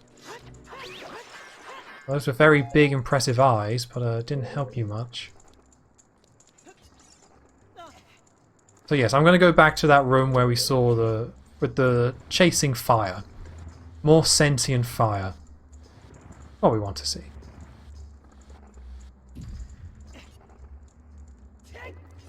Okay. I think we're getting back on track.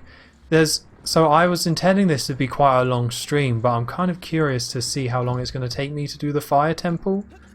If I can wrap this up, I guess in the next 15 minutes, then I might end up going straight onto the water temple. I don't know.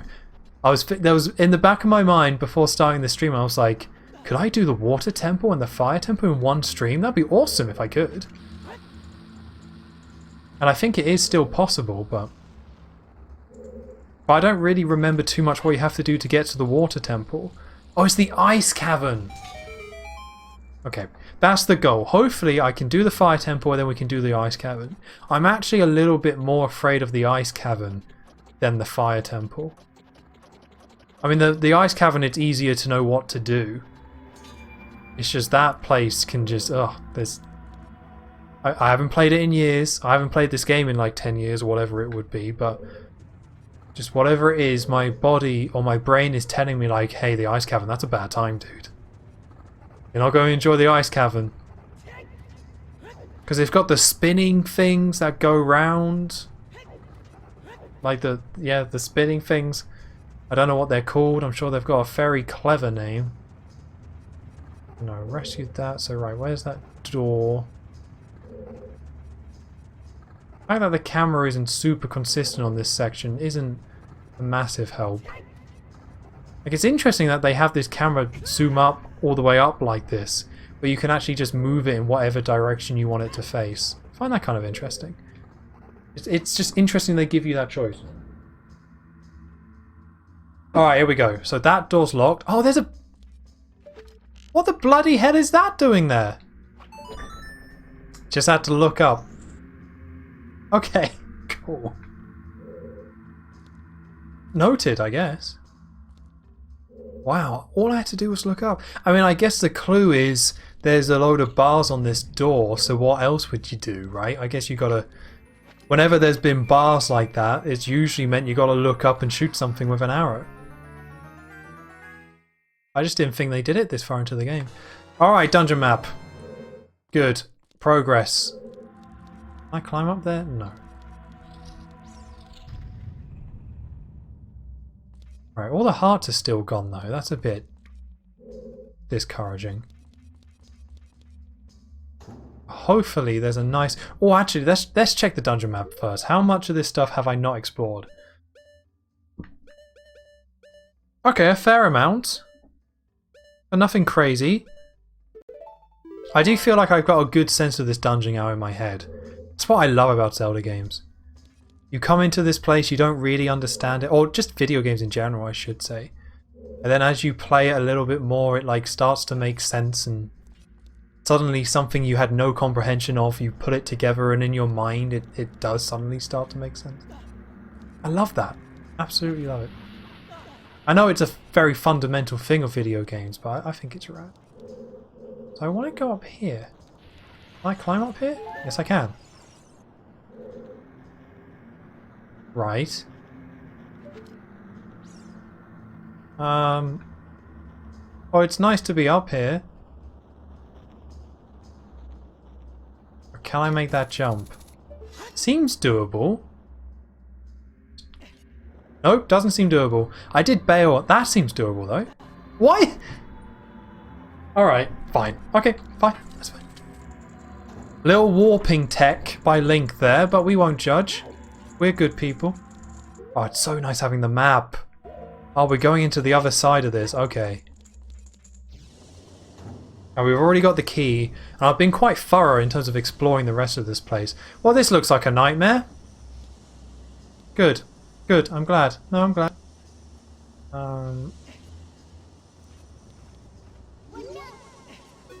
So.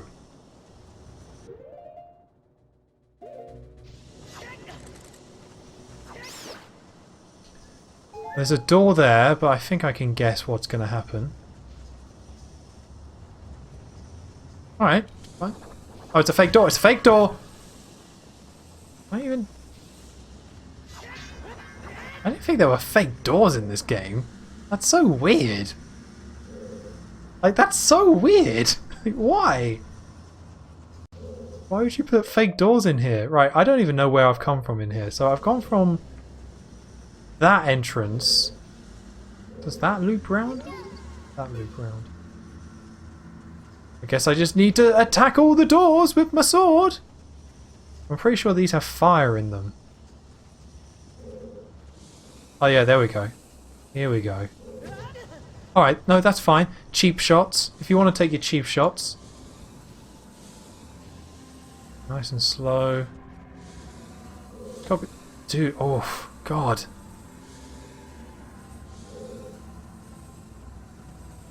Okay. This bloody temple! It loves its cheap shots. It has no love for me. No love for me at all. Right, nice and slow. Nope, can't go there. Can I go here? Can I go here? Thank you very much. Very gracious of you, Maze, for letting me go here. Oh, hello, fella. You look a bit stuck. Well, I've learnt my lesson. I'm going to look up. See if I can do anything for you. No. Well, I guess we go up higher, then hit a switch, and that frees him. I don't know. It's going to be a whole thing. Oh, well, there's a switch. God, this is such a... On a normal run, I don't... Oh, dude, I don't think this would be too bad, but... If I take just one too many of these... If I get hit by fire one too many times... I'm gonna have problems. You're gonna be a firewall, yes. You're gonna be a firewall? Very weird using the term firewall. No, no, no, no. Alright, well, we can try this again. Weird using the word firewall. Like, the term firewall is just so linked to IT. No.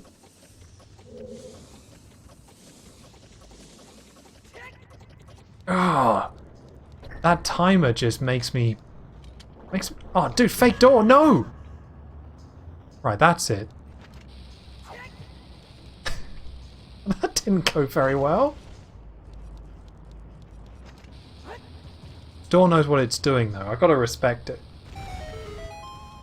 Alright, so it was a real fake door. Any bombs in these? Nice. I'm very glad we got the 2 bomb bags, though. Like, I wasn't too sure if it was going to be useful, but I had no idea just how, like... Oh, hello! Are you the one that dances? I've heard about you. You seem like a cheeky chap.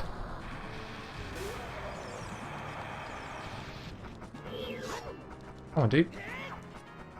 Oh, can I... Oh, he's a runner. Oh, dude. Okay, we'll get him on the way around. Nice. Okay, well we got 24 bombs, so I'm pretty confident in this. Where is he? Oh, this camera is not doing me any favors. Did I not hit him? Yes, I did. Okay, we'll get him on the way around.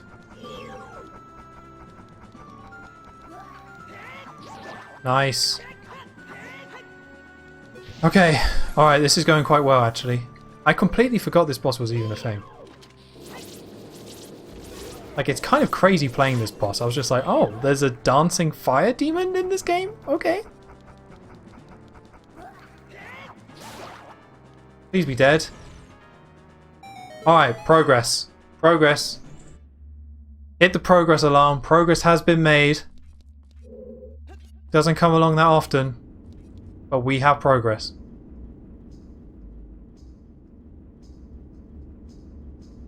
I'm trying to think if I would be slower. Are you a fake door? No.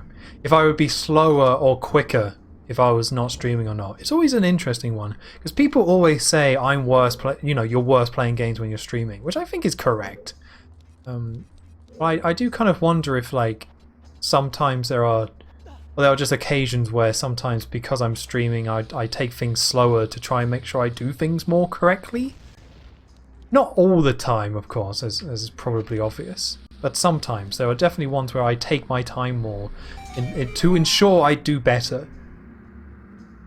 With a game like Zelda anyway, with a more intense, fast-paced game, maybe not so much, but with a game like Zelda, yeah, I do take my time a little bit more.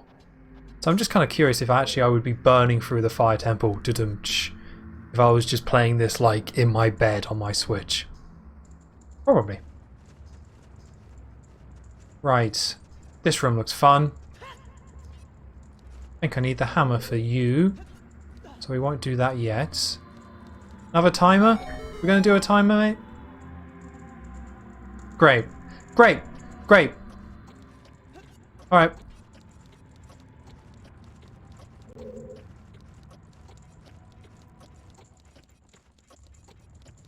Oh, that was really easy. That was really suspiciously simple. Okay. So enemy-wise, and in terms of my health, I have taken damage, and I've definitely been like aware of that. Nothing's really posed a threat, which is cool. I mean, I'm up for like that's handy. I like that nothing's really posing too much of a threat, but I do wonder if that's gonna flip. Because it's like stuff like bats, right? Like, yeah, the bats are doing damage to me, but at the same time... Oh, no, Link! Link!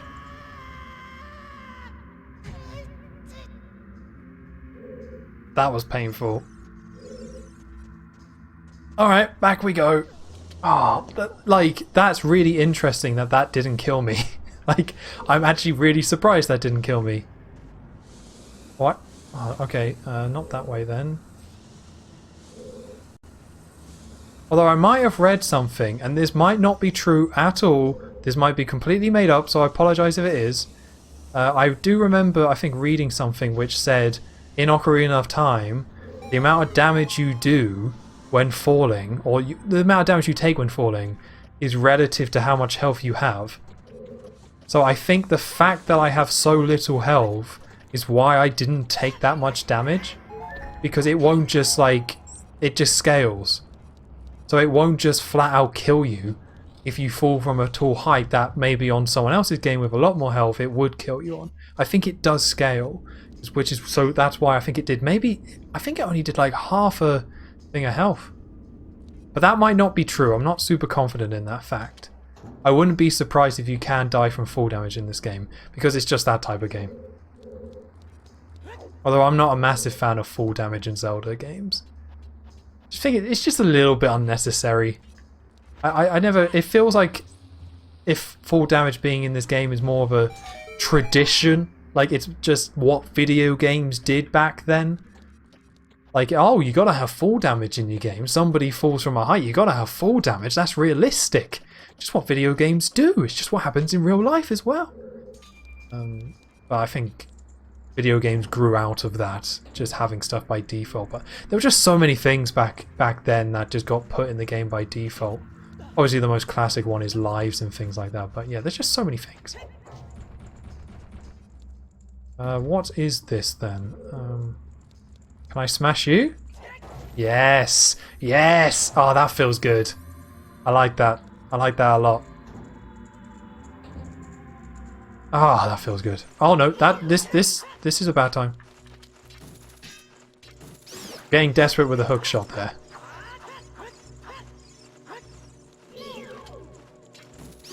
Cool. So we got... Alright, okay. Room's a little bit suspicious.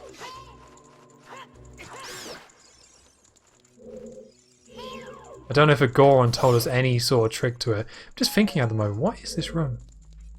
Alright, well let's hit this with the hammer, because hitting stuff with the hammer is fun. Okay. Is there actually a second... Let's check the dungeon map real quick. Okay, there is an extra part to this. Okay. That's very dramatic.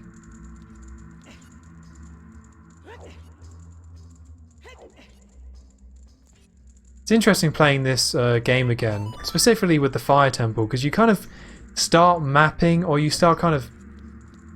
Oh, don't tell me I have to go get the box. What is this Jabu Jabu Betty's nonsense? Making me get the box. I can get a princess. Just throw a dead princess on there, that'll hold it down. Bloody having to go get a box. But yeah, some like... with how many Zelda games there are and stuff, and with how kind of stuff, you know, the things they share, you do sometimes just kind of notice certain Zelda games feeling, or some rooms feeling the same. So the room where you get the Megaton hammer, that really reminds me of a room in the... I can't remember what it's called, but the water temple in Twilight Princess. I think there's a room that's very similar to that, where it like it's quite high, but it like curves all the way up to the top. I'm sure there's something very similar to that.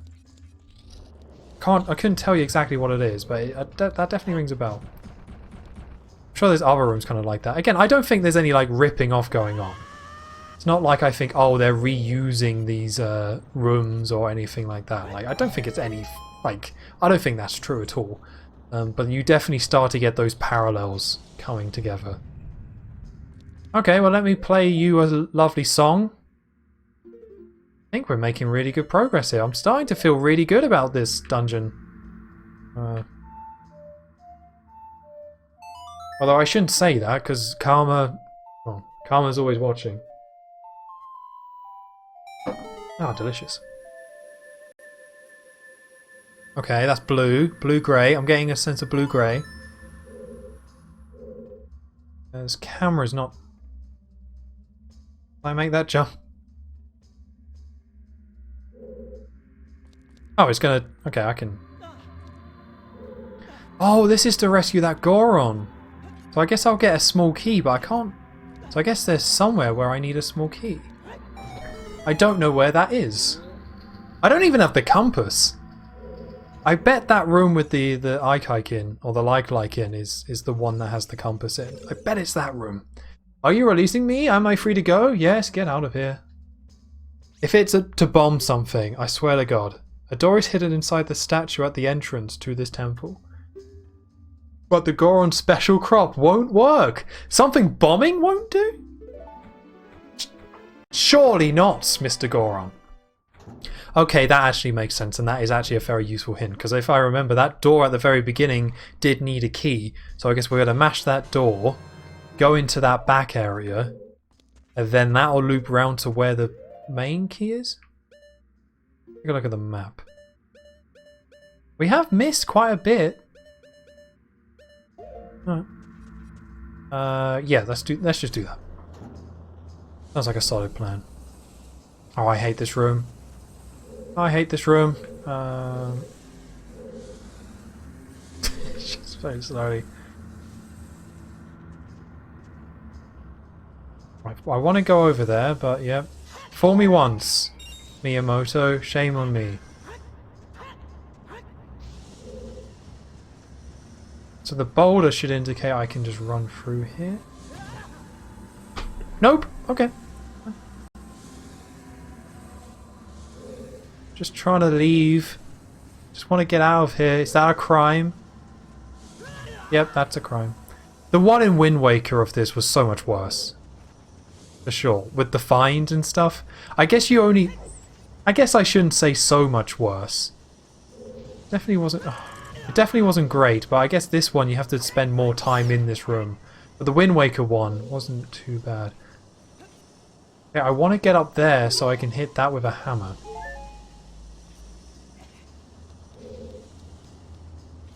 I think I might have messed up. Because, let's take a look. So, did I come out of that door before? Because I must have to hit that with a hammer. Maybe I can jump across. Come on, Link, warp! Ah, dude. We definitely need to hit this with a hammer. Oh, we can climb up. Here we go. Coming together now. Yeah, then that. Alright, cool. I almost missed this entirely. It's kind of crazy. I was on my merry way. Well, I'm not going to go down there just yet. I was on my merry way all the way to the beginning of the dungeon. Oh no, it's here. Okay. Alright. I don't know why that relocks then. That's odd. Link! Don't get hurt? Cool. Thank you for listening.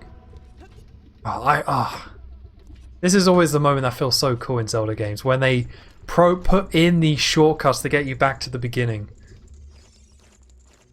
I'm going to say this every temple, aren't I? Just like falling in love and praising the dungeon design of these games.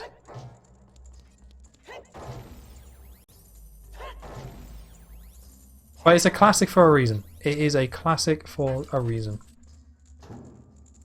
I'm very grateful so far that I haven't had much trouble in terms of enemies and stuff. But what if... I honestly thought this would be the dungeon that would give me trouble. Because if not the Fire Temple, then when? The Spirit Temple? The Spirit Temple is the one I'm least looking forward to, for sure. Obviously part of that is because it's the last dungeon of the game, but it's also, I remember it being a little bit tedious. So that's still the one I'm looking forward to the least, so... I feel like if I'm going to beat this temple without too much trouble, as long as I don't get lost in the Water Temple... I don't really remember the Shadow Temple having anything all that difficult in it. And then what does that leave? Just the Spirit Temple after that. Should be interesting at the very least.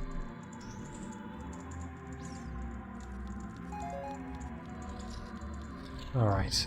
Oh. Well, we know this trick. Time for a drink. I never really liked this trope in Zelda, the old 4 panels coming up. Like, I don't mind it here in Ocarina of Time as like a cute little throwback, but even in A Link to the Past, when I remember playing through that game, I remember that being a little bit tedious. Mostly because it like reset when you went in the room, or when you left the room. Why does that only work once? That's so weird. Right.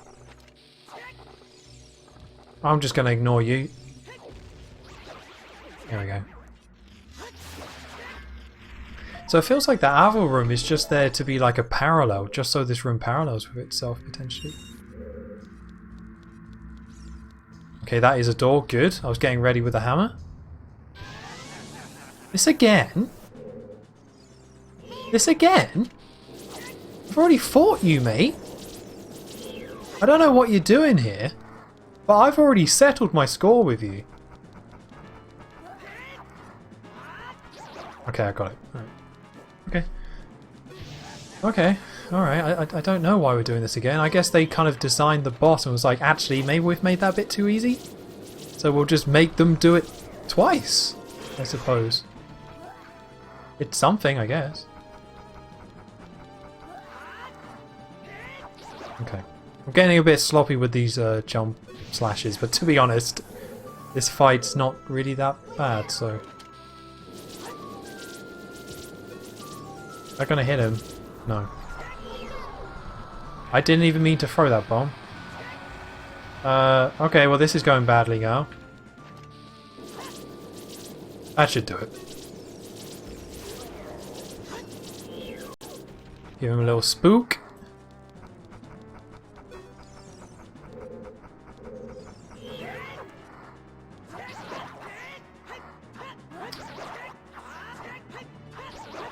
Probably you. That's weird. I decided not to go to for the jump slash because my thing didn't lock on, but I guess it just lets you do it. I guess it doesn't matter if you jump slash or not, which is interesting. But it is a very structured phase fight, so I guess that makes sense. Right, well, what is this going to be? If it's a piece of heart, I'm shooting myself. So dramatic. Let's save. No reason not to save. What do we got? Don't be a piece of heart. Or Tommy B's gonna die. Okay, bombs. Good. Good, good, good. This feels good. Getting all the way back here. I think overall this has gone okay. Like, I was maybe a little bit slow on some of this dungeon, but overall I'm quite happy with it. Yeah, I skipped that dialogue, but I don't think he tells you anything useful, which he kind of should. Like, hey, there's a dragon, by the way. Did you hear about this thing? There's a dragon. Watch out for it. I guess this is going to be the real test of this dungeon. Like, how do I do on this dungeon, on the dragon fight? But I've got 4 fairies. I'm not too... It can't be that bad. Like, surely it just can't be that bad. With 4 fairies? As long as he doesn't, like... As long as it's not, like, 1 hit and I'm dead. I can't imagine this being too bad. Oh, God, that's such a heart attack. Every time. Right. So... Let me think. Do I remember how to fight this guy? There's a load of holes... I don't know why the camera's moving. There's a load of lava holes and he comes out of them. And when he comes out, you got him with the hammer. But how do you get him to come out of the holes? I think you got to guess which one it comes out of, but there must be some sort of method for it. I do know I love this design. Like, I love this enemy design. It's so unique. Or it's unique relative to the rest of the game. But it's so cool, like, because obviously you got the eastern version of a dragon, and you got the western version of what a dragon should look like. So it's just cool to have a game where it has the eastern version. Because, you know, you see, like, Chinese New Year parade and things like that. You do see eastern designs of the dragon, but it's nice to see a boss like this where, like, no, it's a dragon, but it's this long, slithering thing. It's so cool. Rather than just the big, bulbous... Oh, maybe I won't be saying that in a bit. Maybe I'm going to be cursing this bloody thing. And its lavish design. Alright, see you later, mate. This music does not fit this, though. I always thought the boss music in Ocarina of Time was a little bit off. Okay.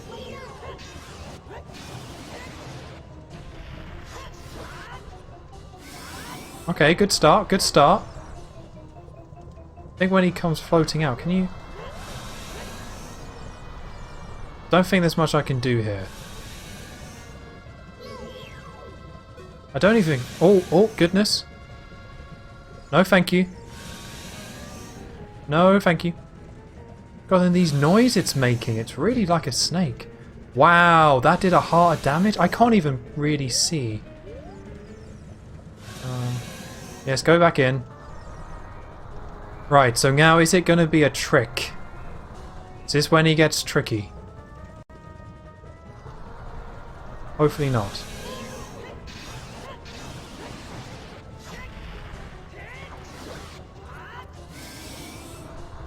Seems like you can only hit it once coming out of the hole. But yeah, just touching this thing slightly did 1 heart of damage. But I don't want to lock onto it because I feel like that's just going to restrict me way too much. What's he doing? Don't do that. No, don't do that. I mean, his aim is terrible. But still, it's a bit rude. This has got to be the one where he starts trying to trick. Where he's getting a bit tricky. I don't think he's going to come out of that one. No, he did! Good for you! Look at this guy. No, you can't get 2 hits on him. That's a bummer. I think there is some weird glitch that you can do. Which allows you to do like... Oh, goodness. That allows you to do like a massive amount of damage in one go. God, he hates me. I can't see. He knows. He knows the camera. God, leave me alone. We good? You gonna go take a little nap? Right, this has got to be the one where he doesn't come out of the first hole, surely. Yeah, there's one. Yep. Okay, wait for me, wait for me. Oh, wow. Wow, wow, wow. That is... Okay, so that's not 3 hearts, necessarily. But that is at least 2. Okay, I'm mashing the button. Oh, dude. You... Okay. Oh, wow. Okay.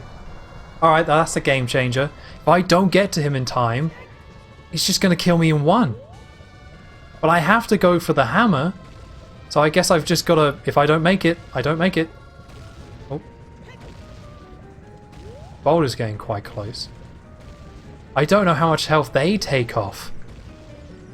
So that might be a brutal thing. That might be like 2 hearts of damage by being hit by one of those boulders. Just don't know. Right, so it was the 3rd one. He came out of the 3rd one. So I just got to stand here, I guess, and just 1, 2, 3. Hit him with hammer, hit him with hammer. Sword out. No, dude, I didn't want to do that. No, no, I wanted to do a jump slash. Okay. Alright, I think that's fine. That might have added us another cycle. Not a fan of this attack. It's just the camera. Look, he's so... I just spin around. It's this camera and trying to... Not... No!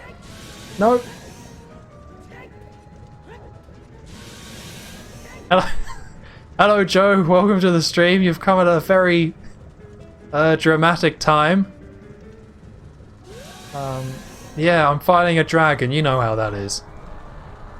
I've lost 1 fairy, but we're gonna get this guy. I think maybe this cycle? Right. 1, 2, 3, 4.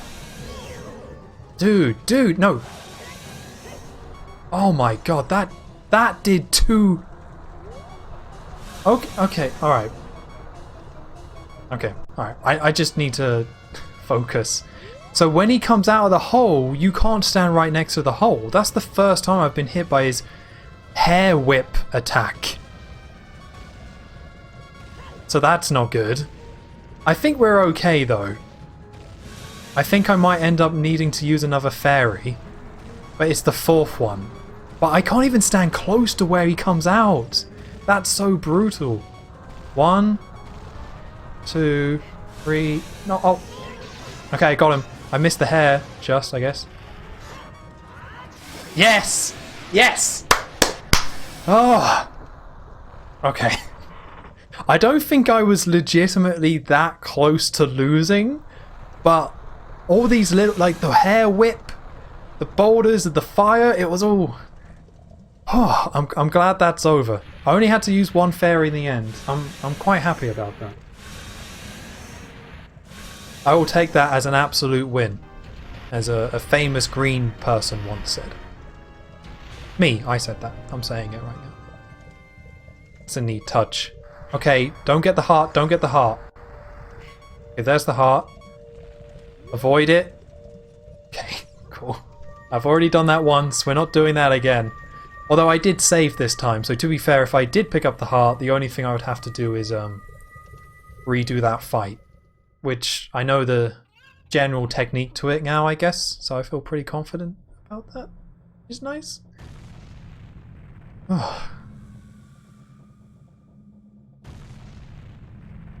Okay, so that's 2 temples down. Well, I guess technically 5 temples down, but that feels good to get the fire temple done. We still got the water temple. I am very curious about the shadow temple now. I was going through the temples earlier when I was doing the fire temple about how hard they would be. I am very curious about the shadow temple, because I just don't remember it that well. I remember the well bit, funnily enough. That stands out to me more than the shadow temple. Even though I think there's some really unique, cool things in the Shadow Temple. So I'm looking forward to going back to it. I just kind of, more in terms of like difficulty, I don't think it'll be that bad. But that was definitely the hardest one so far. But mostly because I just got a little bit turned around with the keys and the way you need to go. The other ones have actually been quite linear. Like the Forest Temple was actually quite a linear, in terms of like the perfect path. You were just kind of going in, looping round, and as you looped around you just kind of went off to the side as you could, and then that gave you enough keys, and once you came all the way back to the center again you could get to the boss. This one didn't quite work like that. This one was a little bit more, you explore one area and go up, and then you like cut across and come down and go round and then back again, and it was like the actual path you would take, even like an optional path, I feel like is the most complicated we've seen out of all these dungeons so far. And I guess that's why people find the Water Temple quite tricky, because the next one is going to be even more complicated in terms of that route. But which is why sadly I won't be able to do the Water Temple today, but I do want to do that Ice Cavern just so I don't have to do that next time. I felt like doing the Ice Cavern and doing the Water Temple back to back would be quite brutal.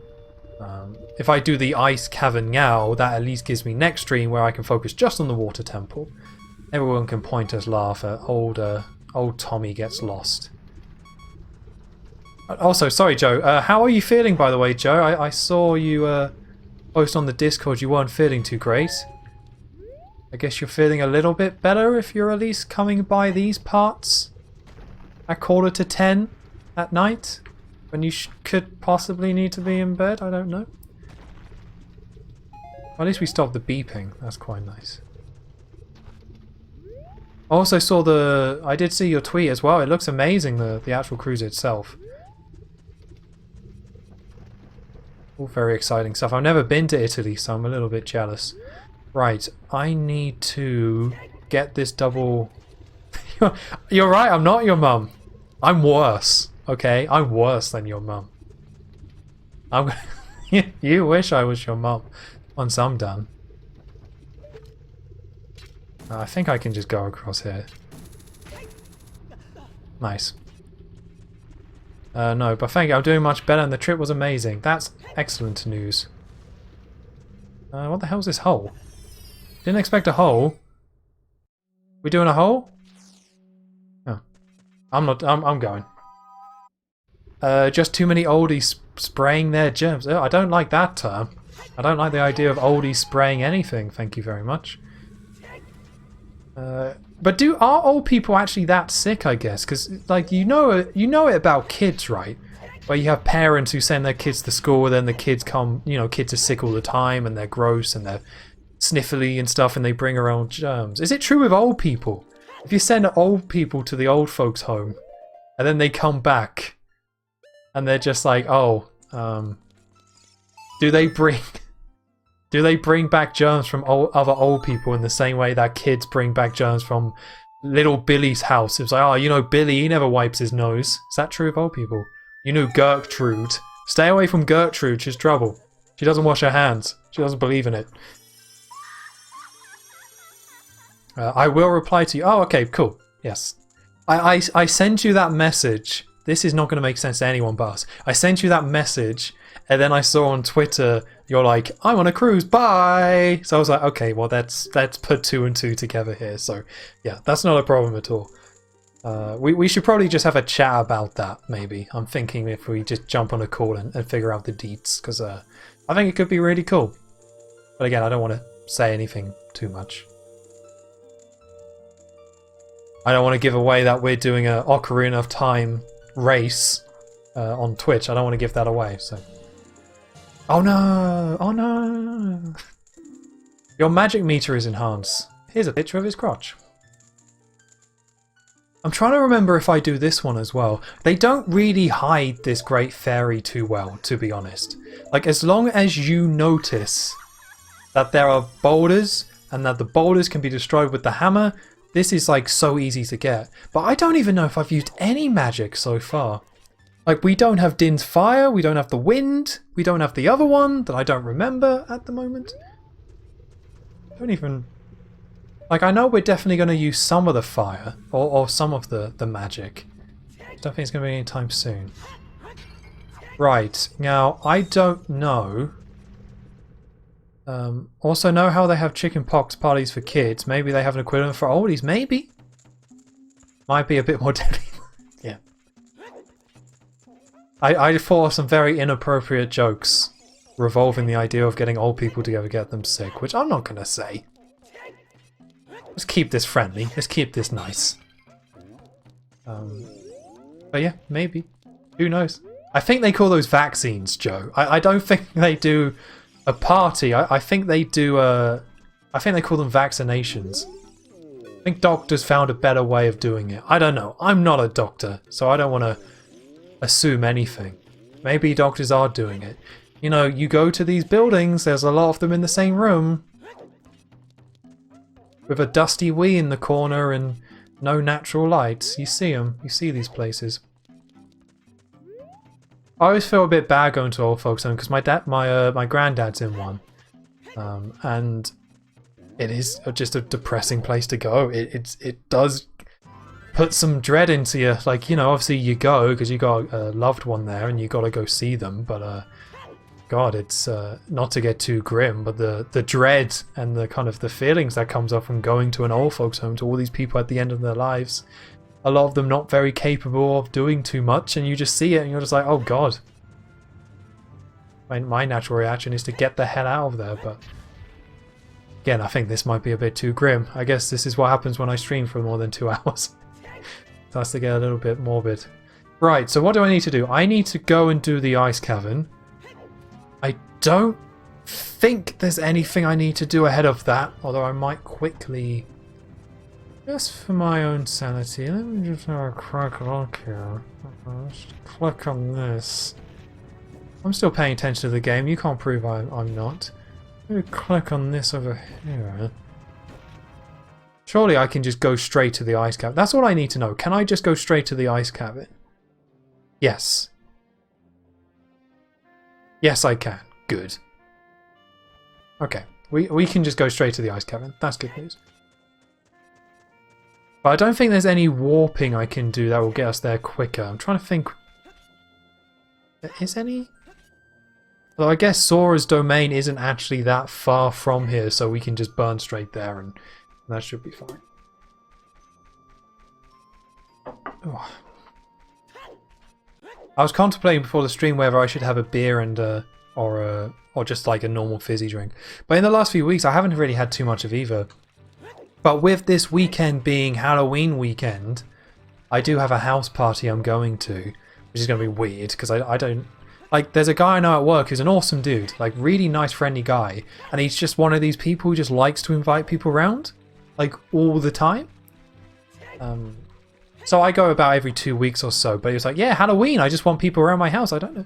Like, I grew up with people like that as well, and they're good people to know for sure. But there's some people who are just raised in houses and are just kind of built in a certain way where they just always want...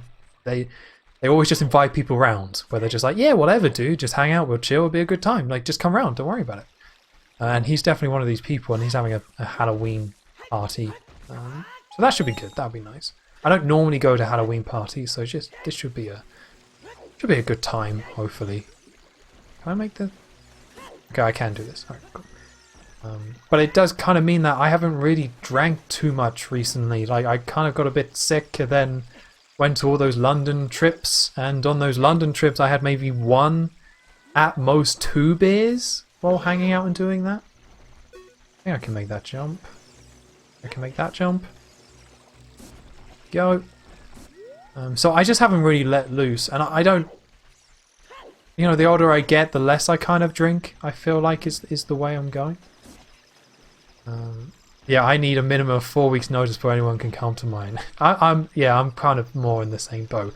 I'm happy to get people to come to mine, but I think it's almost like, well, now that I have my own place, I don't care. Like, I just don't care. Like, people can come to mine and hang out. I've got a TV and a decent setup, so I don't care too much, but I'm just not that person who can be that spontaneous, like, hey, come to my house! Like, you know, you got to be a certain type of person to have that work and have that good vibes and stuff. And now I'm like, hey, you want to come in my house? And there's no one there right now. I don't have that vibe. Because I didn't grow up that way, because I grew up with one of four and it was a very small place, so I didn't grow up having people around, so in terms of inviting people around, it doesn't really work. There were other Royal Albert Hall shows. Or do I go get the tickets? I'm gonna go get the tickets. Be right back.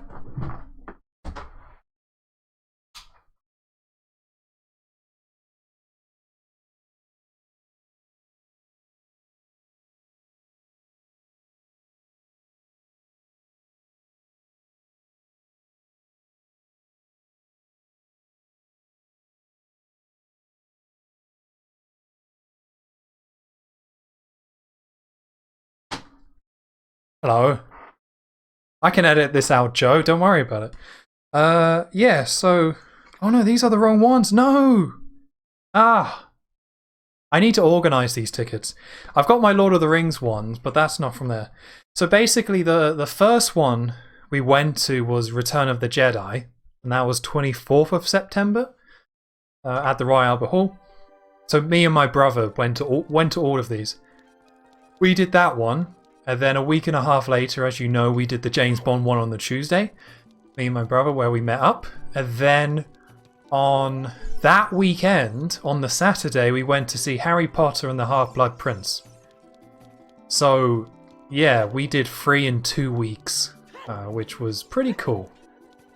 Harry Potter was definitely the least remarkable one I've done.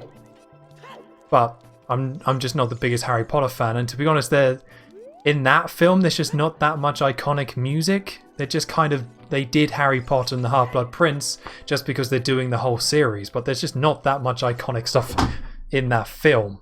Well, there's iconic moments, but in terms of the music, when you think of the Harry Potter music, it's like the first one, really, when it comes down to it. Right, I think we have to go over here. I don't even remember how to get the tunic. Tunic must be part of this. God, this is a nightmare. Ugh. Oh, I haven't got any more fairies. But I don't think I'll need them. Famous last words. I'm hoping I don't need them. Oh, God. Alright, here we go. This is filling me with dread. I don't want to go in here, but we're doing it. Ice cavern. Oh, God. Oh, actually, it's probably a good... Because we need to... I think that hurts you. Okay, it's actually good we don't have fairies, because we would have to use one anyway. Because we're gonna need an empty bottle, as far as I can recall, for this. That's a good sound. Feeling confident about this. Look at this! Bloody look at this! What a nightmare! Alright, can I kill you? No. Oh, maybe I can do some stuff with bombs here. See what that does. Not much of anything. I feel like I should be getting closer than that. Maybe I needed fire arrows for this place. Alright, I'm just gonna have to go forward.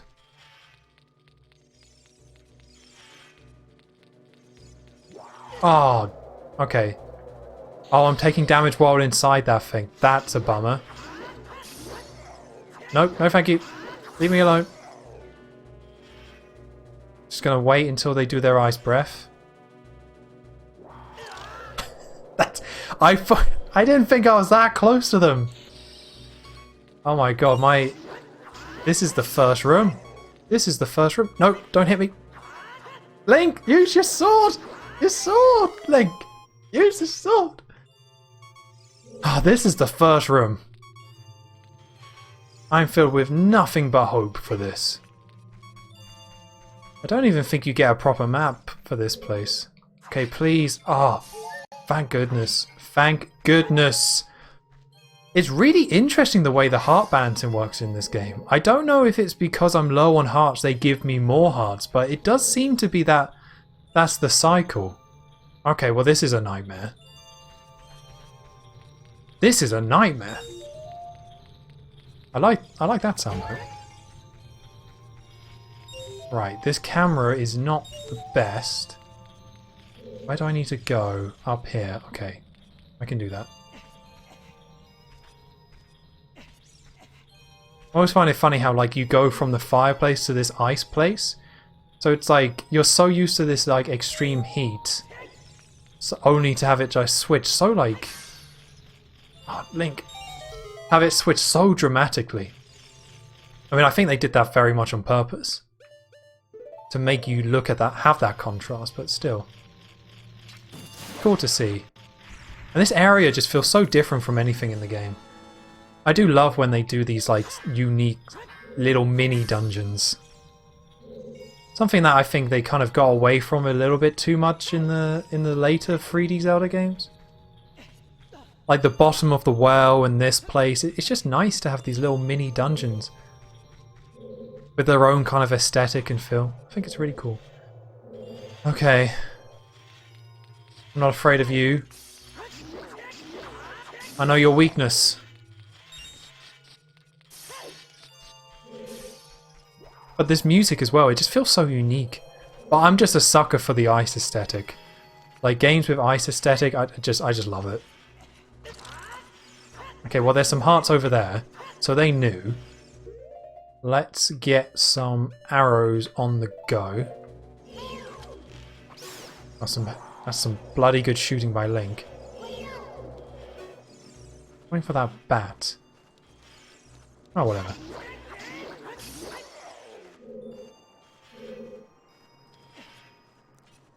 Okay, blue fire. Good. Now the question is, do I try and do this all with one bottle? Yep, I know. Right. That blue fire isn't natural. Such a weird colour to pick. Like, blue fire is extremely, like... Okay, blue fire is very much a real thing. Don't give me that Navi of like, what's up with this craze? It's a flame, but it's blue? Like, what?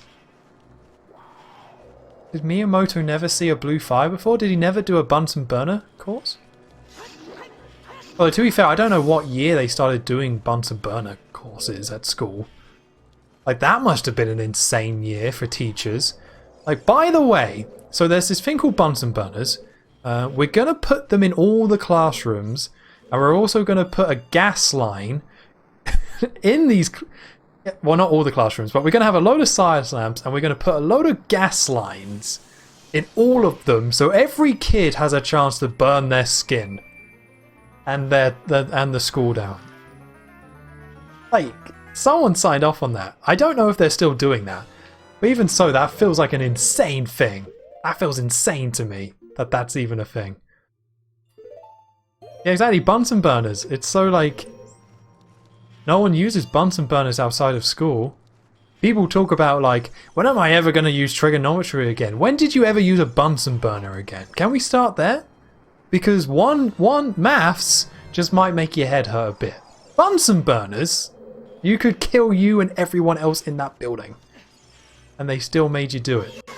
So that's where I'm starting my protest. I'm going to be throwing lots of different soups onto paintings in protests. You know, in terms of standing and making a point against Bunsen burners in school. So please look forward to that. I think the one with the clocks I'm going to go for. Get a little bit of Heinz on that. Until these Bunsen burners are taken out. I will be taking no further questions. Also, I guess looking at you right, Bunsen burners. Is it Bunsen or Bunsen or Bunsen? I guess.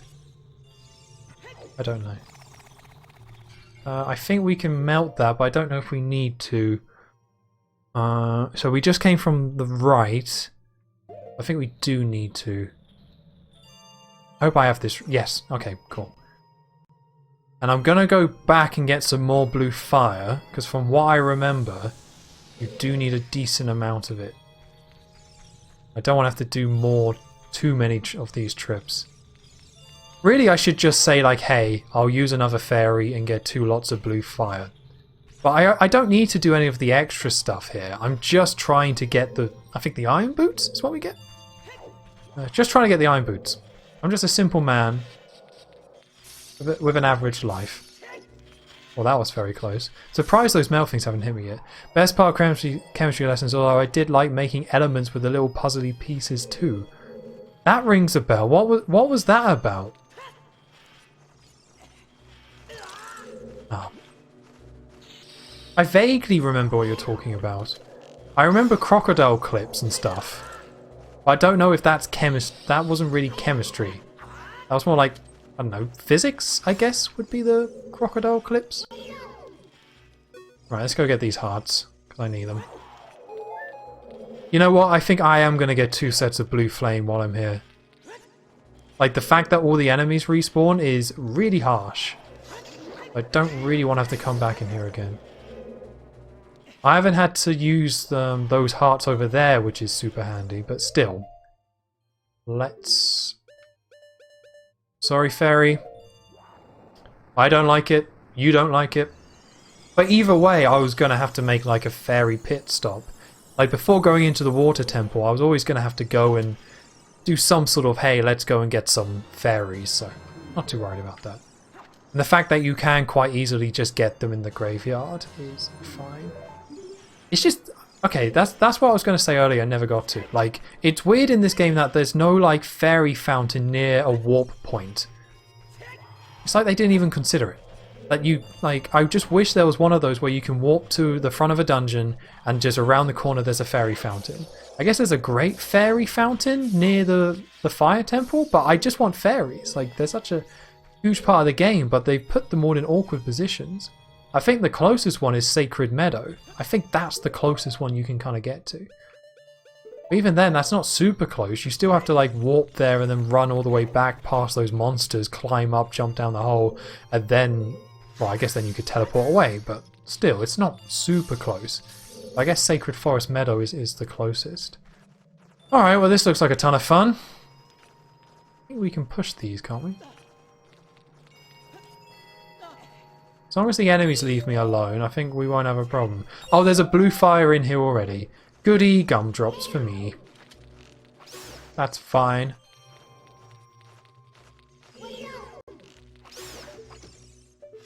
I know, this dungeon's a little bit annoying, but I just love the atmosphere so much that I don't really mind it. Like, this doesn't help. Right, I'm sure we can push this. I've played my Pokemon games, I know how to push blocks. Oh, I guess Zelda would have done it first? Although I think the first Pokemon game technically came out in 1995. Right, let's get this Gold Skulltula. We're getting pretty close to actually... How many do I have? 18. Okay, not that close. But once we get 30, that's kind of it. You don't need to get any more of these things. Alright, this guy's feeling particularly tough today.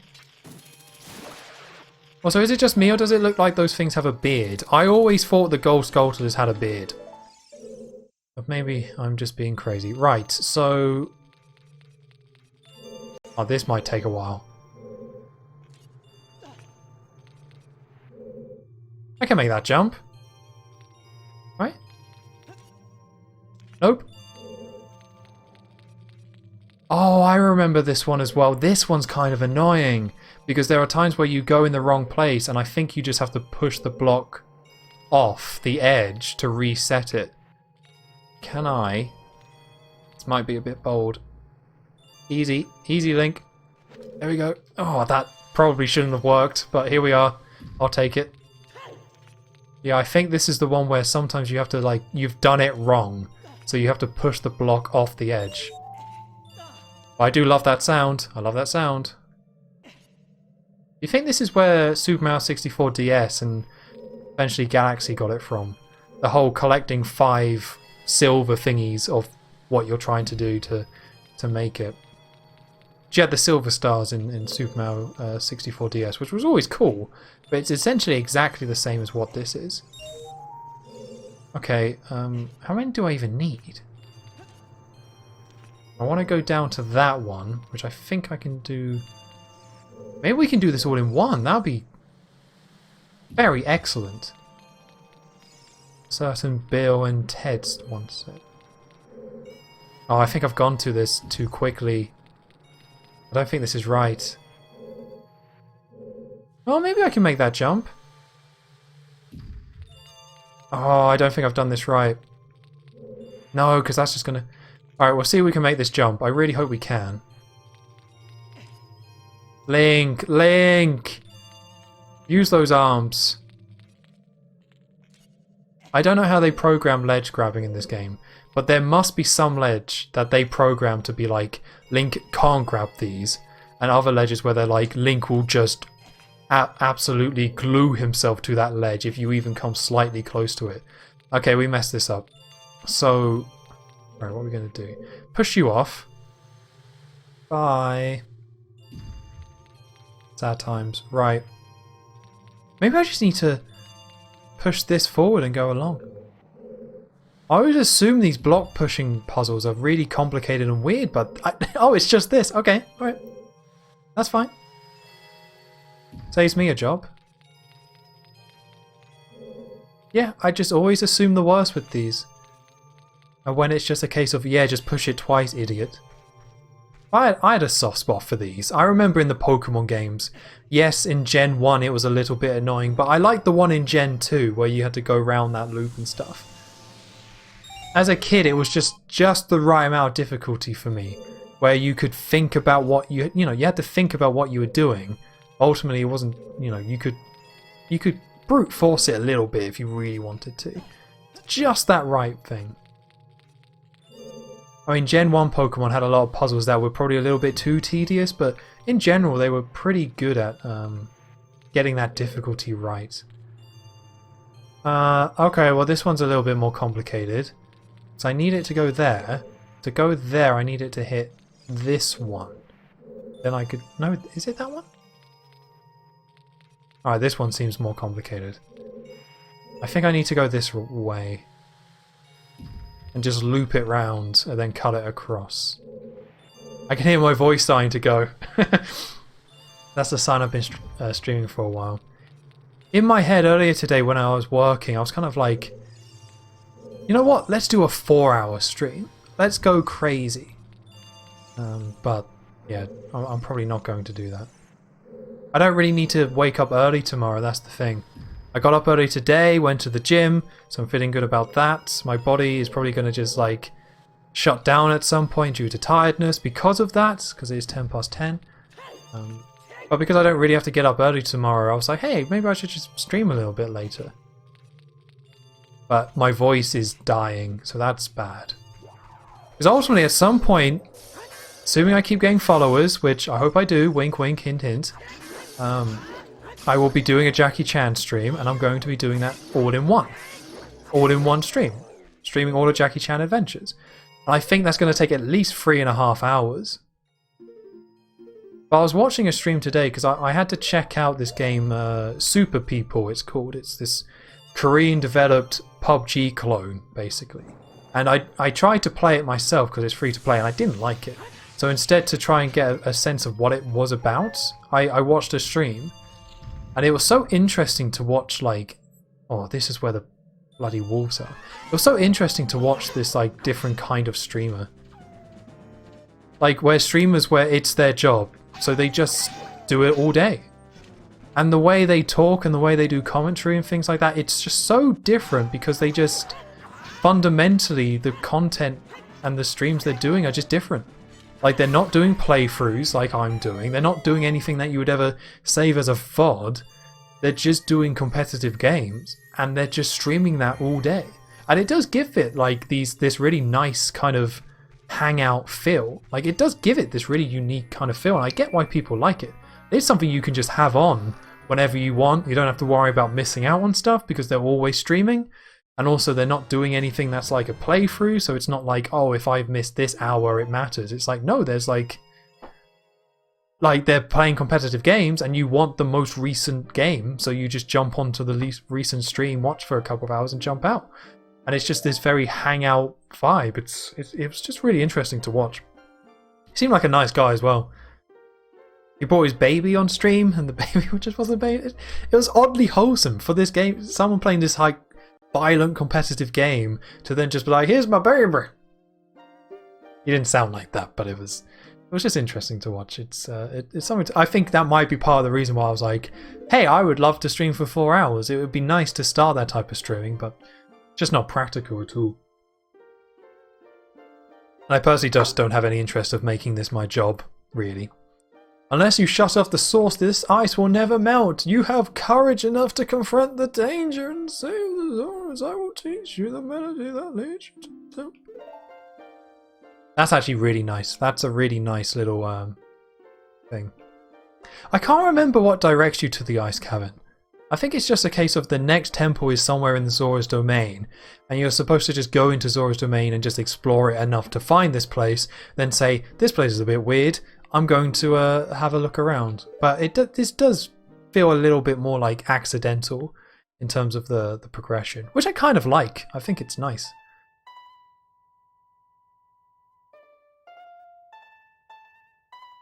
I quite like this song. Although really there's not a massive difference between all these songs at a certain point, but I do quite like this one. This one stands out to me. And it matches this room really well. This room's so unique and cool. Just feels very like space, like you have gone to another world almost. It's weird. It's all that they've gone for this. It's not like I think they were going for the middle of an ice cavern that's like really deep. It feels more space and almost sci-fi to me. I wish I had a baby to flaunt on stream. The only thing I've got is a sweat rag. Well, wish hard enough, Joe. When you wish upon a star, you never know what might happen.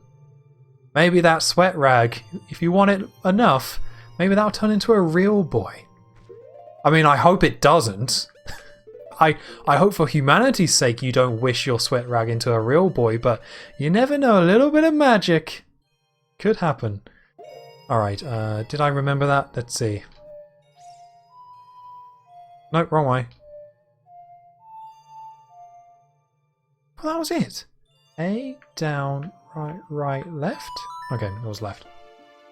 I don't quite know why I'm warping. I'm more just warping to get out of this place because there's not much. No sweat, no sweat baby, thank you very much. Oh, I hit B. No, I hit B though. Okay, I didn't mean to hit B, so I'm glad it did teleport me, but I definitely hit B. Definitely hit B. Right, well let's shoot some arrows into the sun.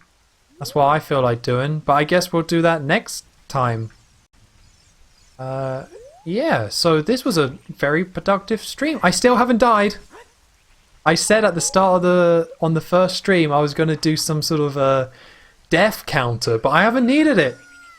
I haven't died once in this stream, in this playthrough, which is really cool, actually. But again, there's just like systems in this game, which means when you lose health and you're very low on health, which I always am, it just seems to throw hearts at you. So as long as you don't take too much health too quickly, you generally seem to be fine. So that's kind of cool. But yeah, I think that's going to do it for today. This was definitely a fun one. It's nice to get the fire temple done, nice to get the ice cavern done. If you want to know where I'm at, generally, so here we go. Zelda Dungeons Guide has 14 chapters. We just completed chapter 9, so we have 5 chapters to go. Water Temple, Bottom of the Well, Shadow Temple, Sparrow Temple, Galen's Castle. So we've actually made really good progress, which is awesome. I do think we're going to hit this wall. Well, I'm just going to get stuck on something. As long as we can get through the Water Temple, it's Yeah. If anything trips me up is the Spirit Temple, but we'll see. We will see. But yeah, I think I'm going to stream again this week. I'm almost contemplating streaming on a Thursday. I definitely have that mood. It's one of those weeks where I really want to stream. So I had it in my head where I might stream on Thursday and Friday, but we'll see. I'm definitely going to stream on one of those days. But basically, I kind of need to stream this game again to keep making progress. But at the same time, I don't want to just stream this game. I've been playing Dicey Dungeons lately, and I kind of would really like to do a stream of Dicey Dungeons. It seems like a very fun one to do on stream, so I want to kind of give that a go. So, yeah, good to see you again, Joe. It was nice having you back. It's nice having you back in the metaverse, we'll call it. And yeah, I hope everyone has a good evening. I'm going to go to bed, and I will see you either Thursday or Friday. One of those two. So yeah, thank you all. I'll see you on the next one.